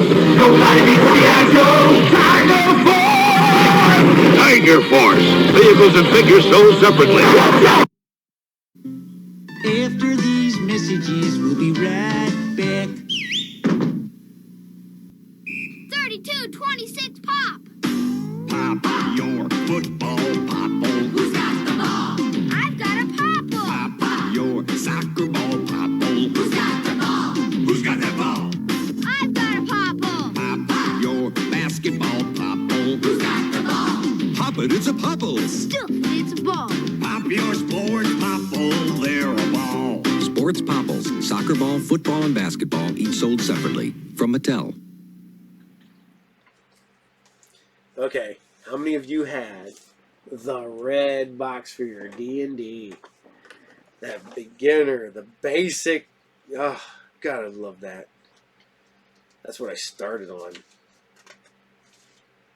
Get my D&D, my absolute love for D&D. So, old school D&D.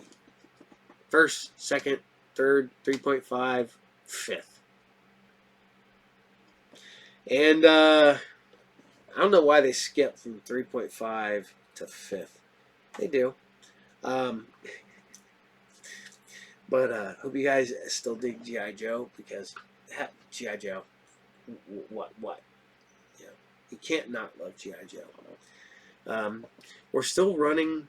I've been talking, and you know my theory that G.I. Joe just had the coolest equipment and vehicles. So far, it's number one. Literally, like slightly behind is like Transformers and He-Man, are like almost deadlocked. But that's what we're working on. So I hope you guys dug it, because we're scooting on over to what I just talked about, He-Man, and you know. I look back at the whole theory that Conan became He-Man, because now they're using the He-Man molds to make Conan toys, and I'm like, man, I don't get me wrong, I had the Remco Conan toy. I wish I had more. I still haven't ever had, but I wish I'm always on the lookout for them. So, but as I ramble on about He-Man and Conan again, here you guys go. This is He-Man episode 41, The Search. Enjoy. And the masters of the universe. I am Adam, Prince of Eternia and defender of the secrets of Castle Grayskull. This is Cringer, my fearless friend. Fabulous secret powers were revealed to me the day I held aloft my magic sword and said, "By the power of Grayskull!"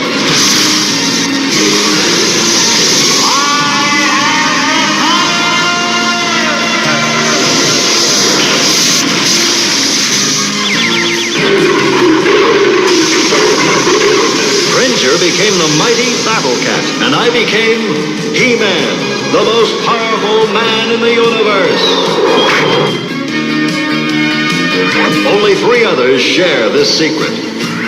Our friends, the Sorceress, Man-at-Arms, and Orko. Together we defend Castle Grayskull from the evil forces of Skeletor.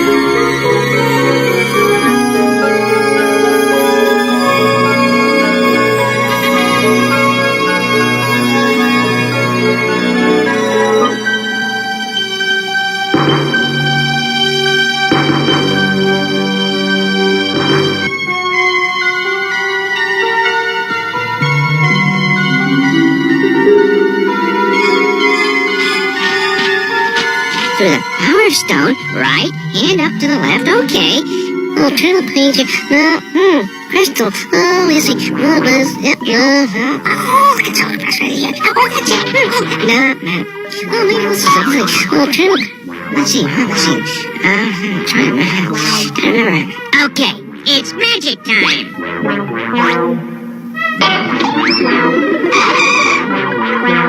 Through the power of stone by the mystical glass, let the magic within now into me pass. It's working! It's working!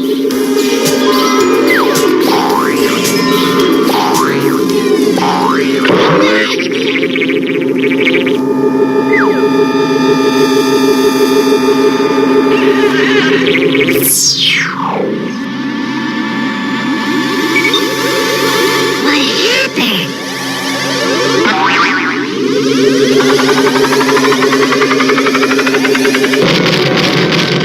That came from Orko's room. Well, where's Orko? There!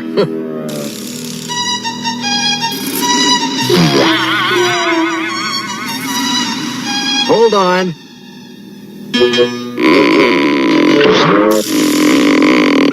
What a mess.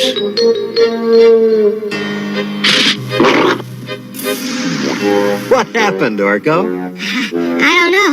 I was working on an experiment to increase my magic power when the whole thing went kablooey. Not that I'm counting, but that's the 3rd kablooey this month. Magic is tricky stuff. Hey, tricky stuff. Pretty funny, huh?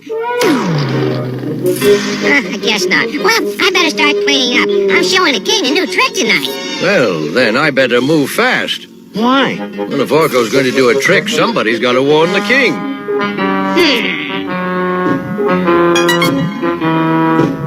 You sure you're all right? Fine and dandy. See you later. What a mess.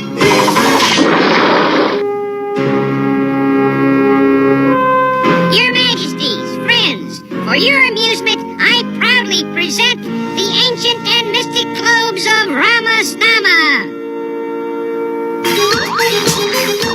Miggle, maggle, muggle, mice, mystic globes now arise! Orko, perhaps you should try again. Must have used too much heat and not enough oomph. Miggle, maggle, muggle, mice, mystic globes now arise!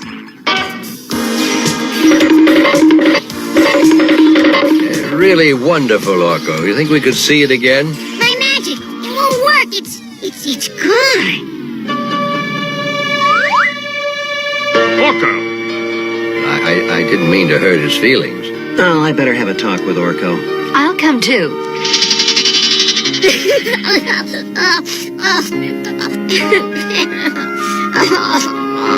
Orko, what is it? My magic is gone. It's vanished.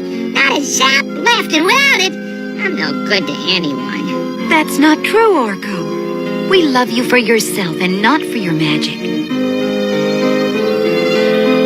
But without magic, how can I make the king laugh or conjure up nice presents for the queen? You don't have to amuse people or give them gifts to be loved.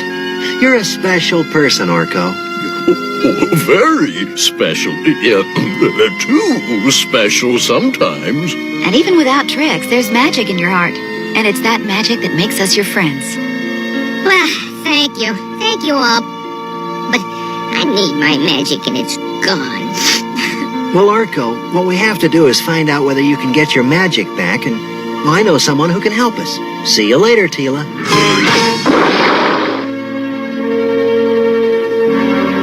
And then the Gronk jumped between me and the crystal. The next thing I remember is the explosion. That's the answer. The Gronk soaked up your magic power and then was drawn into the crystal. But the crystal was destroyed. I doubt that the Gronk was destroyed too. More likely it was sent to one of the other worlds the crystal touched. Then there's a chance? A slim one. I can open a gate to the right world, but it won't last long. If we can get that animal, that Gronk, back, can you restore Orko's magic power? Certainly. Yeah! I'm safe! Not so fast, Orko. It's risky. If the gate should close, you'll be trapped in the other dimension forever. We'll have to take that chance. That doesn't mean me, does it? But just to be on the safe side, by the power of Grayskull!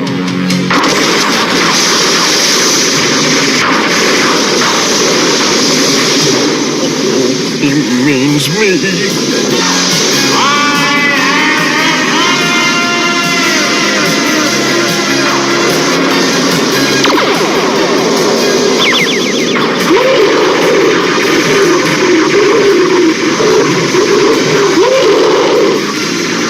Ready to travel, Cat?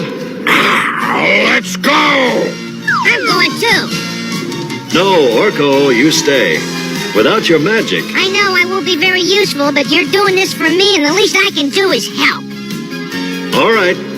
Sorceress, open the gate. Remember, you must act fast.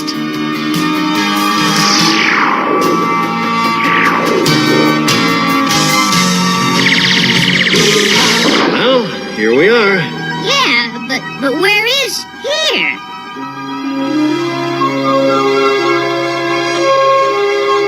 Wow, it looks magical.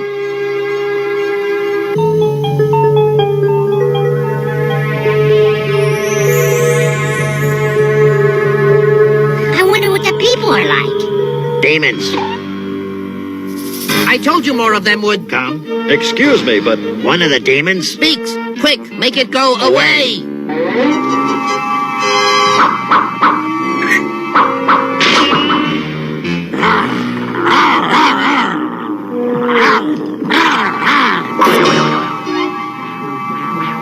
Hold on, Cat. Maybe they can help us. Why would we want to help you? You're demons. We're not demons. We're visitors from another world. We're looking for a Gronk. We think it came here. Now where did they go? What is a Gronk? A small animal about this big. With fur and spines down its back? He-Man, they've seen it. Please tell me where it is. All my magic is inside it.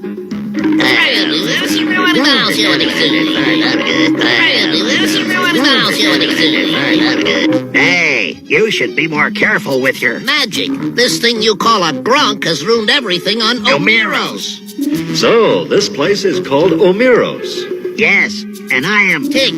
And I'm Talk. What did you mean when you said the Gronk ruined everything? And if it's not too much trouble, could just one of you answer? I sometimes speak for both of us. And sometimes I do. But it's not normal. Please. Well, when this animal of yours arrived, it was captured by Zolt, an evil wizard. He's using the strange power to control our world. He's using my magic. Where is the Zolt? In Castle Ackle. What's the quickest way there? That way. Maybe you could take us there. Take you to Castle Ackle? Never. But we can help you. We'll take the clock back to our own world where it won't cause any trouble. Oh, very well.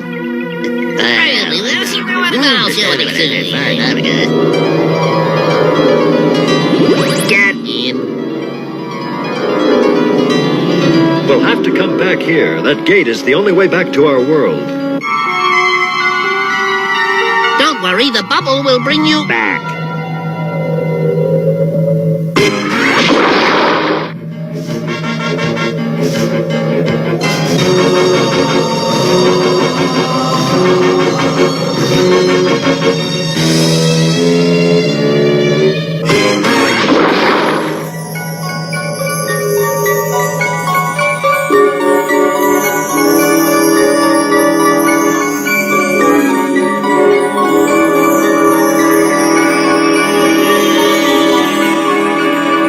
That must be Castle Ackle.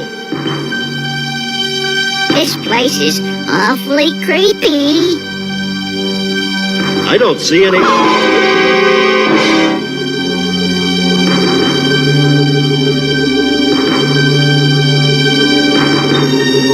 Who dares invade Castle Ackle?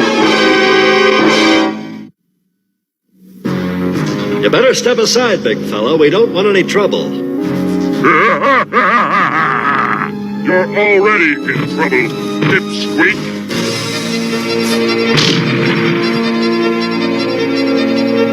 My clock! You broke my favorite clock! It's not polite to poke people. Ready to give up? I'll get you this time, Shorty! That wasn't very nice!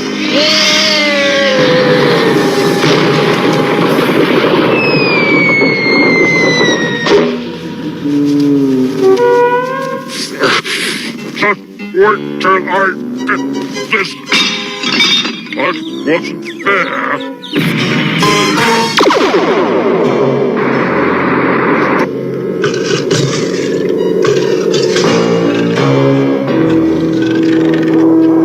Look, the Gronk!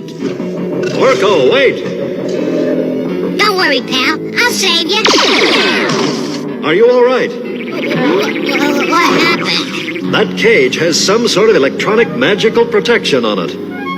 We'll have to find a way around it. Maybe my sword can cut it open. That wouldn't be very polite. My name is Zolt. Show yourself. If you insist. He-Man, behind us. Tattletale.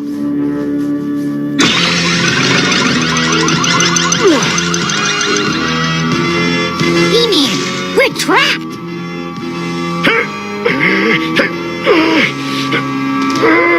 No good straining, muscle man. Nothing can escape my magic cones. And I am the greatest wizard in all the universe. Yeah, thanks to my magic. And I want it back. So, it's your magic stored inside this creature. It's been very useful to me. Thank you. What do you want from us, Zolt? More magic, of course. Orko, I hope he doesn't want my sword. Ah, the sword. Let's just take a look at that.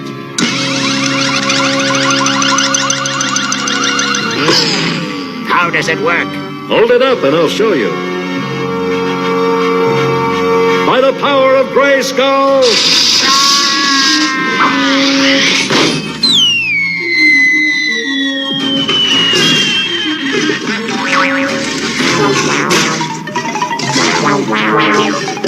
He got the power. And I've got to get that grok.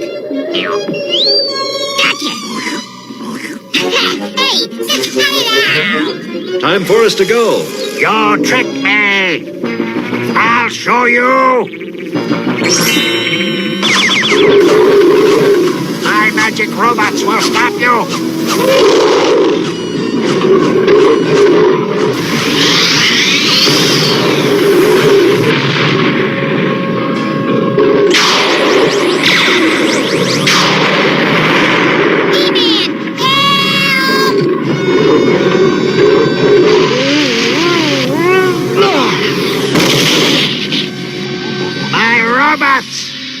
Sorry about your toys, Zolt, but they don't play nicely. And neither do you. Let's get moving.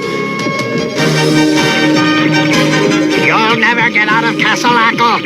Never. He-Man, the gate's closed.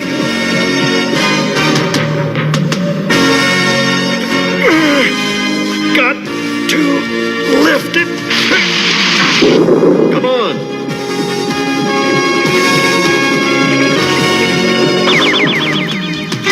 Bubble, do your stuff.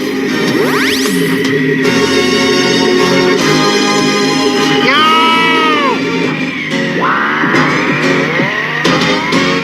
Into the sky.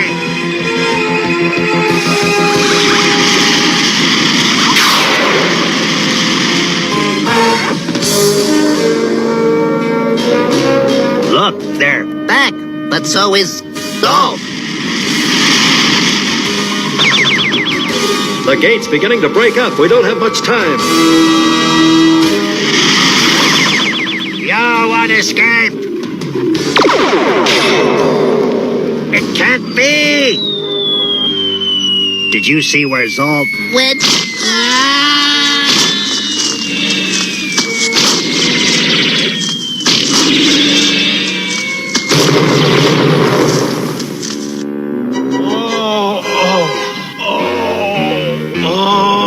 Look, we've captured Zolt. We're heroes. Come on.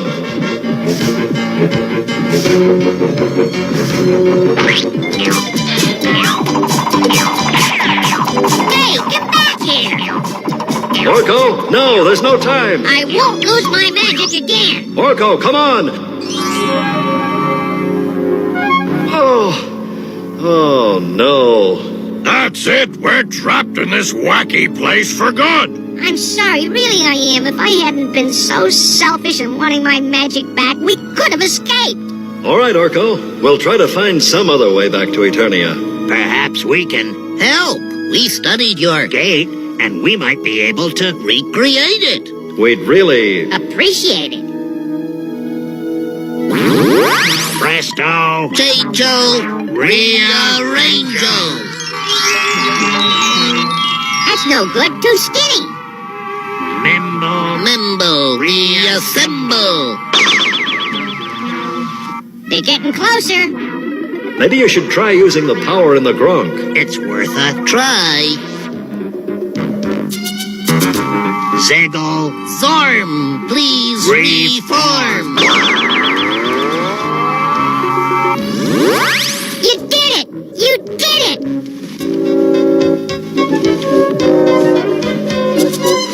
Thanks for your help. Our pleasure.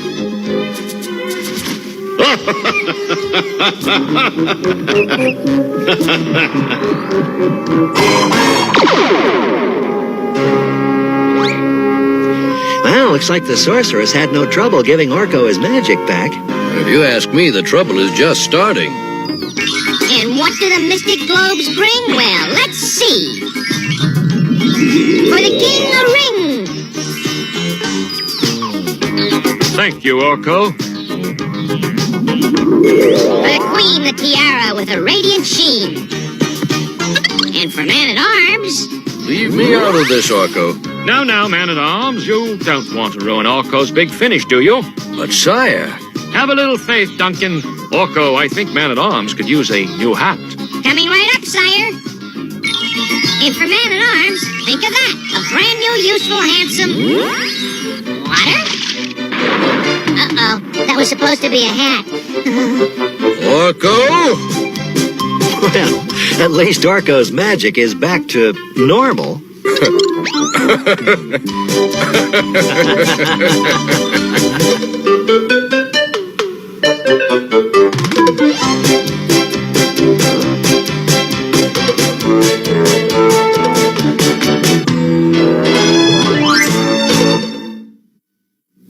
I was really unhappy when I lost my magic. I was afraid that people wouldn't like me anymore because I couldn't make them laugh or give them magic presents. And then Adam told me something. You don't have to amuse people or give them gifts to be loved. You're a special person, Orko. And you know what? You're special. And you don't have to buy presents or be a clown to make people like you. That way you'll know that the friends you make are real friends. That they like you for yourself.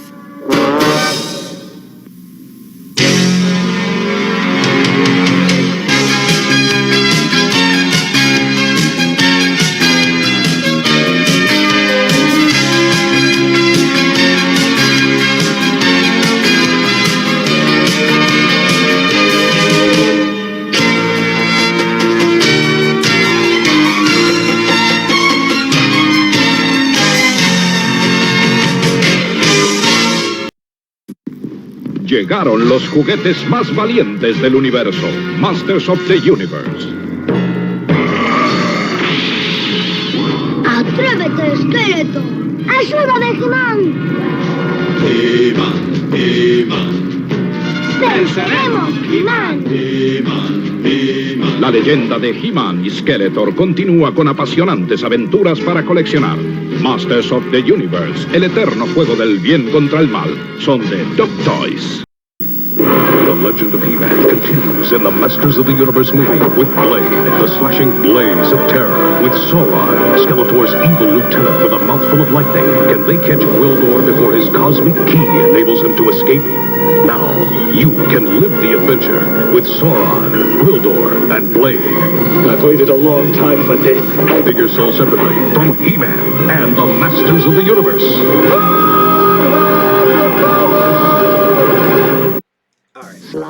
So, I hope you guys enjoyed He-Man, because, you know, He-Man. Sorry, I'm like I said, feeling pretty good, but I can do feel the coughs coming back. And so I'm actually trying to hurry up on this one. So, alright, I hope you guys had fun today.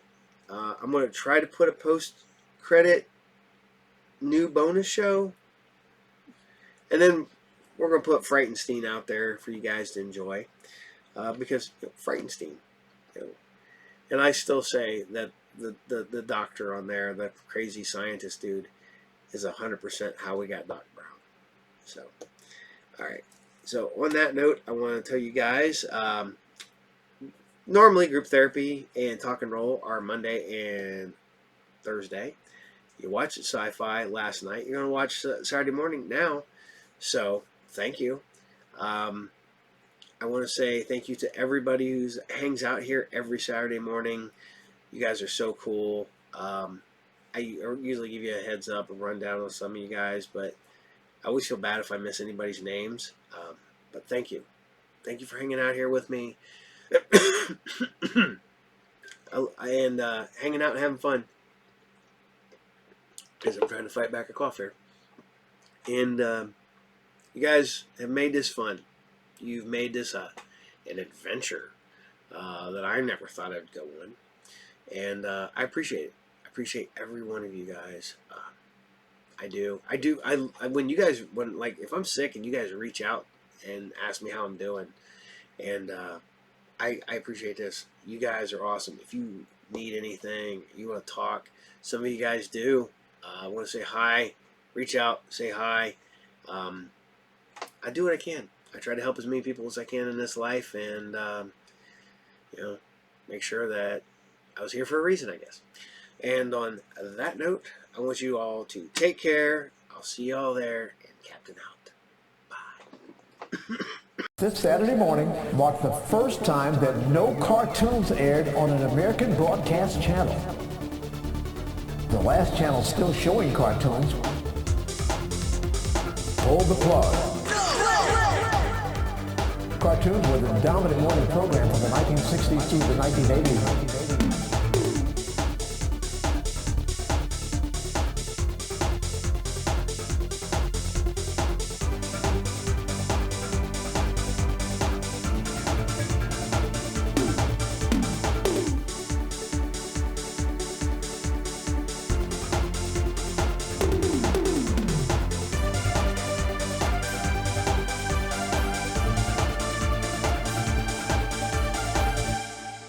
From days of long ago comes a legend. The legend of Voltron, defender of the universe. 5 fearless lion robots. Black lion, green lion, yellow lion, red lion, blue lion. Go, Voltron force! Who together form Voltron. Lion sets each sold separately from Matchbox. You can make the good guys better.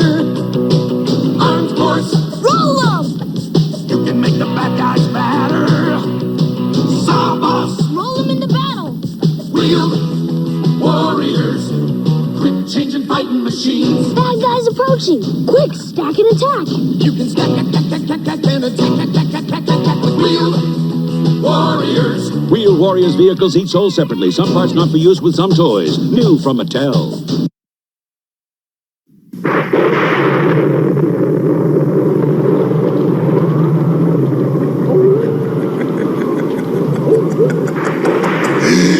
Another lovely day begins for the ghosts and ghouls with greenish skin. So close your eyes and you will find that you've arrived in Frightenstein. Perhaps the Count will find a way to make his monster work today. For if he solves this monster mania, he can return to Transylvania.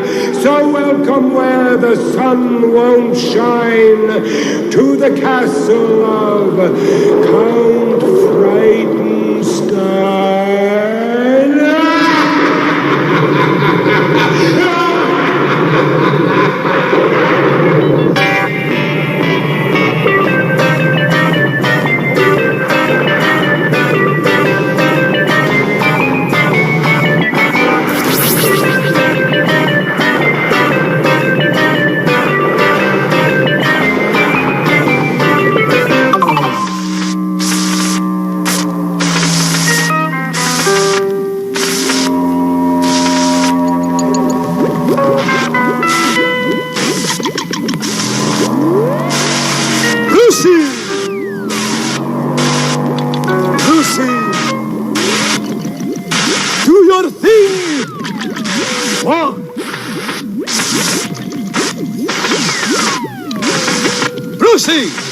You're as bad as the flowers.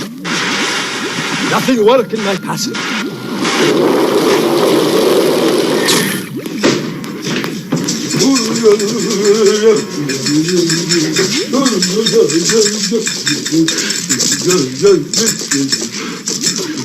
Oh, goody, goody.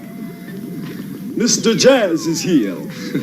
Igor, you're late again. What have you been doing now?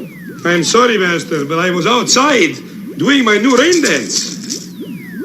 Get rid of the raincoat, for we have no time for such matters. Follow!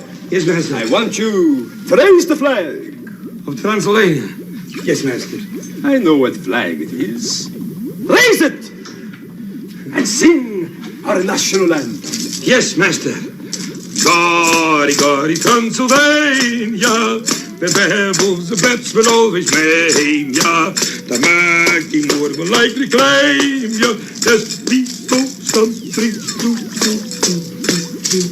I pledge by the sign of the three-toed sloth that I will do my best to do my duty, to always obey the laws of the werewolf pack, and never to rest until Brucey lives once more and joins the annals of the most distinguished monsters, and I can once again return to that most glorious of all places, Transylvania.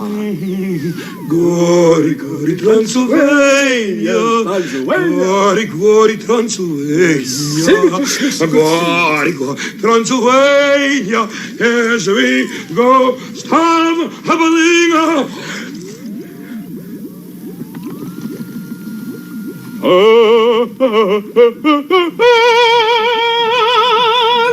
Beautiful, beautiful, Master. It reminds me of home. Back in no, Master. Transylvania. Transylvania, Master. Ah, but enough of happiness thoughts. Now tell me. Yes, Master. You say you were outside doing what? A rain dance, Master. I was busy doing my new rain dance. Igor, this is going to be a giant step for you, but try to explain to me why you would be doing a rain dance outside when it has been raining for 13 years. Goody, goody, goody, goody. What are you so happy about? It works, Master.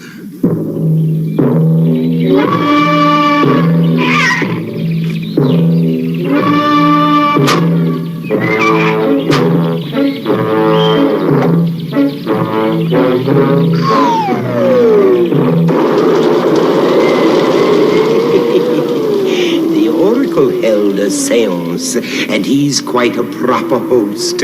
We all got invitations, and I hear so did the ghost. We all held hands and closed our eyes and concentrated hard.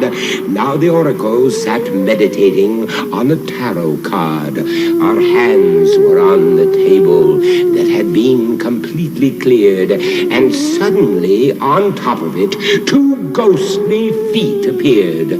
What do you want? Our good host said, lost deep inside a trance. The ghost said, put a record on. Get up, I want to dance.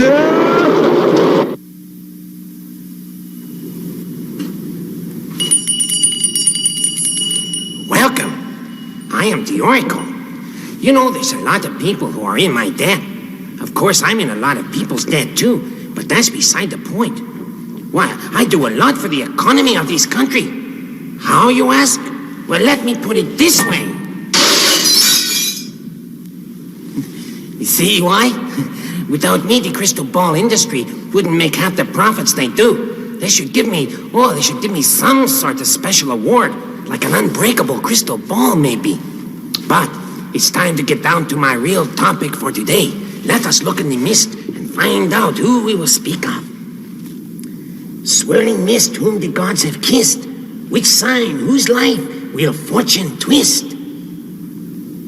Ah, it is Leo. Now, the symbol for Leo is, of course, the lion, and to my way of thinking, no sign had a more appropriate mascot. Leos are a lot like lions, proud, magnificent, intelligent, and lordly. But Leos and lions share other qualities that are not so nice sometimes.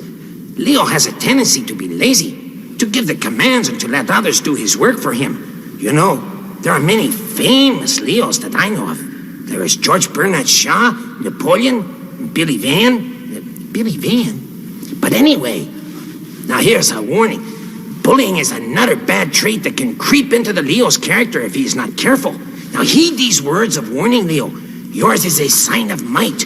But remember, might does not necessarily mean right. And now, Leos, lend an ear to your daily horoscope. I will get the spare crystal.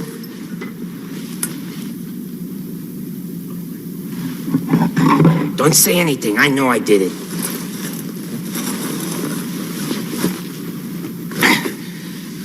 Oh, one of these days. Magic crystal, crystal ball. Tell me now. Tell me all. Oh, it is coming. Yes. Now, the week ahead of you is filled with great expectations. Seize the moment. And Leo, the opportunities. Only hard work will produce the desired results. Remember, there's no time like the present. Now I wonder what the Doo-Doo has anything to add to that. All right, Doo-Doo.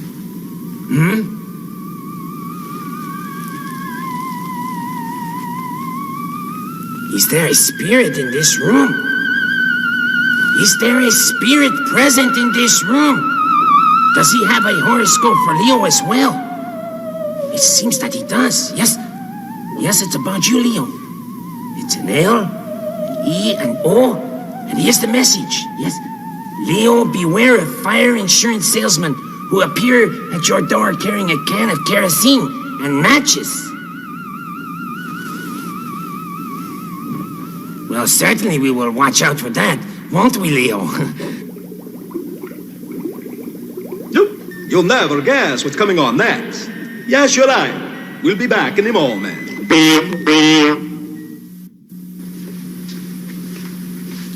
Be an animal lover. Now, let us read one of our letters. Here we go. And today's letter says, Dear Oracle, is there such a thing as a werewolf? I've seen them in the movies, of course, but is there proof that they really were such things? Well, think on that. You never did cooperate. Yes, well, there is actual proof that werewolves actually existed. They never actually did. But these stories and legends seem to have originated in Eastern Europe in ancient times. One explanation is that the werewolves were actually Huns, a primitive, warlike people who lived in now what is called Germany many hundreds of years ago.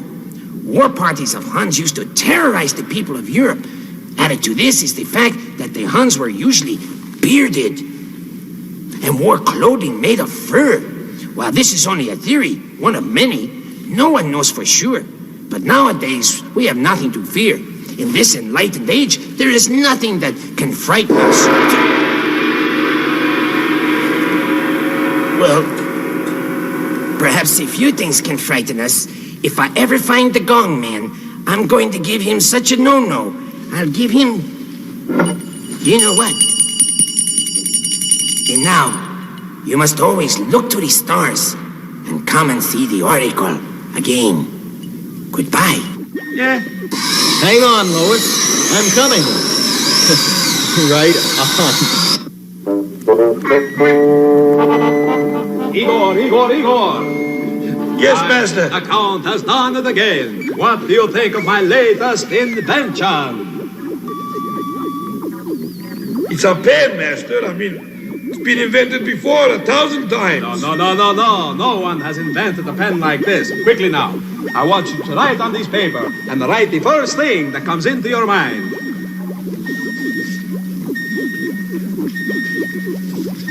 Hey, Master, I just wanted to write the word food down.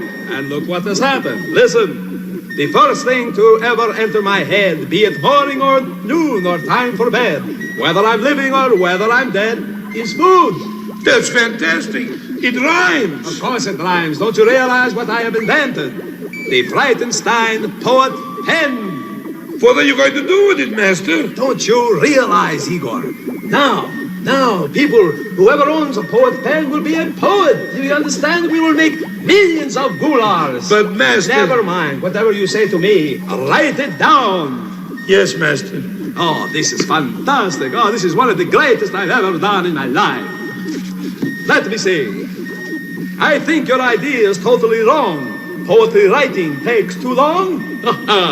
You let me give you an answer to that one.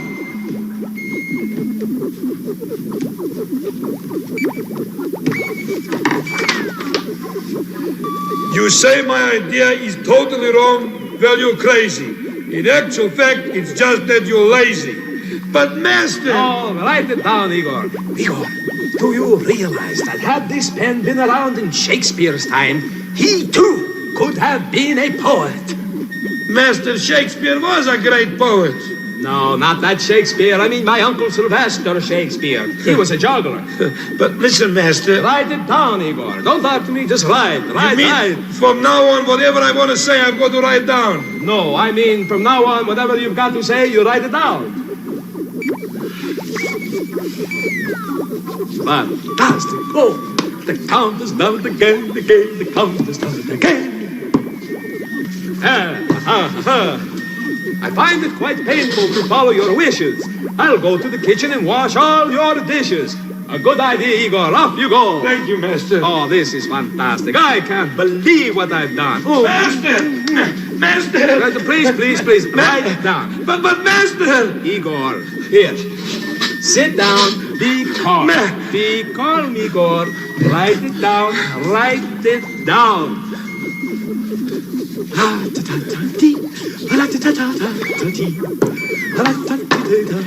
All right, let's see what you've written. My heart, it is pounding. My stomach is churning. Look over your shoulder. The kitchen is burning. Ah, that's a very good sentence. Ah! What is Karloff? Not fun.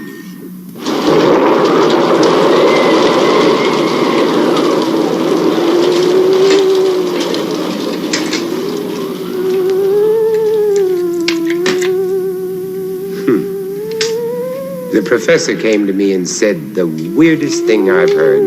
He said E equals MC squared, and then he left without a word. I couldn't make a thing of it, no matter how I tried, and so I asked him the next day, and here's what he replied. A wise man said it long ago. I took it straight to heart.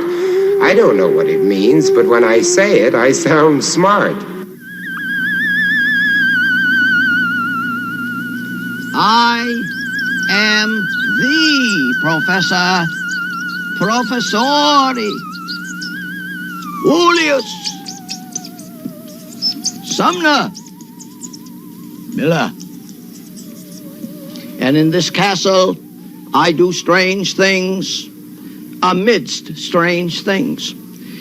We were last engaged with what I call the paradox of forces. Paradox, dilemma, very doubtful thing to consider. I put 1,000 grams on this scale, and it reads 1,000 grams. If the system is at rest, or moving uniformly up, or uniformly down. If I put 2,000 grams on it, it reads 2,000. If the system is at rest, or moving uniformly up, or uniformly down. Now, before I forget it, I want to say to you why your knees buckle when the elevator starts up and why your belly feels empty when it starts down. Let me put you in that elevator again. Here you are in that elevator. Looks like me a little bit. When the elevator is on the ground floor at rest, I push on the floor with my weight. The floor pushes on me with an equal force. Now when the elevator starts up with an acceleration, an extra force is needed, and my knees buckle. Now when you're way up there, and the elevator starts down suddenly, your feet and body start down with it, but your belly feels empty for a reason you should now think about. And I said that the mathematics is this. A consequence which you might enjoy. Supposing this was a rigid rod instead of a flexible cable, and the elevator were driven down by a mechanism faster, at a greater acceleration than free fall. Imagine. Soon, the top of the elevator would overcome you and bop you on the head. Now, that's interesting, isn't it? One other thing. Supposing the cable broke, the acceleration would be free fall, and you would be weightless. All enchanting things. But now, what is the paradox? I am going to put the scale in a horizontal line on this board. And I am going to put, I need my glasses for this. I am going to put 1,000 grams on this side. And I have a pulley to reduce the friction. And I am going to put 1,000 grams on this side. 1,000 grams. And then I'm going to cover it so evil eyes cannot see it. And so what do I have? 1,000 grams pulling to my right and 1,000 grams pulling to my left. And I'm going to represent the picture on the board, and you will see where the dilemma arises. Here is the spring in the scale. There is a pulley. There is a pulley. Here I have put 1,000 grams, abbreviation GM period. And here I have put 1,000 grams, GM period. And so what is the problem? Well, the problem is obvious. I have 1,000 grams pulling that way and 1,000 grams pulling that way. And the question now is, what does the scale read? What does the scale read? And I'm going to offer you some possibilities. Now, remember, in this place, strange things happen, stranger things emerge, and I am given to putting you on the wrong track so that you think more and better. I say as follows. Number one possibility, 1,000 grams to the right, 1,000 grams to the left. Oh, it reads 0 grams.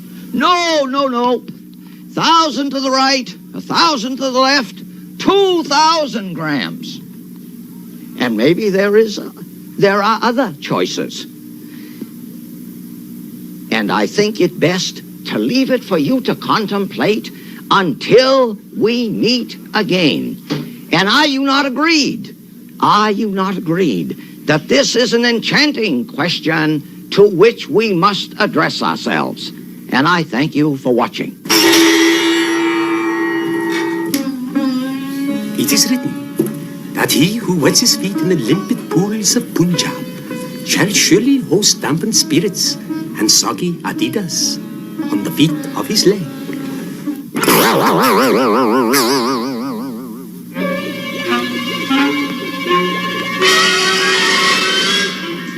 Here are the stamps you ordered for your stamp collection, Master. Thank you, Igor. They're very, very good. Yes, Master. Just for that, Igor, you may take a break, but don't forget to punch out. Gee, Master, can I? Can you what? Punch out, Master. Of course you can. Thank you, Master.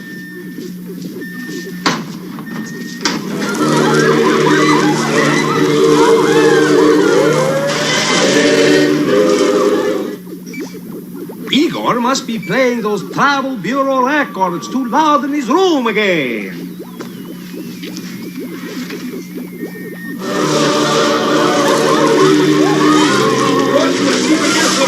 Master. Thank you, Igor. You're welcome, Master. That is nice.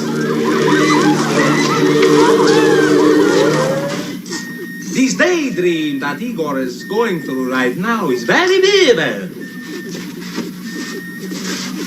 Sharp, Master.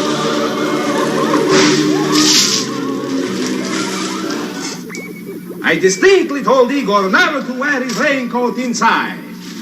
I know. He's playing hide and seek with the Count. All right, I will play too.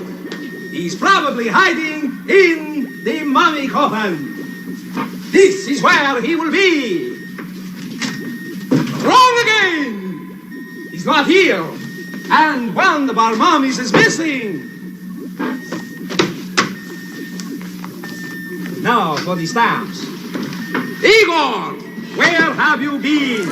Behind the wall in Hawaii, Master. You have a very vivid imagination, Igor. No, Master. I was behind the wall in Hawaii. Well, I suppose it seems real to you, but I'm going to show you, Igor. I am going to check these for myself, because there is no Hawaii behind these walls.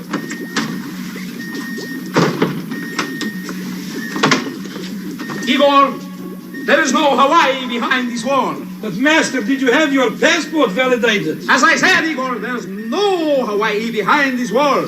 Master, you have to have... I'll show you. Show me that, Igor. Right.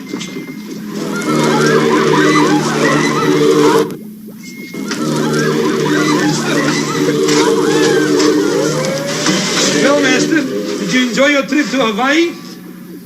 What trip to Hawaii? Yes, you didn't. The Master said to tell you, don't go away.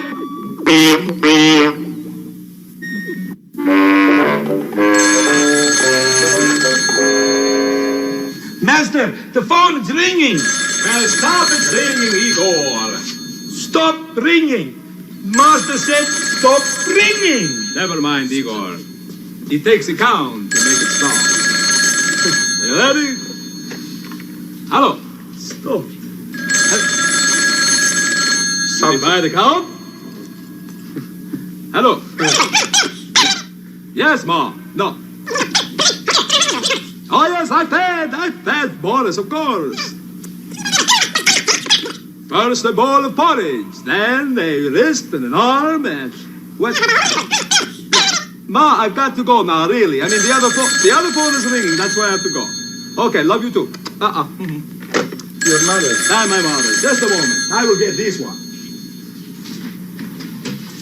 You're mine, sir. Excuse me. Goodbye. Well, you don't have to get mad. Excuse me. Hello. What? Yeah, yes, Frankenstone Castle, home of the world's largest and defunct monster. I'm the head of the local vigilante committee. Yes? A green monster answering a description similar to your monster was seen terrorizing a herd of sheep last night. Well, what was the monster doing? Running around flashing the wool mark and saying boo. Bruce, he did it.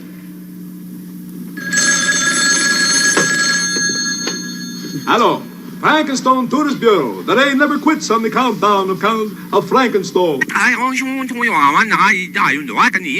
Oh, yes, it's a natural site for a rice crop. Right, okay, goodbye. Igor, I am tired. Now I want you to answer the next three. I've answered three, so... Yes, Master. I'm watching your new style. Good. Hello? May I speak to Lamar Jean Gumbody, please? Lamar Jean Gumbody? Wrong number. Left-handed, Master.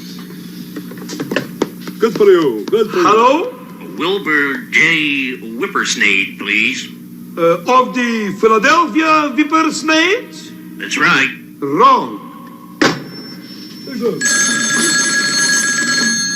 Right-handed again, Master. Very good.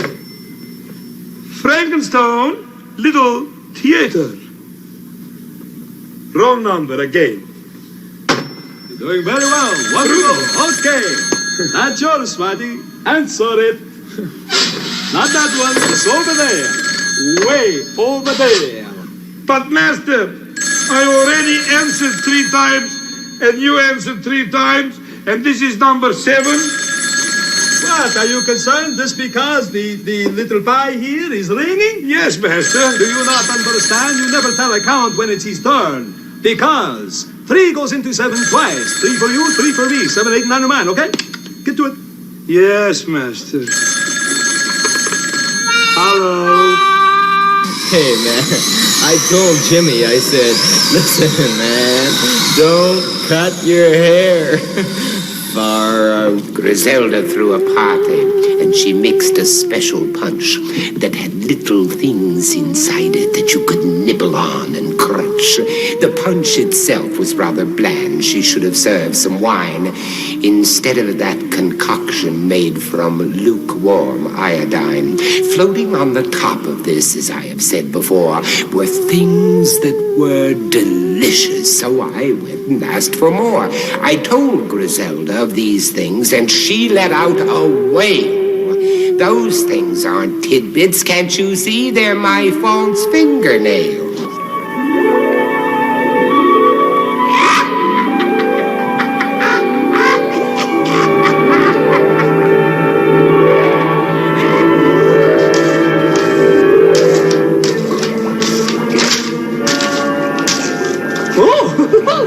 Hi, and welcome again. I'm Griselda, the gourmet. Aren't I beautiful? A picture of loveliness. You know what? Your TV's turned right. I'm glad to see you tonight. This is the show about Griselda's heavenly cooking. All this talent and beauty, too. It's too much. Sliver, get lost. Come on in. We're having fun. Yes, we're having fun. And we have just a fantastic recipe that you're just going to love today. And we call it maple green frankfurters and soya sauce a la Well, now we're just going to check over here. Well, there's always more where that came from. Lots of utensils here. Now, I've checked my recipes. Yes, I've got them all. Now, here we go. Now we've got... I wonder what's in here. Those little frogs. They're always playing games on me. Out you go, out you go. Now, the first thing we use in this particular one is gamma grass. Everybody loves gamma grass. There we go. Just a pinch of it. And now, the ever lovely. Where is it? I must find it. It's my favorite, and I can't find it. Walt. Oh, Walt. Well, just for that, I'm not using you in the recipe. Oh, forget it. Now, oh yes, flour. We must have flour. Very good, very good. Now, oh, here's one of my favorites. Dandelion Earth Glow. Oh, lovely color. Oh, and the aroma. It's just lovely. Now, here we are. Now we're mixing. We're mixing and we're having fun. Yes, we are. Is there anything else? My goodness, Walt, you were hiding on me. If you had had teeth, you would have bitten me. You were so close. I'm so glad we have Walt because he does make it just right. There we are, Walt. Good, good. Now we're mixing and we're having lots of fun, aren't we? Yes, we are. Here we go. Here we go. Ringo Starr. You got nothing on me. Now, we're going over here, and we're what? Yes, we are. Woo, come on, don't be so stingy. Oh, that folly. Apples, peaches, pumpkin pie. Let me teach you how to fly. Well, I don't need any lessons from you. Oh, you dirty old bird. Love it. As you well know, that when mixing anything so intricate and involved as the present recipe, we need something that's just going to give it that added something to taste and test our taste buds. So what are we going to use? Of course, Guatemala gummy lumps. Doesn't everyone? Here we are. Yes. Hi. There. Now we're going to take the Guatemala gummy lumps. I can hardly set it up. And we're throwing it into the cauldron. Woo! And that being done, we go back to our mixing bowl. And what do we see? Bah! That's what we see. But after we get it into the cauldron, you'll see just how wonderful it will come out. And here we go to the cauldron.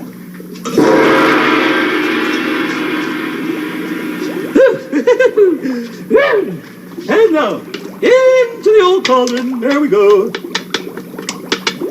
Cauldron, cauldron, toil and trouble. Cauldron boil and cauldron bubble. Okay, taster's time.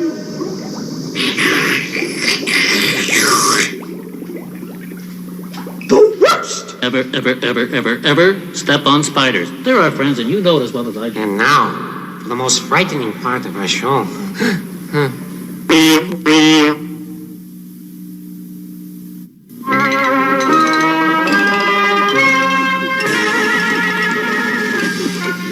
Igor. Yes, Master. The Count has done it again. What has he done again, Master? I have found out what is wrong with Brucey. Oh, very good, Master. Brucey has diaplopus. Oh, diaplopus? Diaplopus. Quickly, quickly, my gloves. Yes, gloves. You often play with balloons? Yes. Fantastic. All right, quickly, my gown, my gown. Surgical gown. Yes, Master. The Count has done it again. Get the gander at that. The first surgical cape. I've invented it. Now, my mask. You're a genius, Master. A genius. Of course, I'm a Count. We're going to stay there, this Count. I beg your pardon, Master? I said this does not feel right to me. Try this one, Master. Oh. Oh, that's very good. They'll never recognize me now. Me too, Master. I also have one. You yum. I mean my surgical mask. It's on your head, Master. I know it's on my head, of course. Yes. Now, Igor, it is time to give Brucey the anesthesia. It is time to put Brucey to sleep. I have just the thing, Master. There go. Are you ready, Master? Igor, crude but effective. All right, now it is time to take an X-ray. Oh, you know who? Brucey. Of course. I'll just switch on the machine and I'll just give up. Tell me then. It's coming through. Hey, it is coming through. All right, Igor. What do you think? I can't see a thing. That is definitely Brucey, Master. I can see the head and a couple legs and an arm and a hand. At least. That's very good. Very good. That means only one thing. This is definitely Brucey. Yes, Master. It also proves another point. What's that, Master? Do you realize that it means that we are operating on Brucey? Yes, Master. But he looks quite pale, Master. You yum-yum. Do you not understand? You're looking at the sheet. Yes, Master. Quickly now, we operate. Scalpel. Scalpel.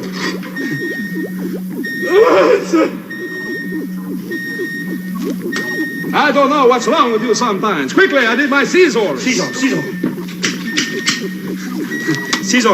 Thank you. Hatchet. Hatchet.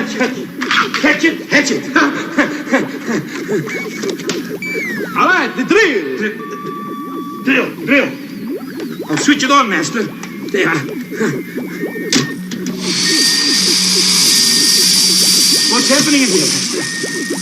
A count has done it again. I was right. What is it, Master? He is suffering from diaplopus. Diaplopus? What does that mean, Master? It is Latin. It sounds Greek to me, Master. But what does it mean anyhow? It means that Brucey is still broken, yum-yum. Yes.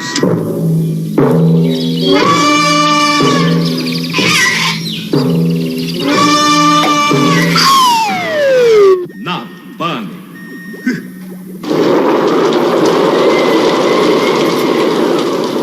Of all the animals I knew, the strangest was a kangaroo. He lived sedately all his life and ate his pastries with a knife. One day he came to visit me, and in the midst of drinking tea, quite suddenly let out the cry, "I feel a pain in me right eye." He went to pet vet on a whim, and the doctor said to him, "When drinking tea in afternoon, you must, dear boy, remove the spoon."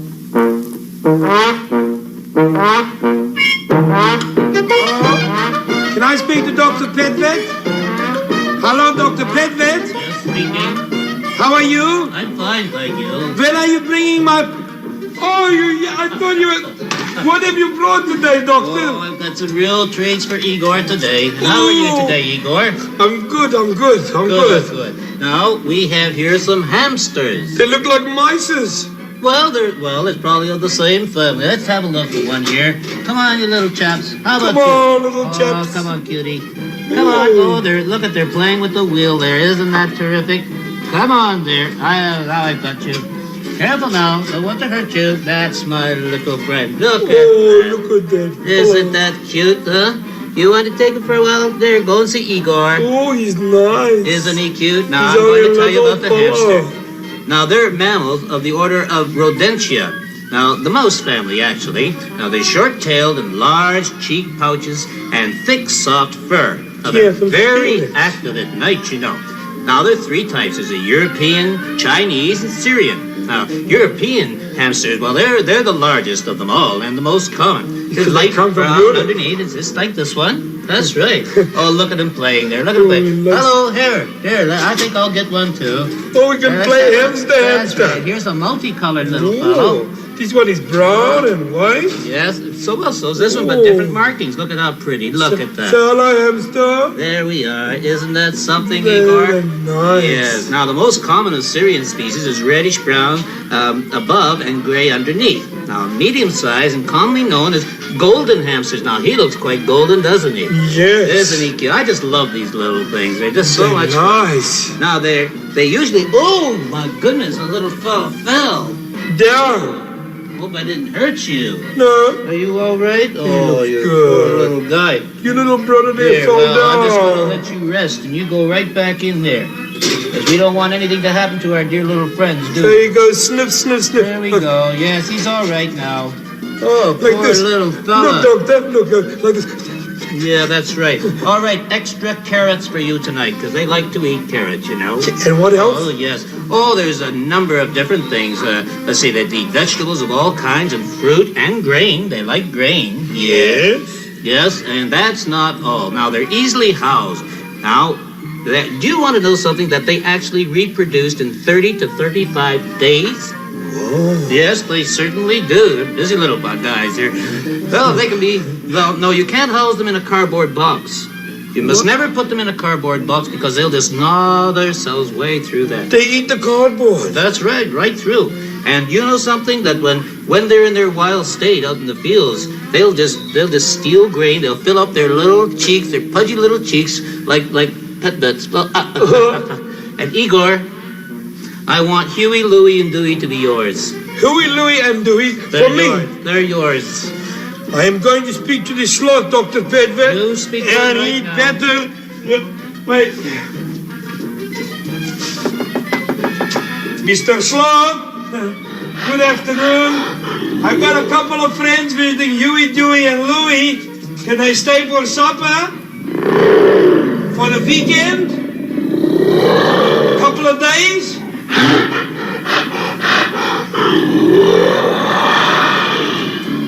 Oh, I know what you're going to say, Igor.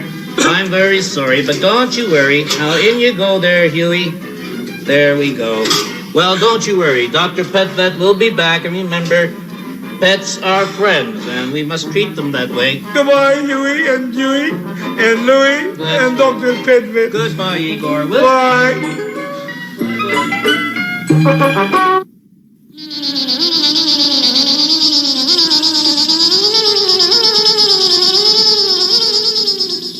Hi, gang. Hey, have you heard this one? You know, my father, he was just about the most generous mosquito I know. Why, he gave people everything he had. Typhoid, malaria, sleeping sickness. Uh-oh, lunchtime. Pardon me, but could you please direct me to the lagoon?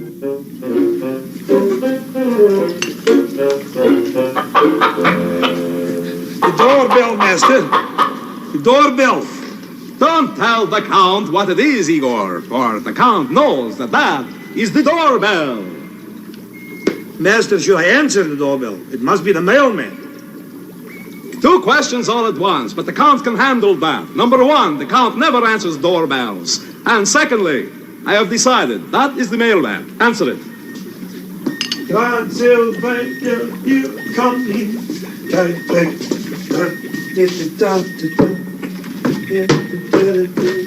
In this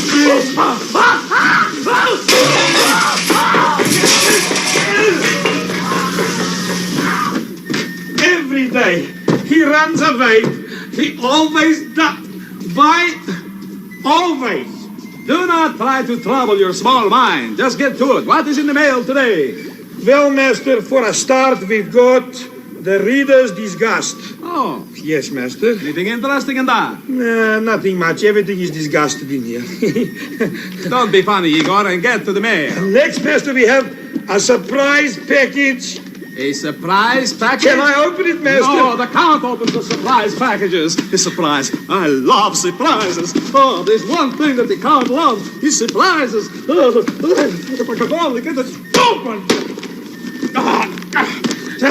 Quickly, stop that for me. That's enough. I want to see the surprise. You always get the best parts for yourself. It's empty. What is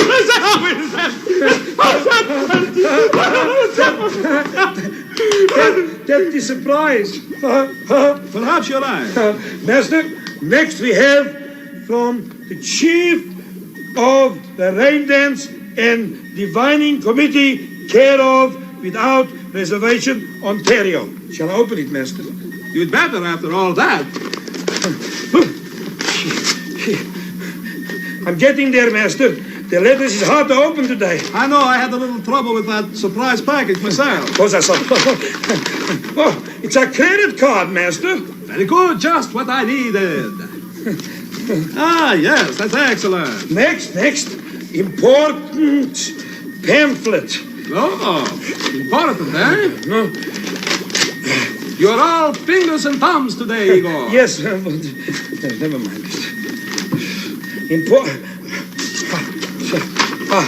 Read it to me. Important pamphlet from the Frankenstein Department of Sanitation.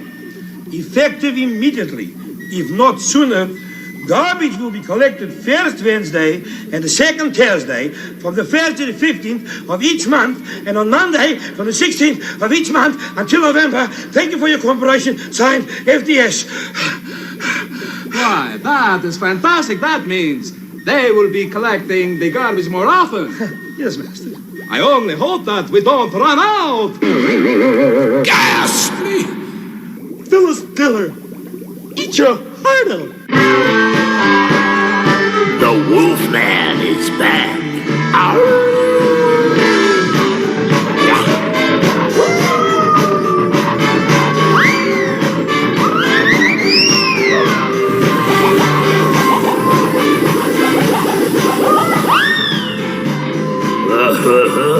The Wolfman loves you all. And this is EECH, and it's fantastic radio. And we got lots of things cooking, some moldies, but goldies, so let's get with it. It'll rattle your bones. Let's check on the child time.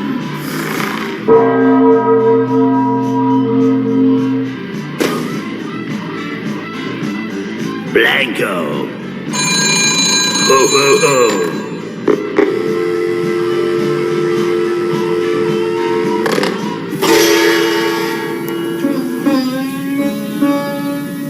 He who pretends to be a tree will surely be asked to leave.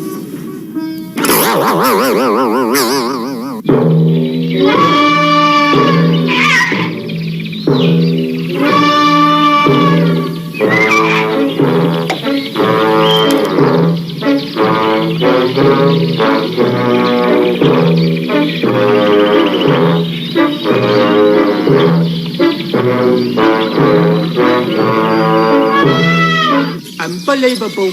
Unbelievable!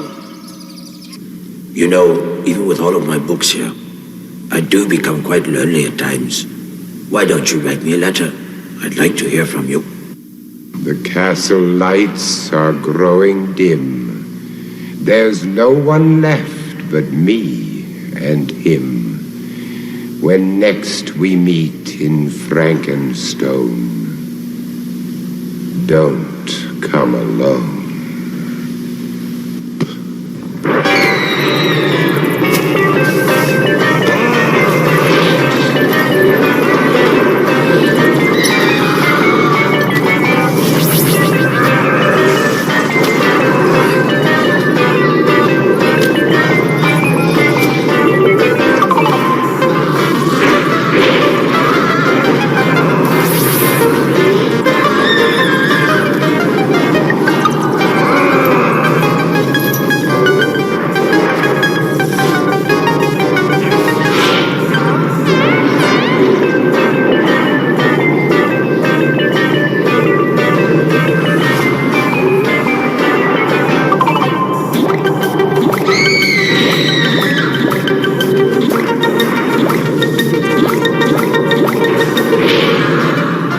This is definitely the end.